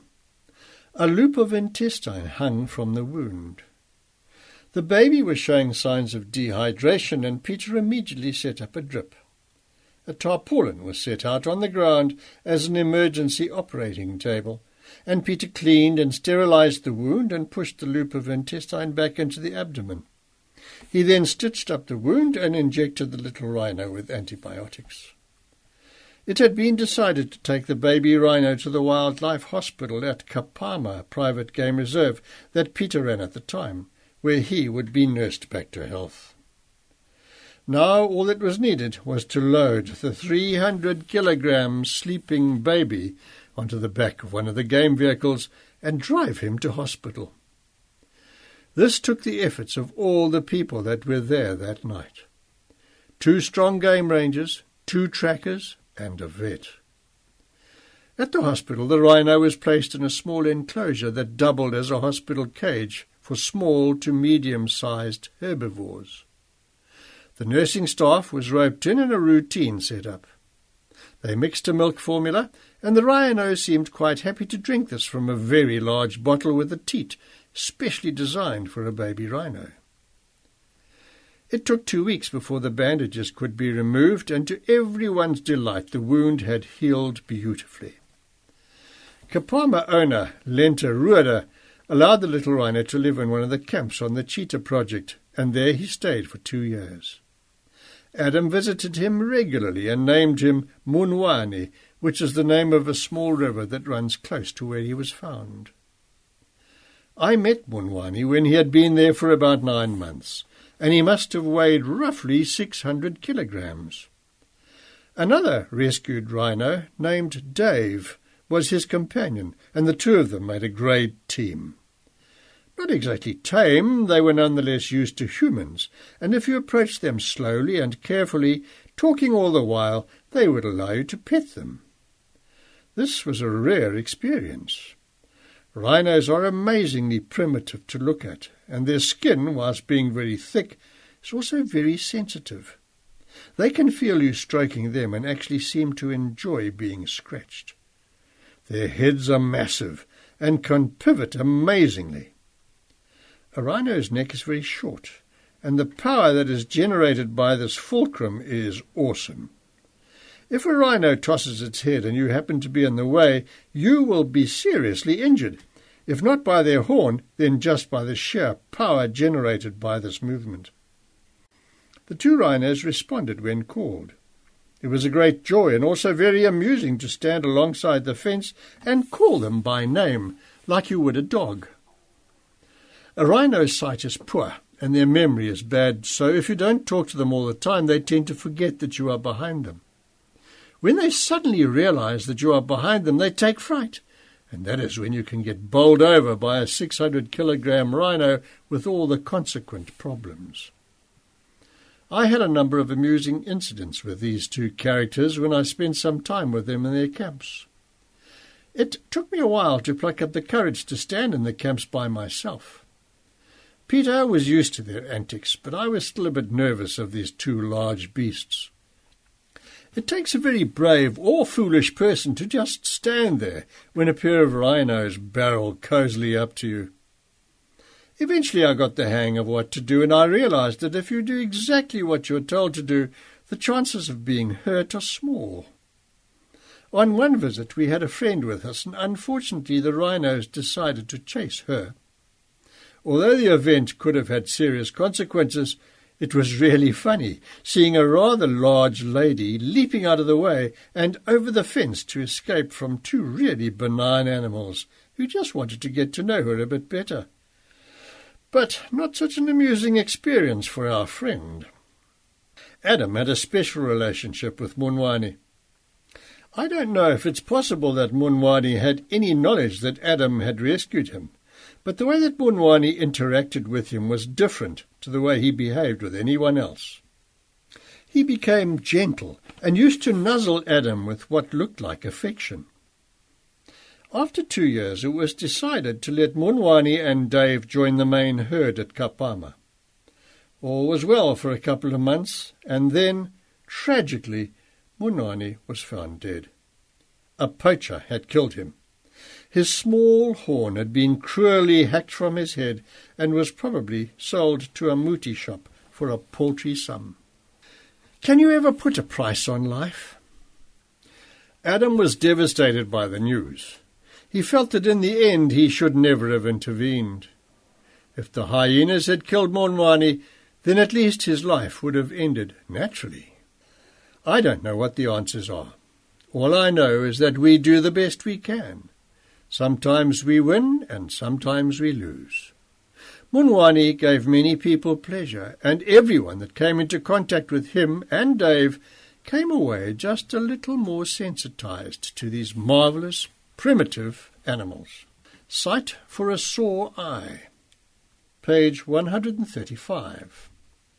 On the Thorny Bush Game Reserve in Mpumalanga lives a lioness called Mehlwane, which means the one with the eye.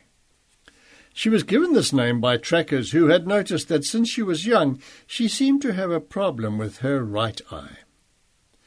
The eye was generally half shut and appeared to be weeping. When she groomed herself, the lioness continually pawed her eye. Predators cannot survive without excellent eyesight, since their ability to hunt successfully depends on it. Mehlwane was the alpha female and head of the pride. She initiated the hunts, and very often she was the first lioness to actually hit the prey, taking it down and clamping her powerful jaws around its throat to suffocate it. The pride depended on her, and there were many young mouths to feed.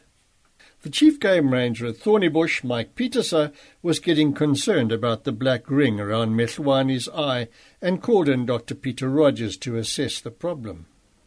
He managed to get within a few meters of the pride and, using a pair of binoculars, had a good look at the affected eye.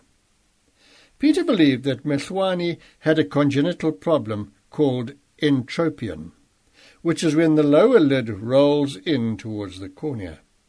The small, fine hairs on the edge of the lower lid then continually scratch the surface of the cornea and cause a bad irritation called a keratitis. This continues until the cornea is so scarred that the animal becomes blind in that eye. The animal suffers badly in the process, and in the case of a lion this could even lead to aggression towards people. Her hunting ability would become impaired, and there was a danger that she could turn to easier prey such as humans. Track 14. The only problem was that this condition has never been detected in lions before. Peter would need to operate on Mhlwane, and although he had performed the procedure once or twice on dogs, he was in unfamiliar territory. Peter asked me if I had done this sort of work before. I had, and many times, on both dogs and cats. He asked me to assist him with the surgery, and, of course, this was the sort of invitation that I couldn't possibly have refused. In the afternoon of the day we set off in a game vehicle to look for Mhlwane. Our tracker, called Ocean, sat up front, and we were soon to discover just how sharp his eyes were. Within the space of a few hundred meters, the lodge was completely hidden by the thick foliage. Ocean was amazing. We saw bush and dirt, but he saw a highway leading directly to the game animals, whose tracks he saw. After a while, Ocean indicated that there were lions ahead. There, lying under the shade of a thorn tree in a grassy patch, was a pride of female lions, and in amongst these magnificent animals was our patient. We inched closer until I could get a clear view of Mhlwane. The dark ring stain was clearly visible round her right eye, and she was grooming and paying special attention to the eye. She repeatedly licked her paw and then rubbed the eye with the wet paw. She blinked constantly, and it was clear that she was in quite some discomfort. Well, we hoped to fix her tomorrow. We left early the next morning to track the lion. I always have a nervous knot in my stomach at this time. So much planning goes into getting to this point. All would be in vain if we did not find the lioness. But I need not have worried. We had Ocean on board, and he was an expert tracker. It had rained lightly the previous night, and this apparently makes tracking easier. To me, it looked just as difficult. Ocean, however, found the lioness's spoor in just 10 minutes. I was hard-pressed to believe him at first, but of course he was right. She was lying in a thicket. Peter quietly climbed out of his truck and assembled the dart gun. From a distance of about 15 meters, he shot Mhlwane in the rump. It would take about 6 minutes for the drug to act. Mhlwane did not move very far away from us, even though the dart must have been quite painful. Within a few minutes, she was lying on her side and soundly asleep. The only big problem was that she was surrounded by 9 other large African lions. Before I had too long to worry about how we'd get rid of them, Ocean and the ranger had chased them away by simply clapping their hands and shouting. It never ceases to amaze me that such powerful predators take fright at this noise. Peter and I could now examine Mhlwane. We saw immediately that our diagnosis was correct and that she did have the entropium we suspected. It was a bad case and would require extensive remodelling in order to fix the problem. When a wild 250-kilogram African lion has a problem, you bring the operating theatre to the bush, and so we set up our theatre under the shade of a nearby tree. This may have been in the middle of the African bush, but no shortcuts were allowed. The lioness's sight depending on us. She was laid out on a mattress, and we began the operation. This type of surgery is essentially a facelift. Because there is too much skin forming the lower lid rolls inside. What we needed to do was remove this excess piece of skin. In Mhlwane's case, the piece of skin was about 3 centimeters long by about 2 centimeters wide. Once the skin has been removed, a muscle under the lid needs to be transected and a piece needs to be removed. When this has been done, the muscle defect is sutured closed, and then the incision into the skin of the lower lid is closed. You have to estimate the size of the piece of skin and muscle that needs to be removed by cutting a small piece out and then pulling the edges of the wound together to see how the eye looks. By trial and error, the right-sized piece is removed. We removed a small piece of skin, pulled the lips of the wound closed, and realized that we needed to remove a bigger piece. After we had done this, we sutured the wound. During the entire surgery, we had a game ranger with a loaded rifle standing guard over us. Don't forget that we were in the wild, and the smell of blood from the wound, albeit only a very small amount, may have been sufficient to attract the other lions back to their leader. Mike, the head game ranger, seemed to have developed a special affinity for this particular lioness, and he squatted with us for the entire surgery, anxiously looking on. Once finished, we all relaxed and moved a few feet away from the lioness's head. I took her head in my hands and compared the surgically corrected eye to the normal one. It was remarkable. All evidence of the previous problem was gone. There was some post-op swelling by now, but this would settle, and then the full benefit of the surgery would be evident. The drug we had used would keep the lioness sleeping for the better part of the day, so we moved her into a special crate to wake up. The team of trackers and rangers helped to carry the sleeping lioness to the crate that had been positioned under a shady tree. The front door of the crate was a sliding paddle to help us safely let her out once she was awake. We left her sleeping under the tree in her crate, planning to return at 6 o'clock that evening to release her. At about 5 o'clock we gathered in the parking lot and loaded up the gear into the Land Rover. It was time to release Mekhlwane. There was a quiet tenseness about us as we made our way to where we had left the crate. Peter and I peered through the ventilation holes. Mekhlwane was fully awake and sitting quietly. She did not seem stressed and was not unduly disturbed when we looked inside. Our plan now was to stand on the box, slide the gate up, and allow Mekhlwane to run out. I must admit that I was a bit nervous at the thought of standing just a metre above a wild lioness with only a flimsy piece of wood between her and me.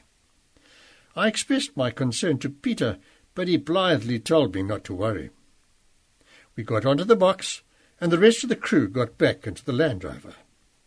The game rangers had their rifles at the ready, and Peter and I unclipped the lock on the door of the crate. We gently slid the door up. For a few moments the lioness just crouched in the box, possibly confused by the sudden sunlight that flooded in. We crouched too, frozen in our respective positions. Peter then suddenly stomped on the box, giving me a huge fright.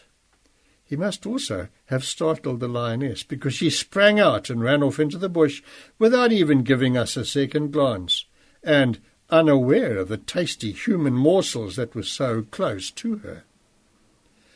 I was lucky enough to be in the area a few weeks later, and Mike took me to see Mekhlwane. She was lying in the shade, grooming herself. She was not paying any special attention to her eye.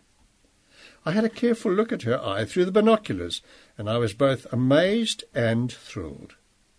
The only sign that she'd ever had a problem was the black ring round her eye. She'd probably always have this, as a lifetime of rubbing had left her with a permanent stain around her eye. Both eyes were, however, fully open, and the cornea on the eye we had fixed was clear and bright. She was now back in the business of being a superb hunter. Working in Lion Country, page 141.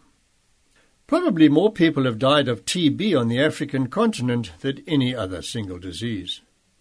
What is not widely known, however, is that TB does not only infect humans. It also infects the wild and domestic animals of Africa, and it is fatal for them too. TB entered the wild animal population in a very interesting way. Domestic cattle infected with TB grazed with wild buffalo in areas adjacent to the Kruger Park. The buffalo then became infected through contact with these cattle because the disease is spread via contact with infected saliva or sputum. Grazing on an area that has just been grazed by an infected cow is enough to spread the disease. Infected animals will cough, and their saliva can land on the buffalo or the grass being grazed by the buffalo, and in this way the disease spreads.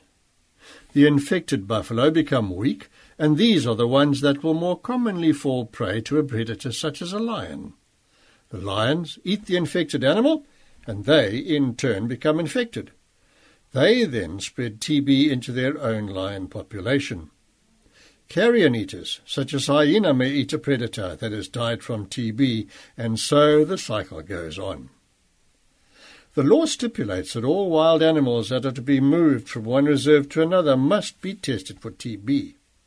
If they test negative, they can be moved, but if they are positive, then they must be culled, and their herd mates possibly quarantined. Needless to say, this is a major problem for the reserve owners, and it can have serious economic implications for the game reserves. 4 lions living in the Thorny Bush Game Reserve were scheduled to be sold and had to be tested prior to the sale. If they were negative, they could go to their new home, but if they tested positive, then they would be culled.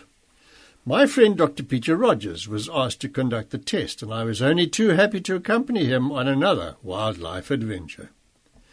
We started our day very early because even under optimal conditions, finding, darting and testing 4 lions for TB is a very tall order. Once started, the lions would be placed in quarantine for 3 days, after which the TB testing would be completed and their fate known. We set off with the team in 2 game vehicles, hoping to capture all 4 lions in one day. The African bush is a strange and wonderful place, filled with the unexpected. When you set off to work in the bush, the panorama that unfolds is sometimes more breathtaking and astonishing than anything you could wish for. This was one of those days. Everyone wants to see a lion hunt and successfully kill its prey. This is, however, a rare sighting. Our tracker, Ocean, abruptly motioned for us to be quiet, and once the vehicle stopped, pointed just ahead of us. Suddenly, a young impala jumped out from the bush about 5 meters in front of us, followed by a lioness.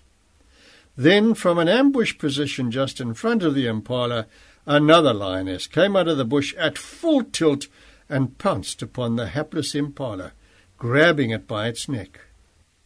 Usually, a lion kills by clamping its powerful jaws around the neck of its prey and suffocating it.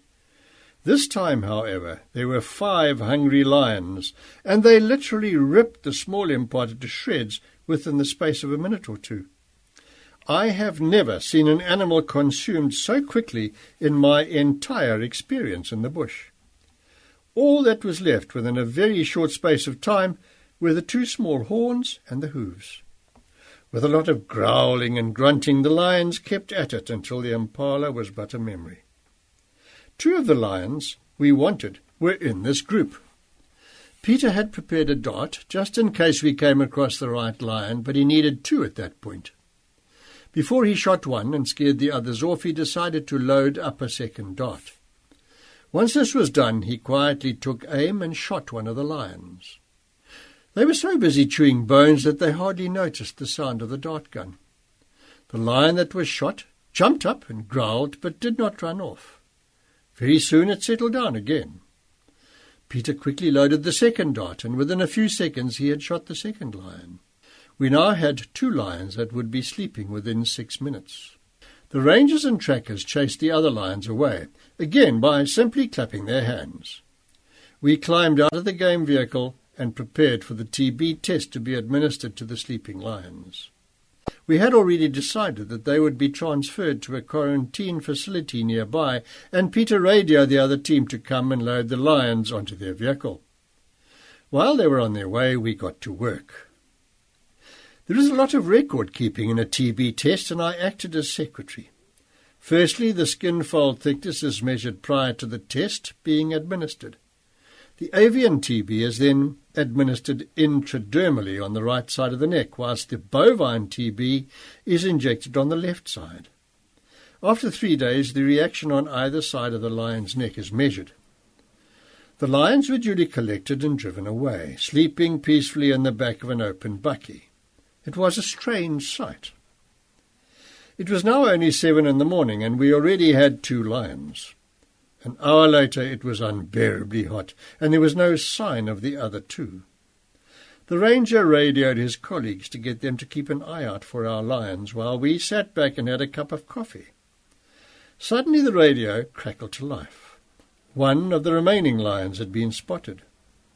After 15 minutes of driving through thick bush, we found the tracks, and then our tracker found the lion. It was a solitary young male lion about 3/4 grown. He was lying in the shade and looked as though he too had just fed. Peter sized up the lion and once again loaded up his dart and shot him. The lion jumped up in alarm and ran off into the bush. It would take 6 minutes for the drug to kick in, and in thick bush he could disappear quite quickly. A big worry was that he would fall asleep in the sun. Luckily, Ocean found him easily, and we approached him as he looked to be soundly asleep. This little illusion was soon dispelled when we tried to move him. He raised his head and growled. He was very groggy, and his reactions were very slow, but his teeth were big and sharp. Once we had recovered from the shock of being snarled at in close range, we topped him up with anesthetic. We tested the lion, but now we had a dilemma. We needed to find the fourth lion, but could not leave this one lying asleep in the bush, even with a guard. The other vehicle was not due back for another hour. We decided to load him into the back of Peter's vehicle and take him to the quarantine station ourselves. This was going to be time-consuming, and it seemed that our chances of finding the fourth lion that day were slowly diminishing. We loaded number 3 and drove off. I sat in the back to tend to him while he slept. The drug that we use to immobilize lions and keep them sleeping sometimes allows the animal to wake up, but still be heavily sedated. I was not expecting this because the lion had already been given a top-up dose. But after a minute or two, the lion suddenly raised his head and looked straight into my eyes. I nearly jumped out of my skin with fright, but I need not have worried, as the effort of raising his head was too much for him. He flopped back, and I breathed again, albeit cautiously. Luckily, I had not called for Peter's help, so my dignity remained intact. We decided to look for the fourth lion when the day had cooled down and set out at 4 in the afternoon. Close to 6 o'clock we had located him, and just 20 minutes later he was lying next to me in the back of the bakkie. This time there were no surprises, although I kept a sharp eye on him.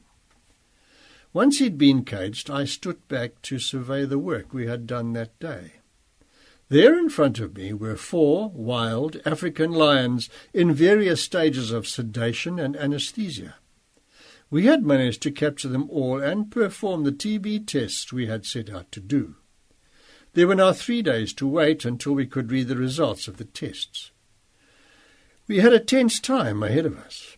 If the lions tested negative, there would be cause for celebration. But if they tested positive, it would have dire consequences. The next day I drove to visit the caged lions in the quarantine station.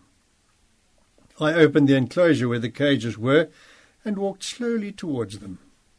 I knew that the drugs would have worn off by now, but I was not prepared for what greeted me. I got to within about 5 meters of the cages when suddenly all hell broke loose. All 4 lions charged the bars of their respective cages, and the gale of sound that assailed my ears was unbelievable. The volume of their roars from close quarters was enough to stun me almost senseless. Track 15. Thoroughly frightened, I hastily backed out of the enclosure. Peter, in the meantime, had come to see what all the commotion was about, and had a quiet little chuckle at my expense. Sometimes time can pass very quickly in the bush when you are watching game and relaxing. Now it oozed by excruciatingly slowly. However, time eventually did pass, and we assembled at the quarantine station with feelings of anticipation and dread. Each lion was in its own cage and had been starved for 12 hours prior to the administration of the anesthetic dart. They roared and charged the bars as Peter approached them. He did not even flinch. I had had a small taste of the sound they produced, so I was primed for their fury. The volume of noise that these 4 lions produced was awe-inspiring. Peter had a small dart gun that operated via compressed air, and using this he surreptitiously administered the anaesthetic dart to each of the roaring lions. Once they were down, Peter and I climbed into their cages, and using the special calipers that are designed for TB testing, we measured the reactions on either side of their necks. It must have taken us about 20 minutes to finish reading the tests. Relief flooded through the entire crew as we announced that all 4 lions were TB-free and could be certified as such. This meant that they could be moved to their new homes. Euthanizing TB-positive animals may sound harsh, but if the disease is left to run rampant through the game population, it will become a serious threat to African wildlife. The tension of the last 3 days melted away and was replaced by a quiet sense of relief and peace. There would be no euthanasia today. Jabu, page 147. On a warm evening in early autumn, the setting sun sunk low over the horizon in the Klaseri Reserve on the western border of the Kruger National Park. The area has summer rainfall, but this year there had been too little rain. The earth was dry and dusty, and the grasses were starting to turn yellow at their tips. The water pans and dams were also much drier than they should have been. The approaches to the waterholes are usually surrounded by hard, compact earth from the many feet and hooves that trample the earth. There is usually just a small fringe of soft mud at the water's edge. But when the rains are scarce and the air and the earth are dry, the mud fringe expands. As the water recedes, the muddy zone can increase dramatically in size.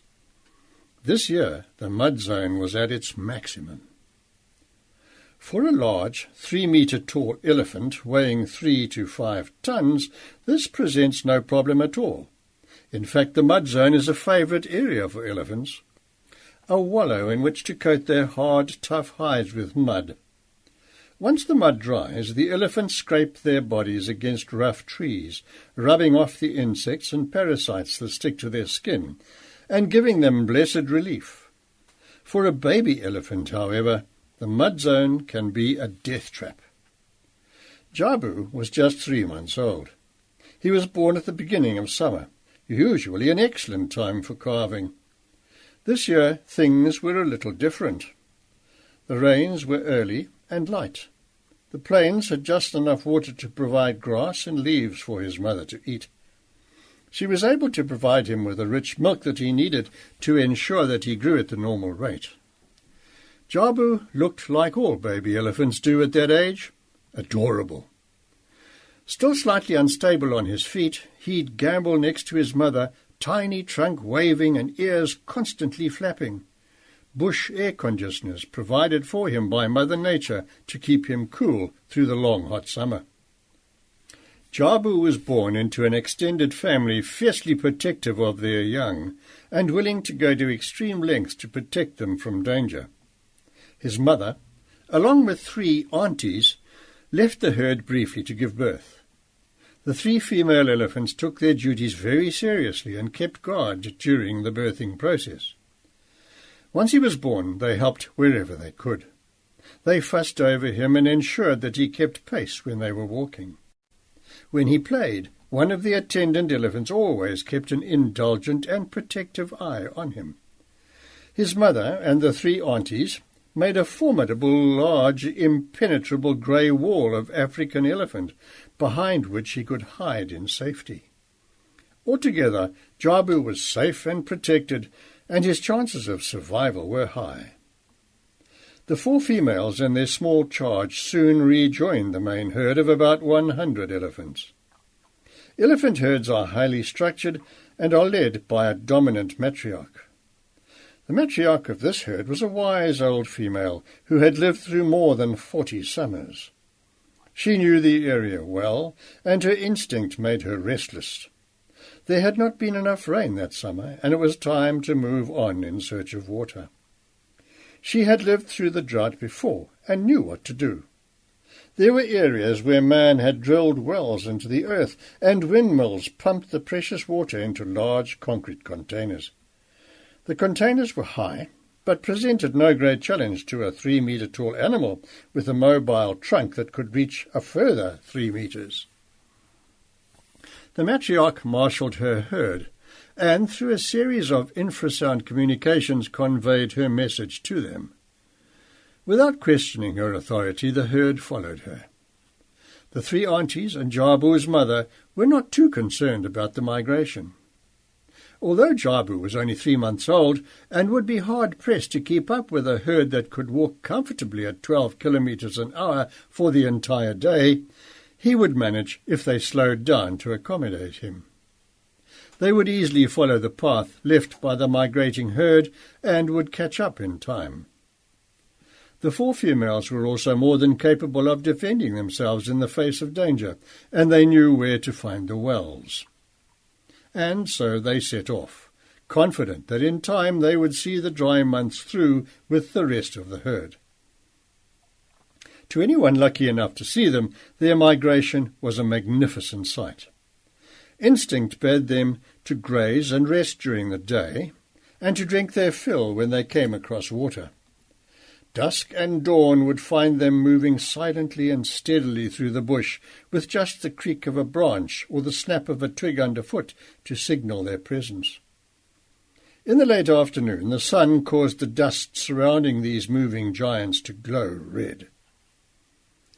Jabu was managing the journey well so far. Still, by the end of the first week, they were about 1 day's march behind the main herd. Dawn on the 9th day of their journey found the 5 elephants marching with purpose in the direction of the rest of the herd. Soon they arrived at the edge of a waterhole. It was usually filled with an abundance of fresh, clear water, but not this year. The lack of rain had left only a little muddy water, and the border of the waterhole was soft, treacherous mud. The females paused, aware of the danger that the mud posed to Jabu. But it was too late. Trumpeting with delight, he ran towards the thick black sludge. His momentum took him through the first 5 metres, and then he fell, flailing wildly, churning the mud until he had sunk down to his belly. Quiet now, and terrified, he heard the warning signals of his mother to keep still. This was a signal he knew well. It had been issued to him many times when predators were close by, and now he obeyed instantly. His mother lumbered up close to him and tried to wrap her trunk around his little head in order to pull him out. But as soon as she exerted pressure, he squealed in pain. Clearly this would not work. She tried to use her trunk to push him from behind, but all this did was to drive his head into the mud. It is an anomaly that the largest and most powerful land animal is mostly unable to lift its young. By now, Jabu was stuck fast, and the 4 females stood beside him, helpless and distressed. They sprayed him with water, and he drank from his mother, but there was nothing else they could do. Slowly and reluctantly they realized that their baby was doomed. The small herd stayed together for the day and gave the baby shelter from the sun and kept him cool by dousing him with water. But as the cool of the evening approached, the powerful instinct of survival came to the fore. Knowing that the young animal was destined to die, the instinct for the adults to move along their journey became overwhelming. There was nothing more they could do for Jabu. It is a strange and marked difference between animals and man. Humans will sacrifice their lives in defense of their young. In the animal world, however, the adult will defend its young vigorously, but not to the death. When all appears lost, the adult will give up in order to survive and procreate again. For animals, survival of the species resides in the adults, but the human view is that the future of mankind rests in its youth. The 4 adults started to move off in the dusk, leaving the terrified little elephant behind. The baby elephant lay quietly, trapped firmly in the mud, which is where he was found about 12 hours later by a ranger whose dawn patrol took him near to the waterhole. The ranger noticed what appeared to be the carcass of a dead baby elephant. Vultures were circling overhead, indicating death. The ranger had spotted them earlier and decided to have a look. The area he was responsible for was vast, about 2,500 square kilometres. This area of patrol was a mere speck in the vast wildlife reserve in which the elephants were migrating. With one glance, the ranger took in the tragic situation.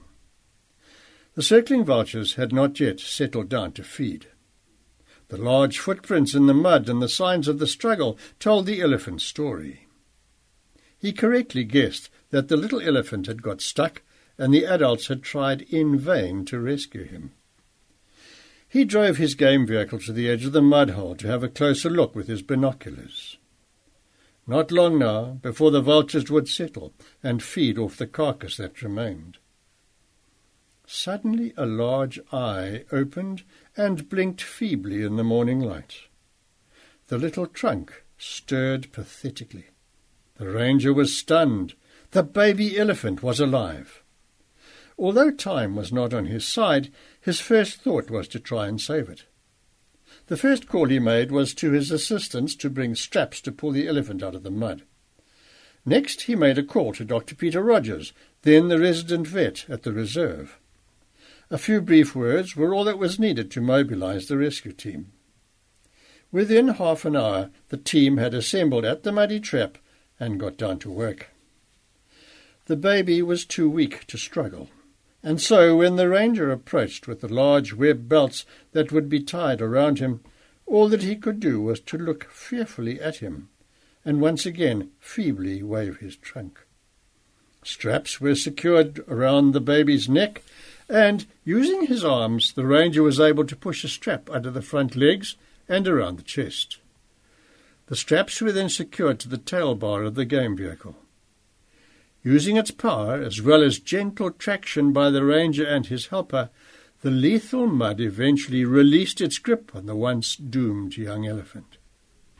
Now that Jabu was freed from the mud, the vet was able to examine him. Peter saw at once that the baby elephant was badly dehydrated and shocked, and needed intravenous fluids immediately. The rangers decided that the baby should be taken to the Cheetah Project, an endangered species centre situated in the Kapama Private Game Reserve near Hoedspruit. Here he would be hospitalized at the Wildlife Hospital, run by Peter at the time. Nursing a baby elephant back to health is a full-time job. The hospital staff had to keep the little fellow company 24 hours a day, 7 days a week. They named him Jabu, which means happiness. He was kept on rehydration fluids intravenously for 24 hours, and then the drip line was removed. He seemed more stable and a little brighter. He was given a course of antibiotics to treat his skin, which had become infected from being immersed in the mud for so long, and was also treated for shock. He had to be taught how to suckle from a bottle because he was not yet eating solids. The next few days were crucial in determining whether Jabu would live or die. The hospital staff pulled out all the stops to give him the best chance of survival. Luckily, he was small enough to be handled, and he became calmer as he got to know the nurses at the hospital. There is a fine line between life and death in animals like Jabu after they have been through an ordeal like this. But sometime on the 3rd day of his treatment at the hospital, he crossed that line back to the safe side. His spirits rose, his appetite increased, and it seemed as though he would in fact survive, much to the joy of all the hospital staff. His treatment was not complete, and he would still have to stay in the hospital for another 10 days or so, but it was time to actually start making plans for his future. He and his species live a long time, sometimes up to 60 or 70 years.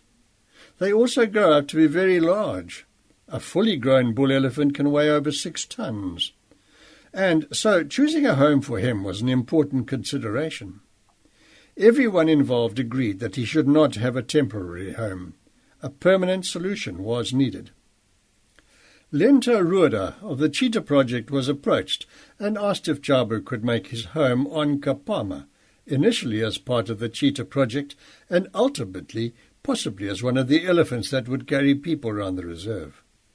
She agreed to the proposal, and this is how Jabu became part of the Cheetah Project. But baby elephants need company in order to survive and thrive. The herd usually forms this vital element of the baby's upbringing. From a very early age, the adults instill discipline into young elephants. There are do's and don'ts that are enforced by the herd. Without this discipline, many orphan elephants raised in captivity by humans grow up to be juvenile delinquents with deviant behavior. Bearing this problem in mind, the team at Kapama set about trying to enforce certain rules of behavior that would, if not prevent delinquency, at least mitigate the worst vices that human-reared elephants acquire. The first matter to attend to was the appointment of a permanent handler who would bond with the baby. A permanent handler must accept his or her responsibility, but also has to be accepted by the baby. It is no use trying to foist an inappropriate person on a baby elephant. The match is very important for future behavior. 1 or 2 people at the Cheetah Project volunteered, but within a few days it was seen that they were unsuitable. Flippy Botha was a student employed at the Cheetah Project during his holidays. He was approaching the end of his course on wildlife management, and the little elephant seemed to have a strong affinity for him. Whenever Flippy passed near little Jabu, he became very excited. Flippy is a soft-spoken, gentle person who at the same time is physically very strong. Whenever he had the chance, he would pass by the elephant enclosure and always had time to stroke and talk to Jabu. Clearly, this was a very good match, and after some discussion at management level, it was decided to offer Flippy the post of caretaker for Jabu. Flippy was about to write his final examinations, and, if all went well, he would be available for duty within a month. He would then take up his post as Jabu's keeper. Flippy jumped at the opportunity, and shortly after passing his finals, he took up a permanent post as Jabu's caretaker at Kapama. Jabu's routine was established. He was still bottle-fed, and had quickly learned how to suckle from the large bottle that was used to feed him. He was fed every 4 hours with a milk supplement specially designed for the needs of a rapidly growing elephant. The bottle feeding would be his sole source of nutrition until he was about 6 months old, at which point some solids would be introduced into his diet. This would be considered early in the wild, but in a human-reared situation it's acceptable. Thankfully, the task of rearing a baby elephant was not virgin territory, and the staff at the Cheetah Project had many cases of hand-reared elephants to refer to. Jabu thrived and grew. His relationship with Flippy flourished. The bond between them is a beautiful thing to see, and it was established by Flippy's commitment to the little elephant. For the first year of the relationship, Flippy slept in Jabu's enclosure. During the cold winter months they slept in a stable, and often in the warm summer months they slept under the stars. When Jabu was considered old enough, Flippy started to leave the little elephant alone for certain times during the day. Track 16. This weaning process is similar to that which happens in the wild. At about 1 year of age, the baby elephants start to venture a few hundred meters from the main herd and try to graze by themselves. This allowed Flippy some time off. Every morning and every evening, come rain or shine, Flippy and Jabu went for a walk along the perimeter fence. The walk would sometimes take as long as an hour. This was an important part of the socialization process and allowed Jabu to see the world. The day that I first met Jabu, he and Flippy were returning from their evening walk. Jabu was then 2 years old. He stood almost as tall as I am. His shoulder was just shorter than mine. He still had all the cuteness of a baby elephant, but he weighed in at an impressive 600 kilograms. His behaviour was exemplary for an orphan elephant. He had been taught not to rush at people and to be gentle with them. Like all baby elephants, he loved to play, and his playfulness with the hosepipe was especially endearing. He seemed to know that he was getting up to mischief, but that this small indulgence was permitted. Flippy proudly showed off his scars and broken bones, which were mute testimony to the power of even so young an elephant. The scary thought was that he was still going to grow to at least 6 times his present size. I have had great pleasure of observing this little elephant grow over the last few years of my visits to the area. Because I am not there constantly, I am able to appreciate how much he has grown. He was 6 years old at the time of writing this story, and he is big. He is 3/4 grown and probably weighs 2,000 kilograms, which is 2 metric tons. He stands a good 50 centimeters higher at the shoulder than my head, and he is very strong. He is not yet a delinquent, and we all hope that he will not be one, but it is still too early to tell. Aberrant behaviour usually only starts to manifest at puberty, which is at about 10 to 11 years of age. Jabu is a very important feature of life on Kapama.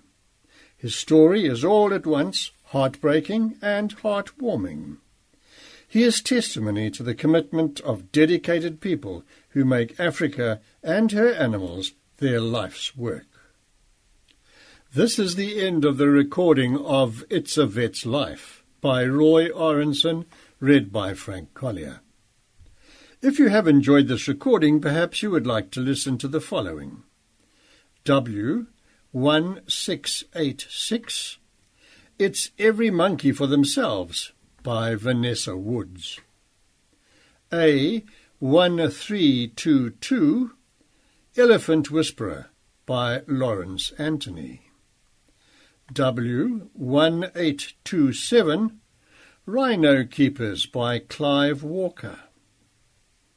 D1995, My Family and Other Animals by Gerald Durrell. In consideration for other library members, please ensure that all cassettes or CD discs belonging to this book are replaced in the container and returned to the main circulation library in Durban. Should you, members of your family or friends, wish to sponsor the recording of a book for our library, please contact Tape Aids for the Blind in Durban on 031 309 4800. It has been a pleasure for Tape Aids to be associated with this production.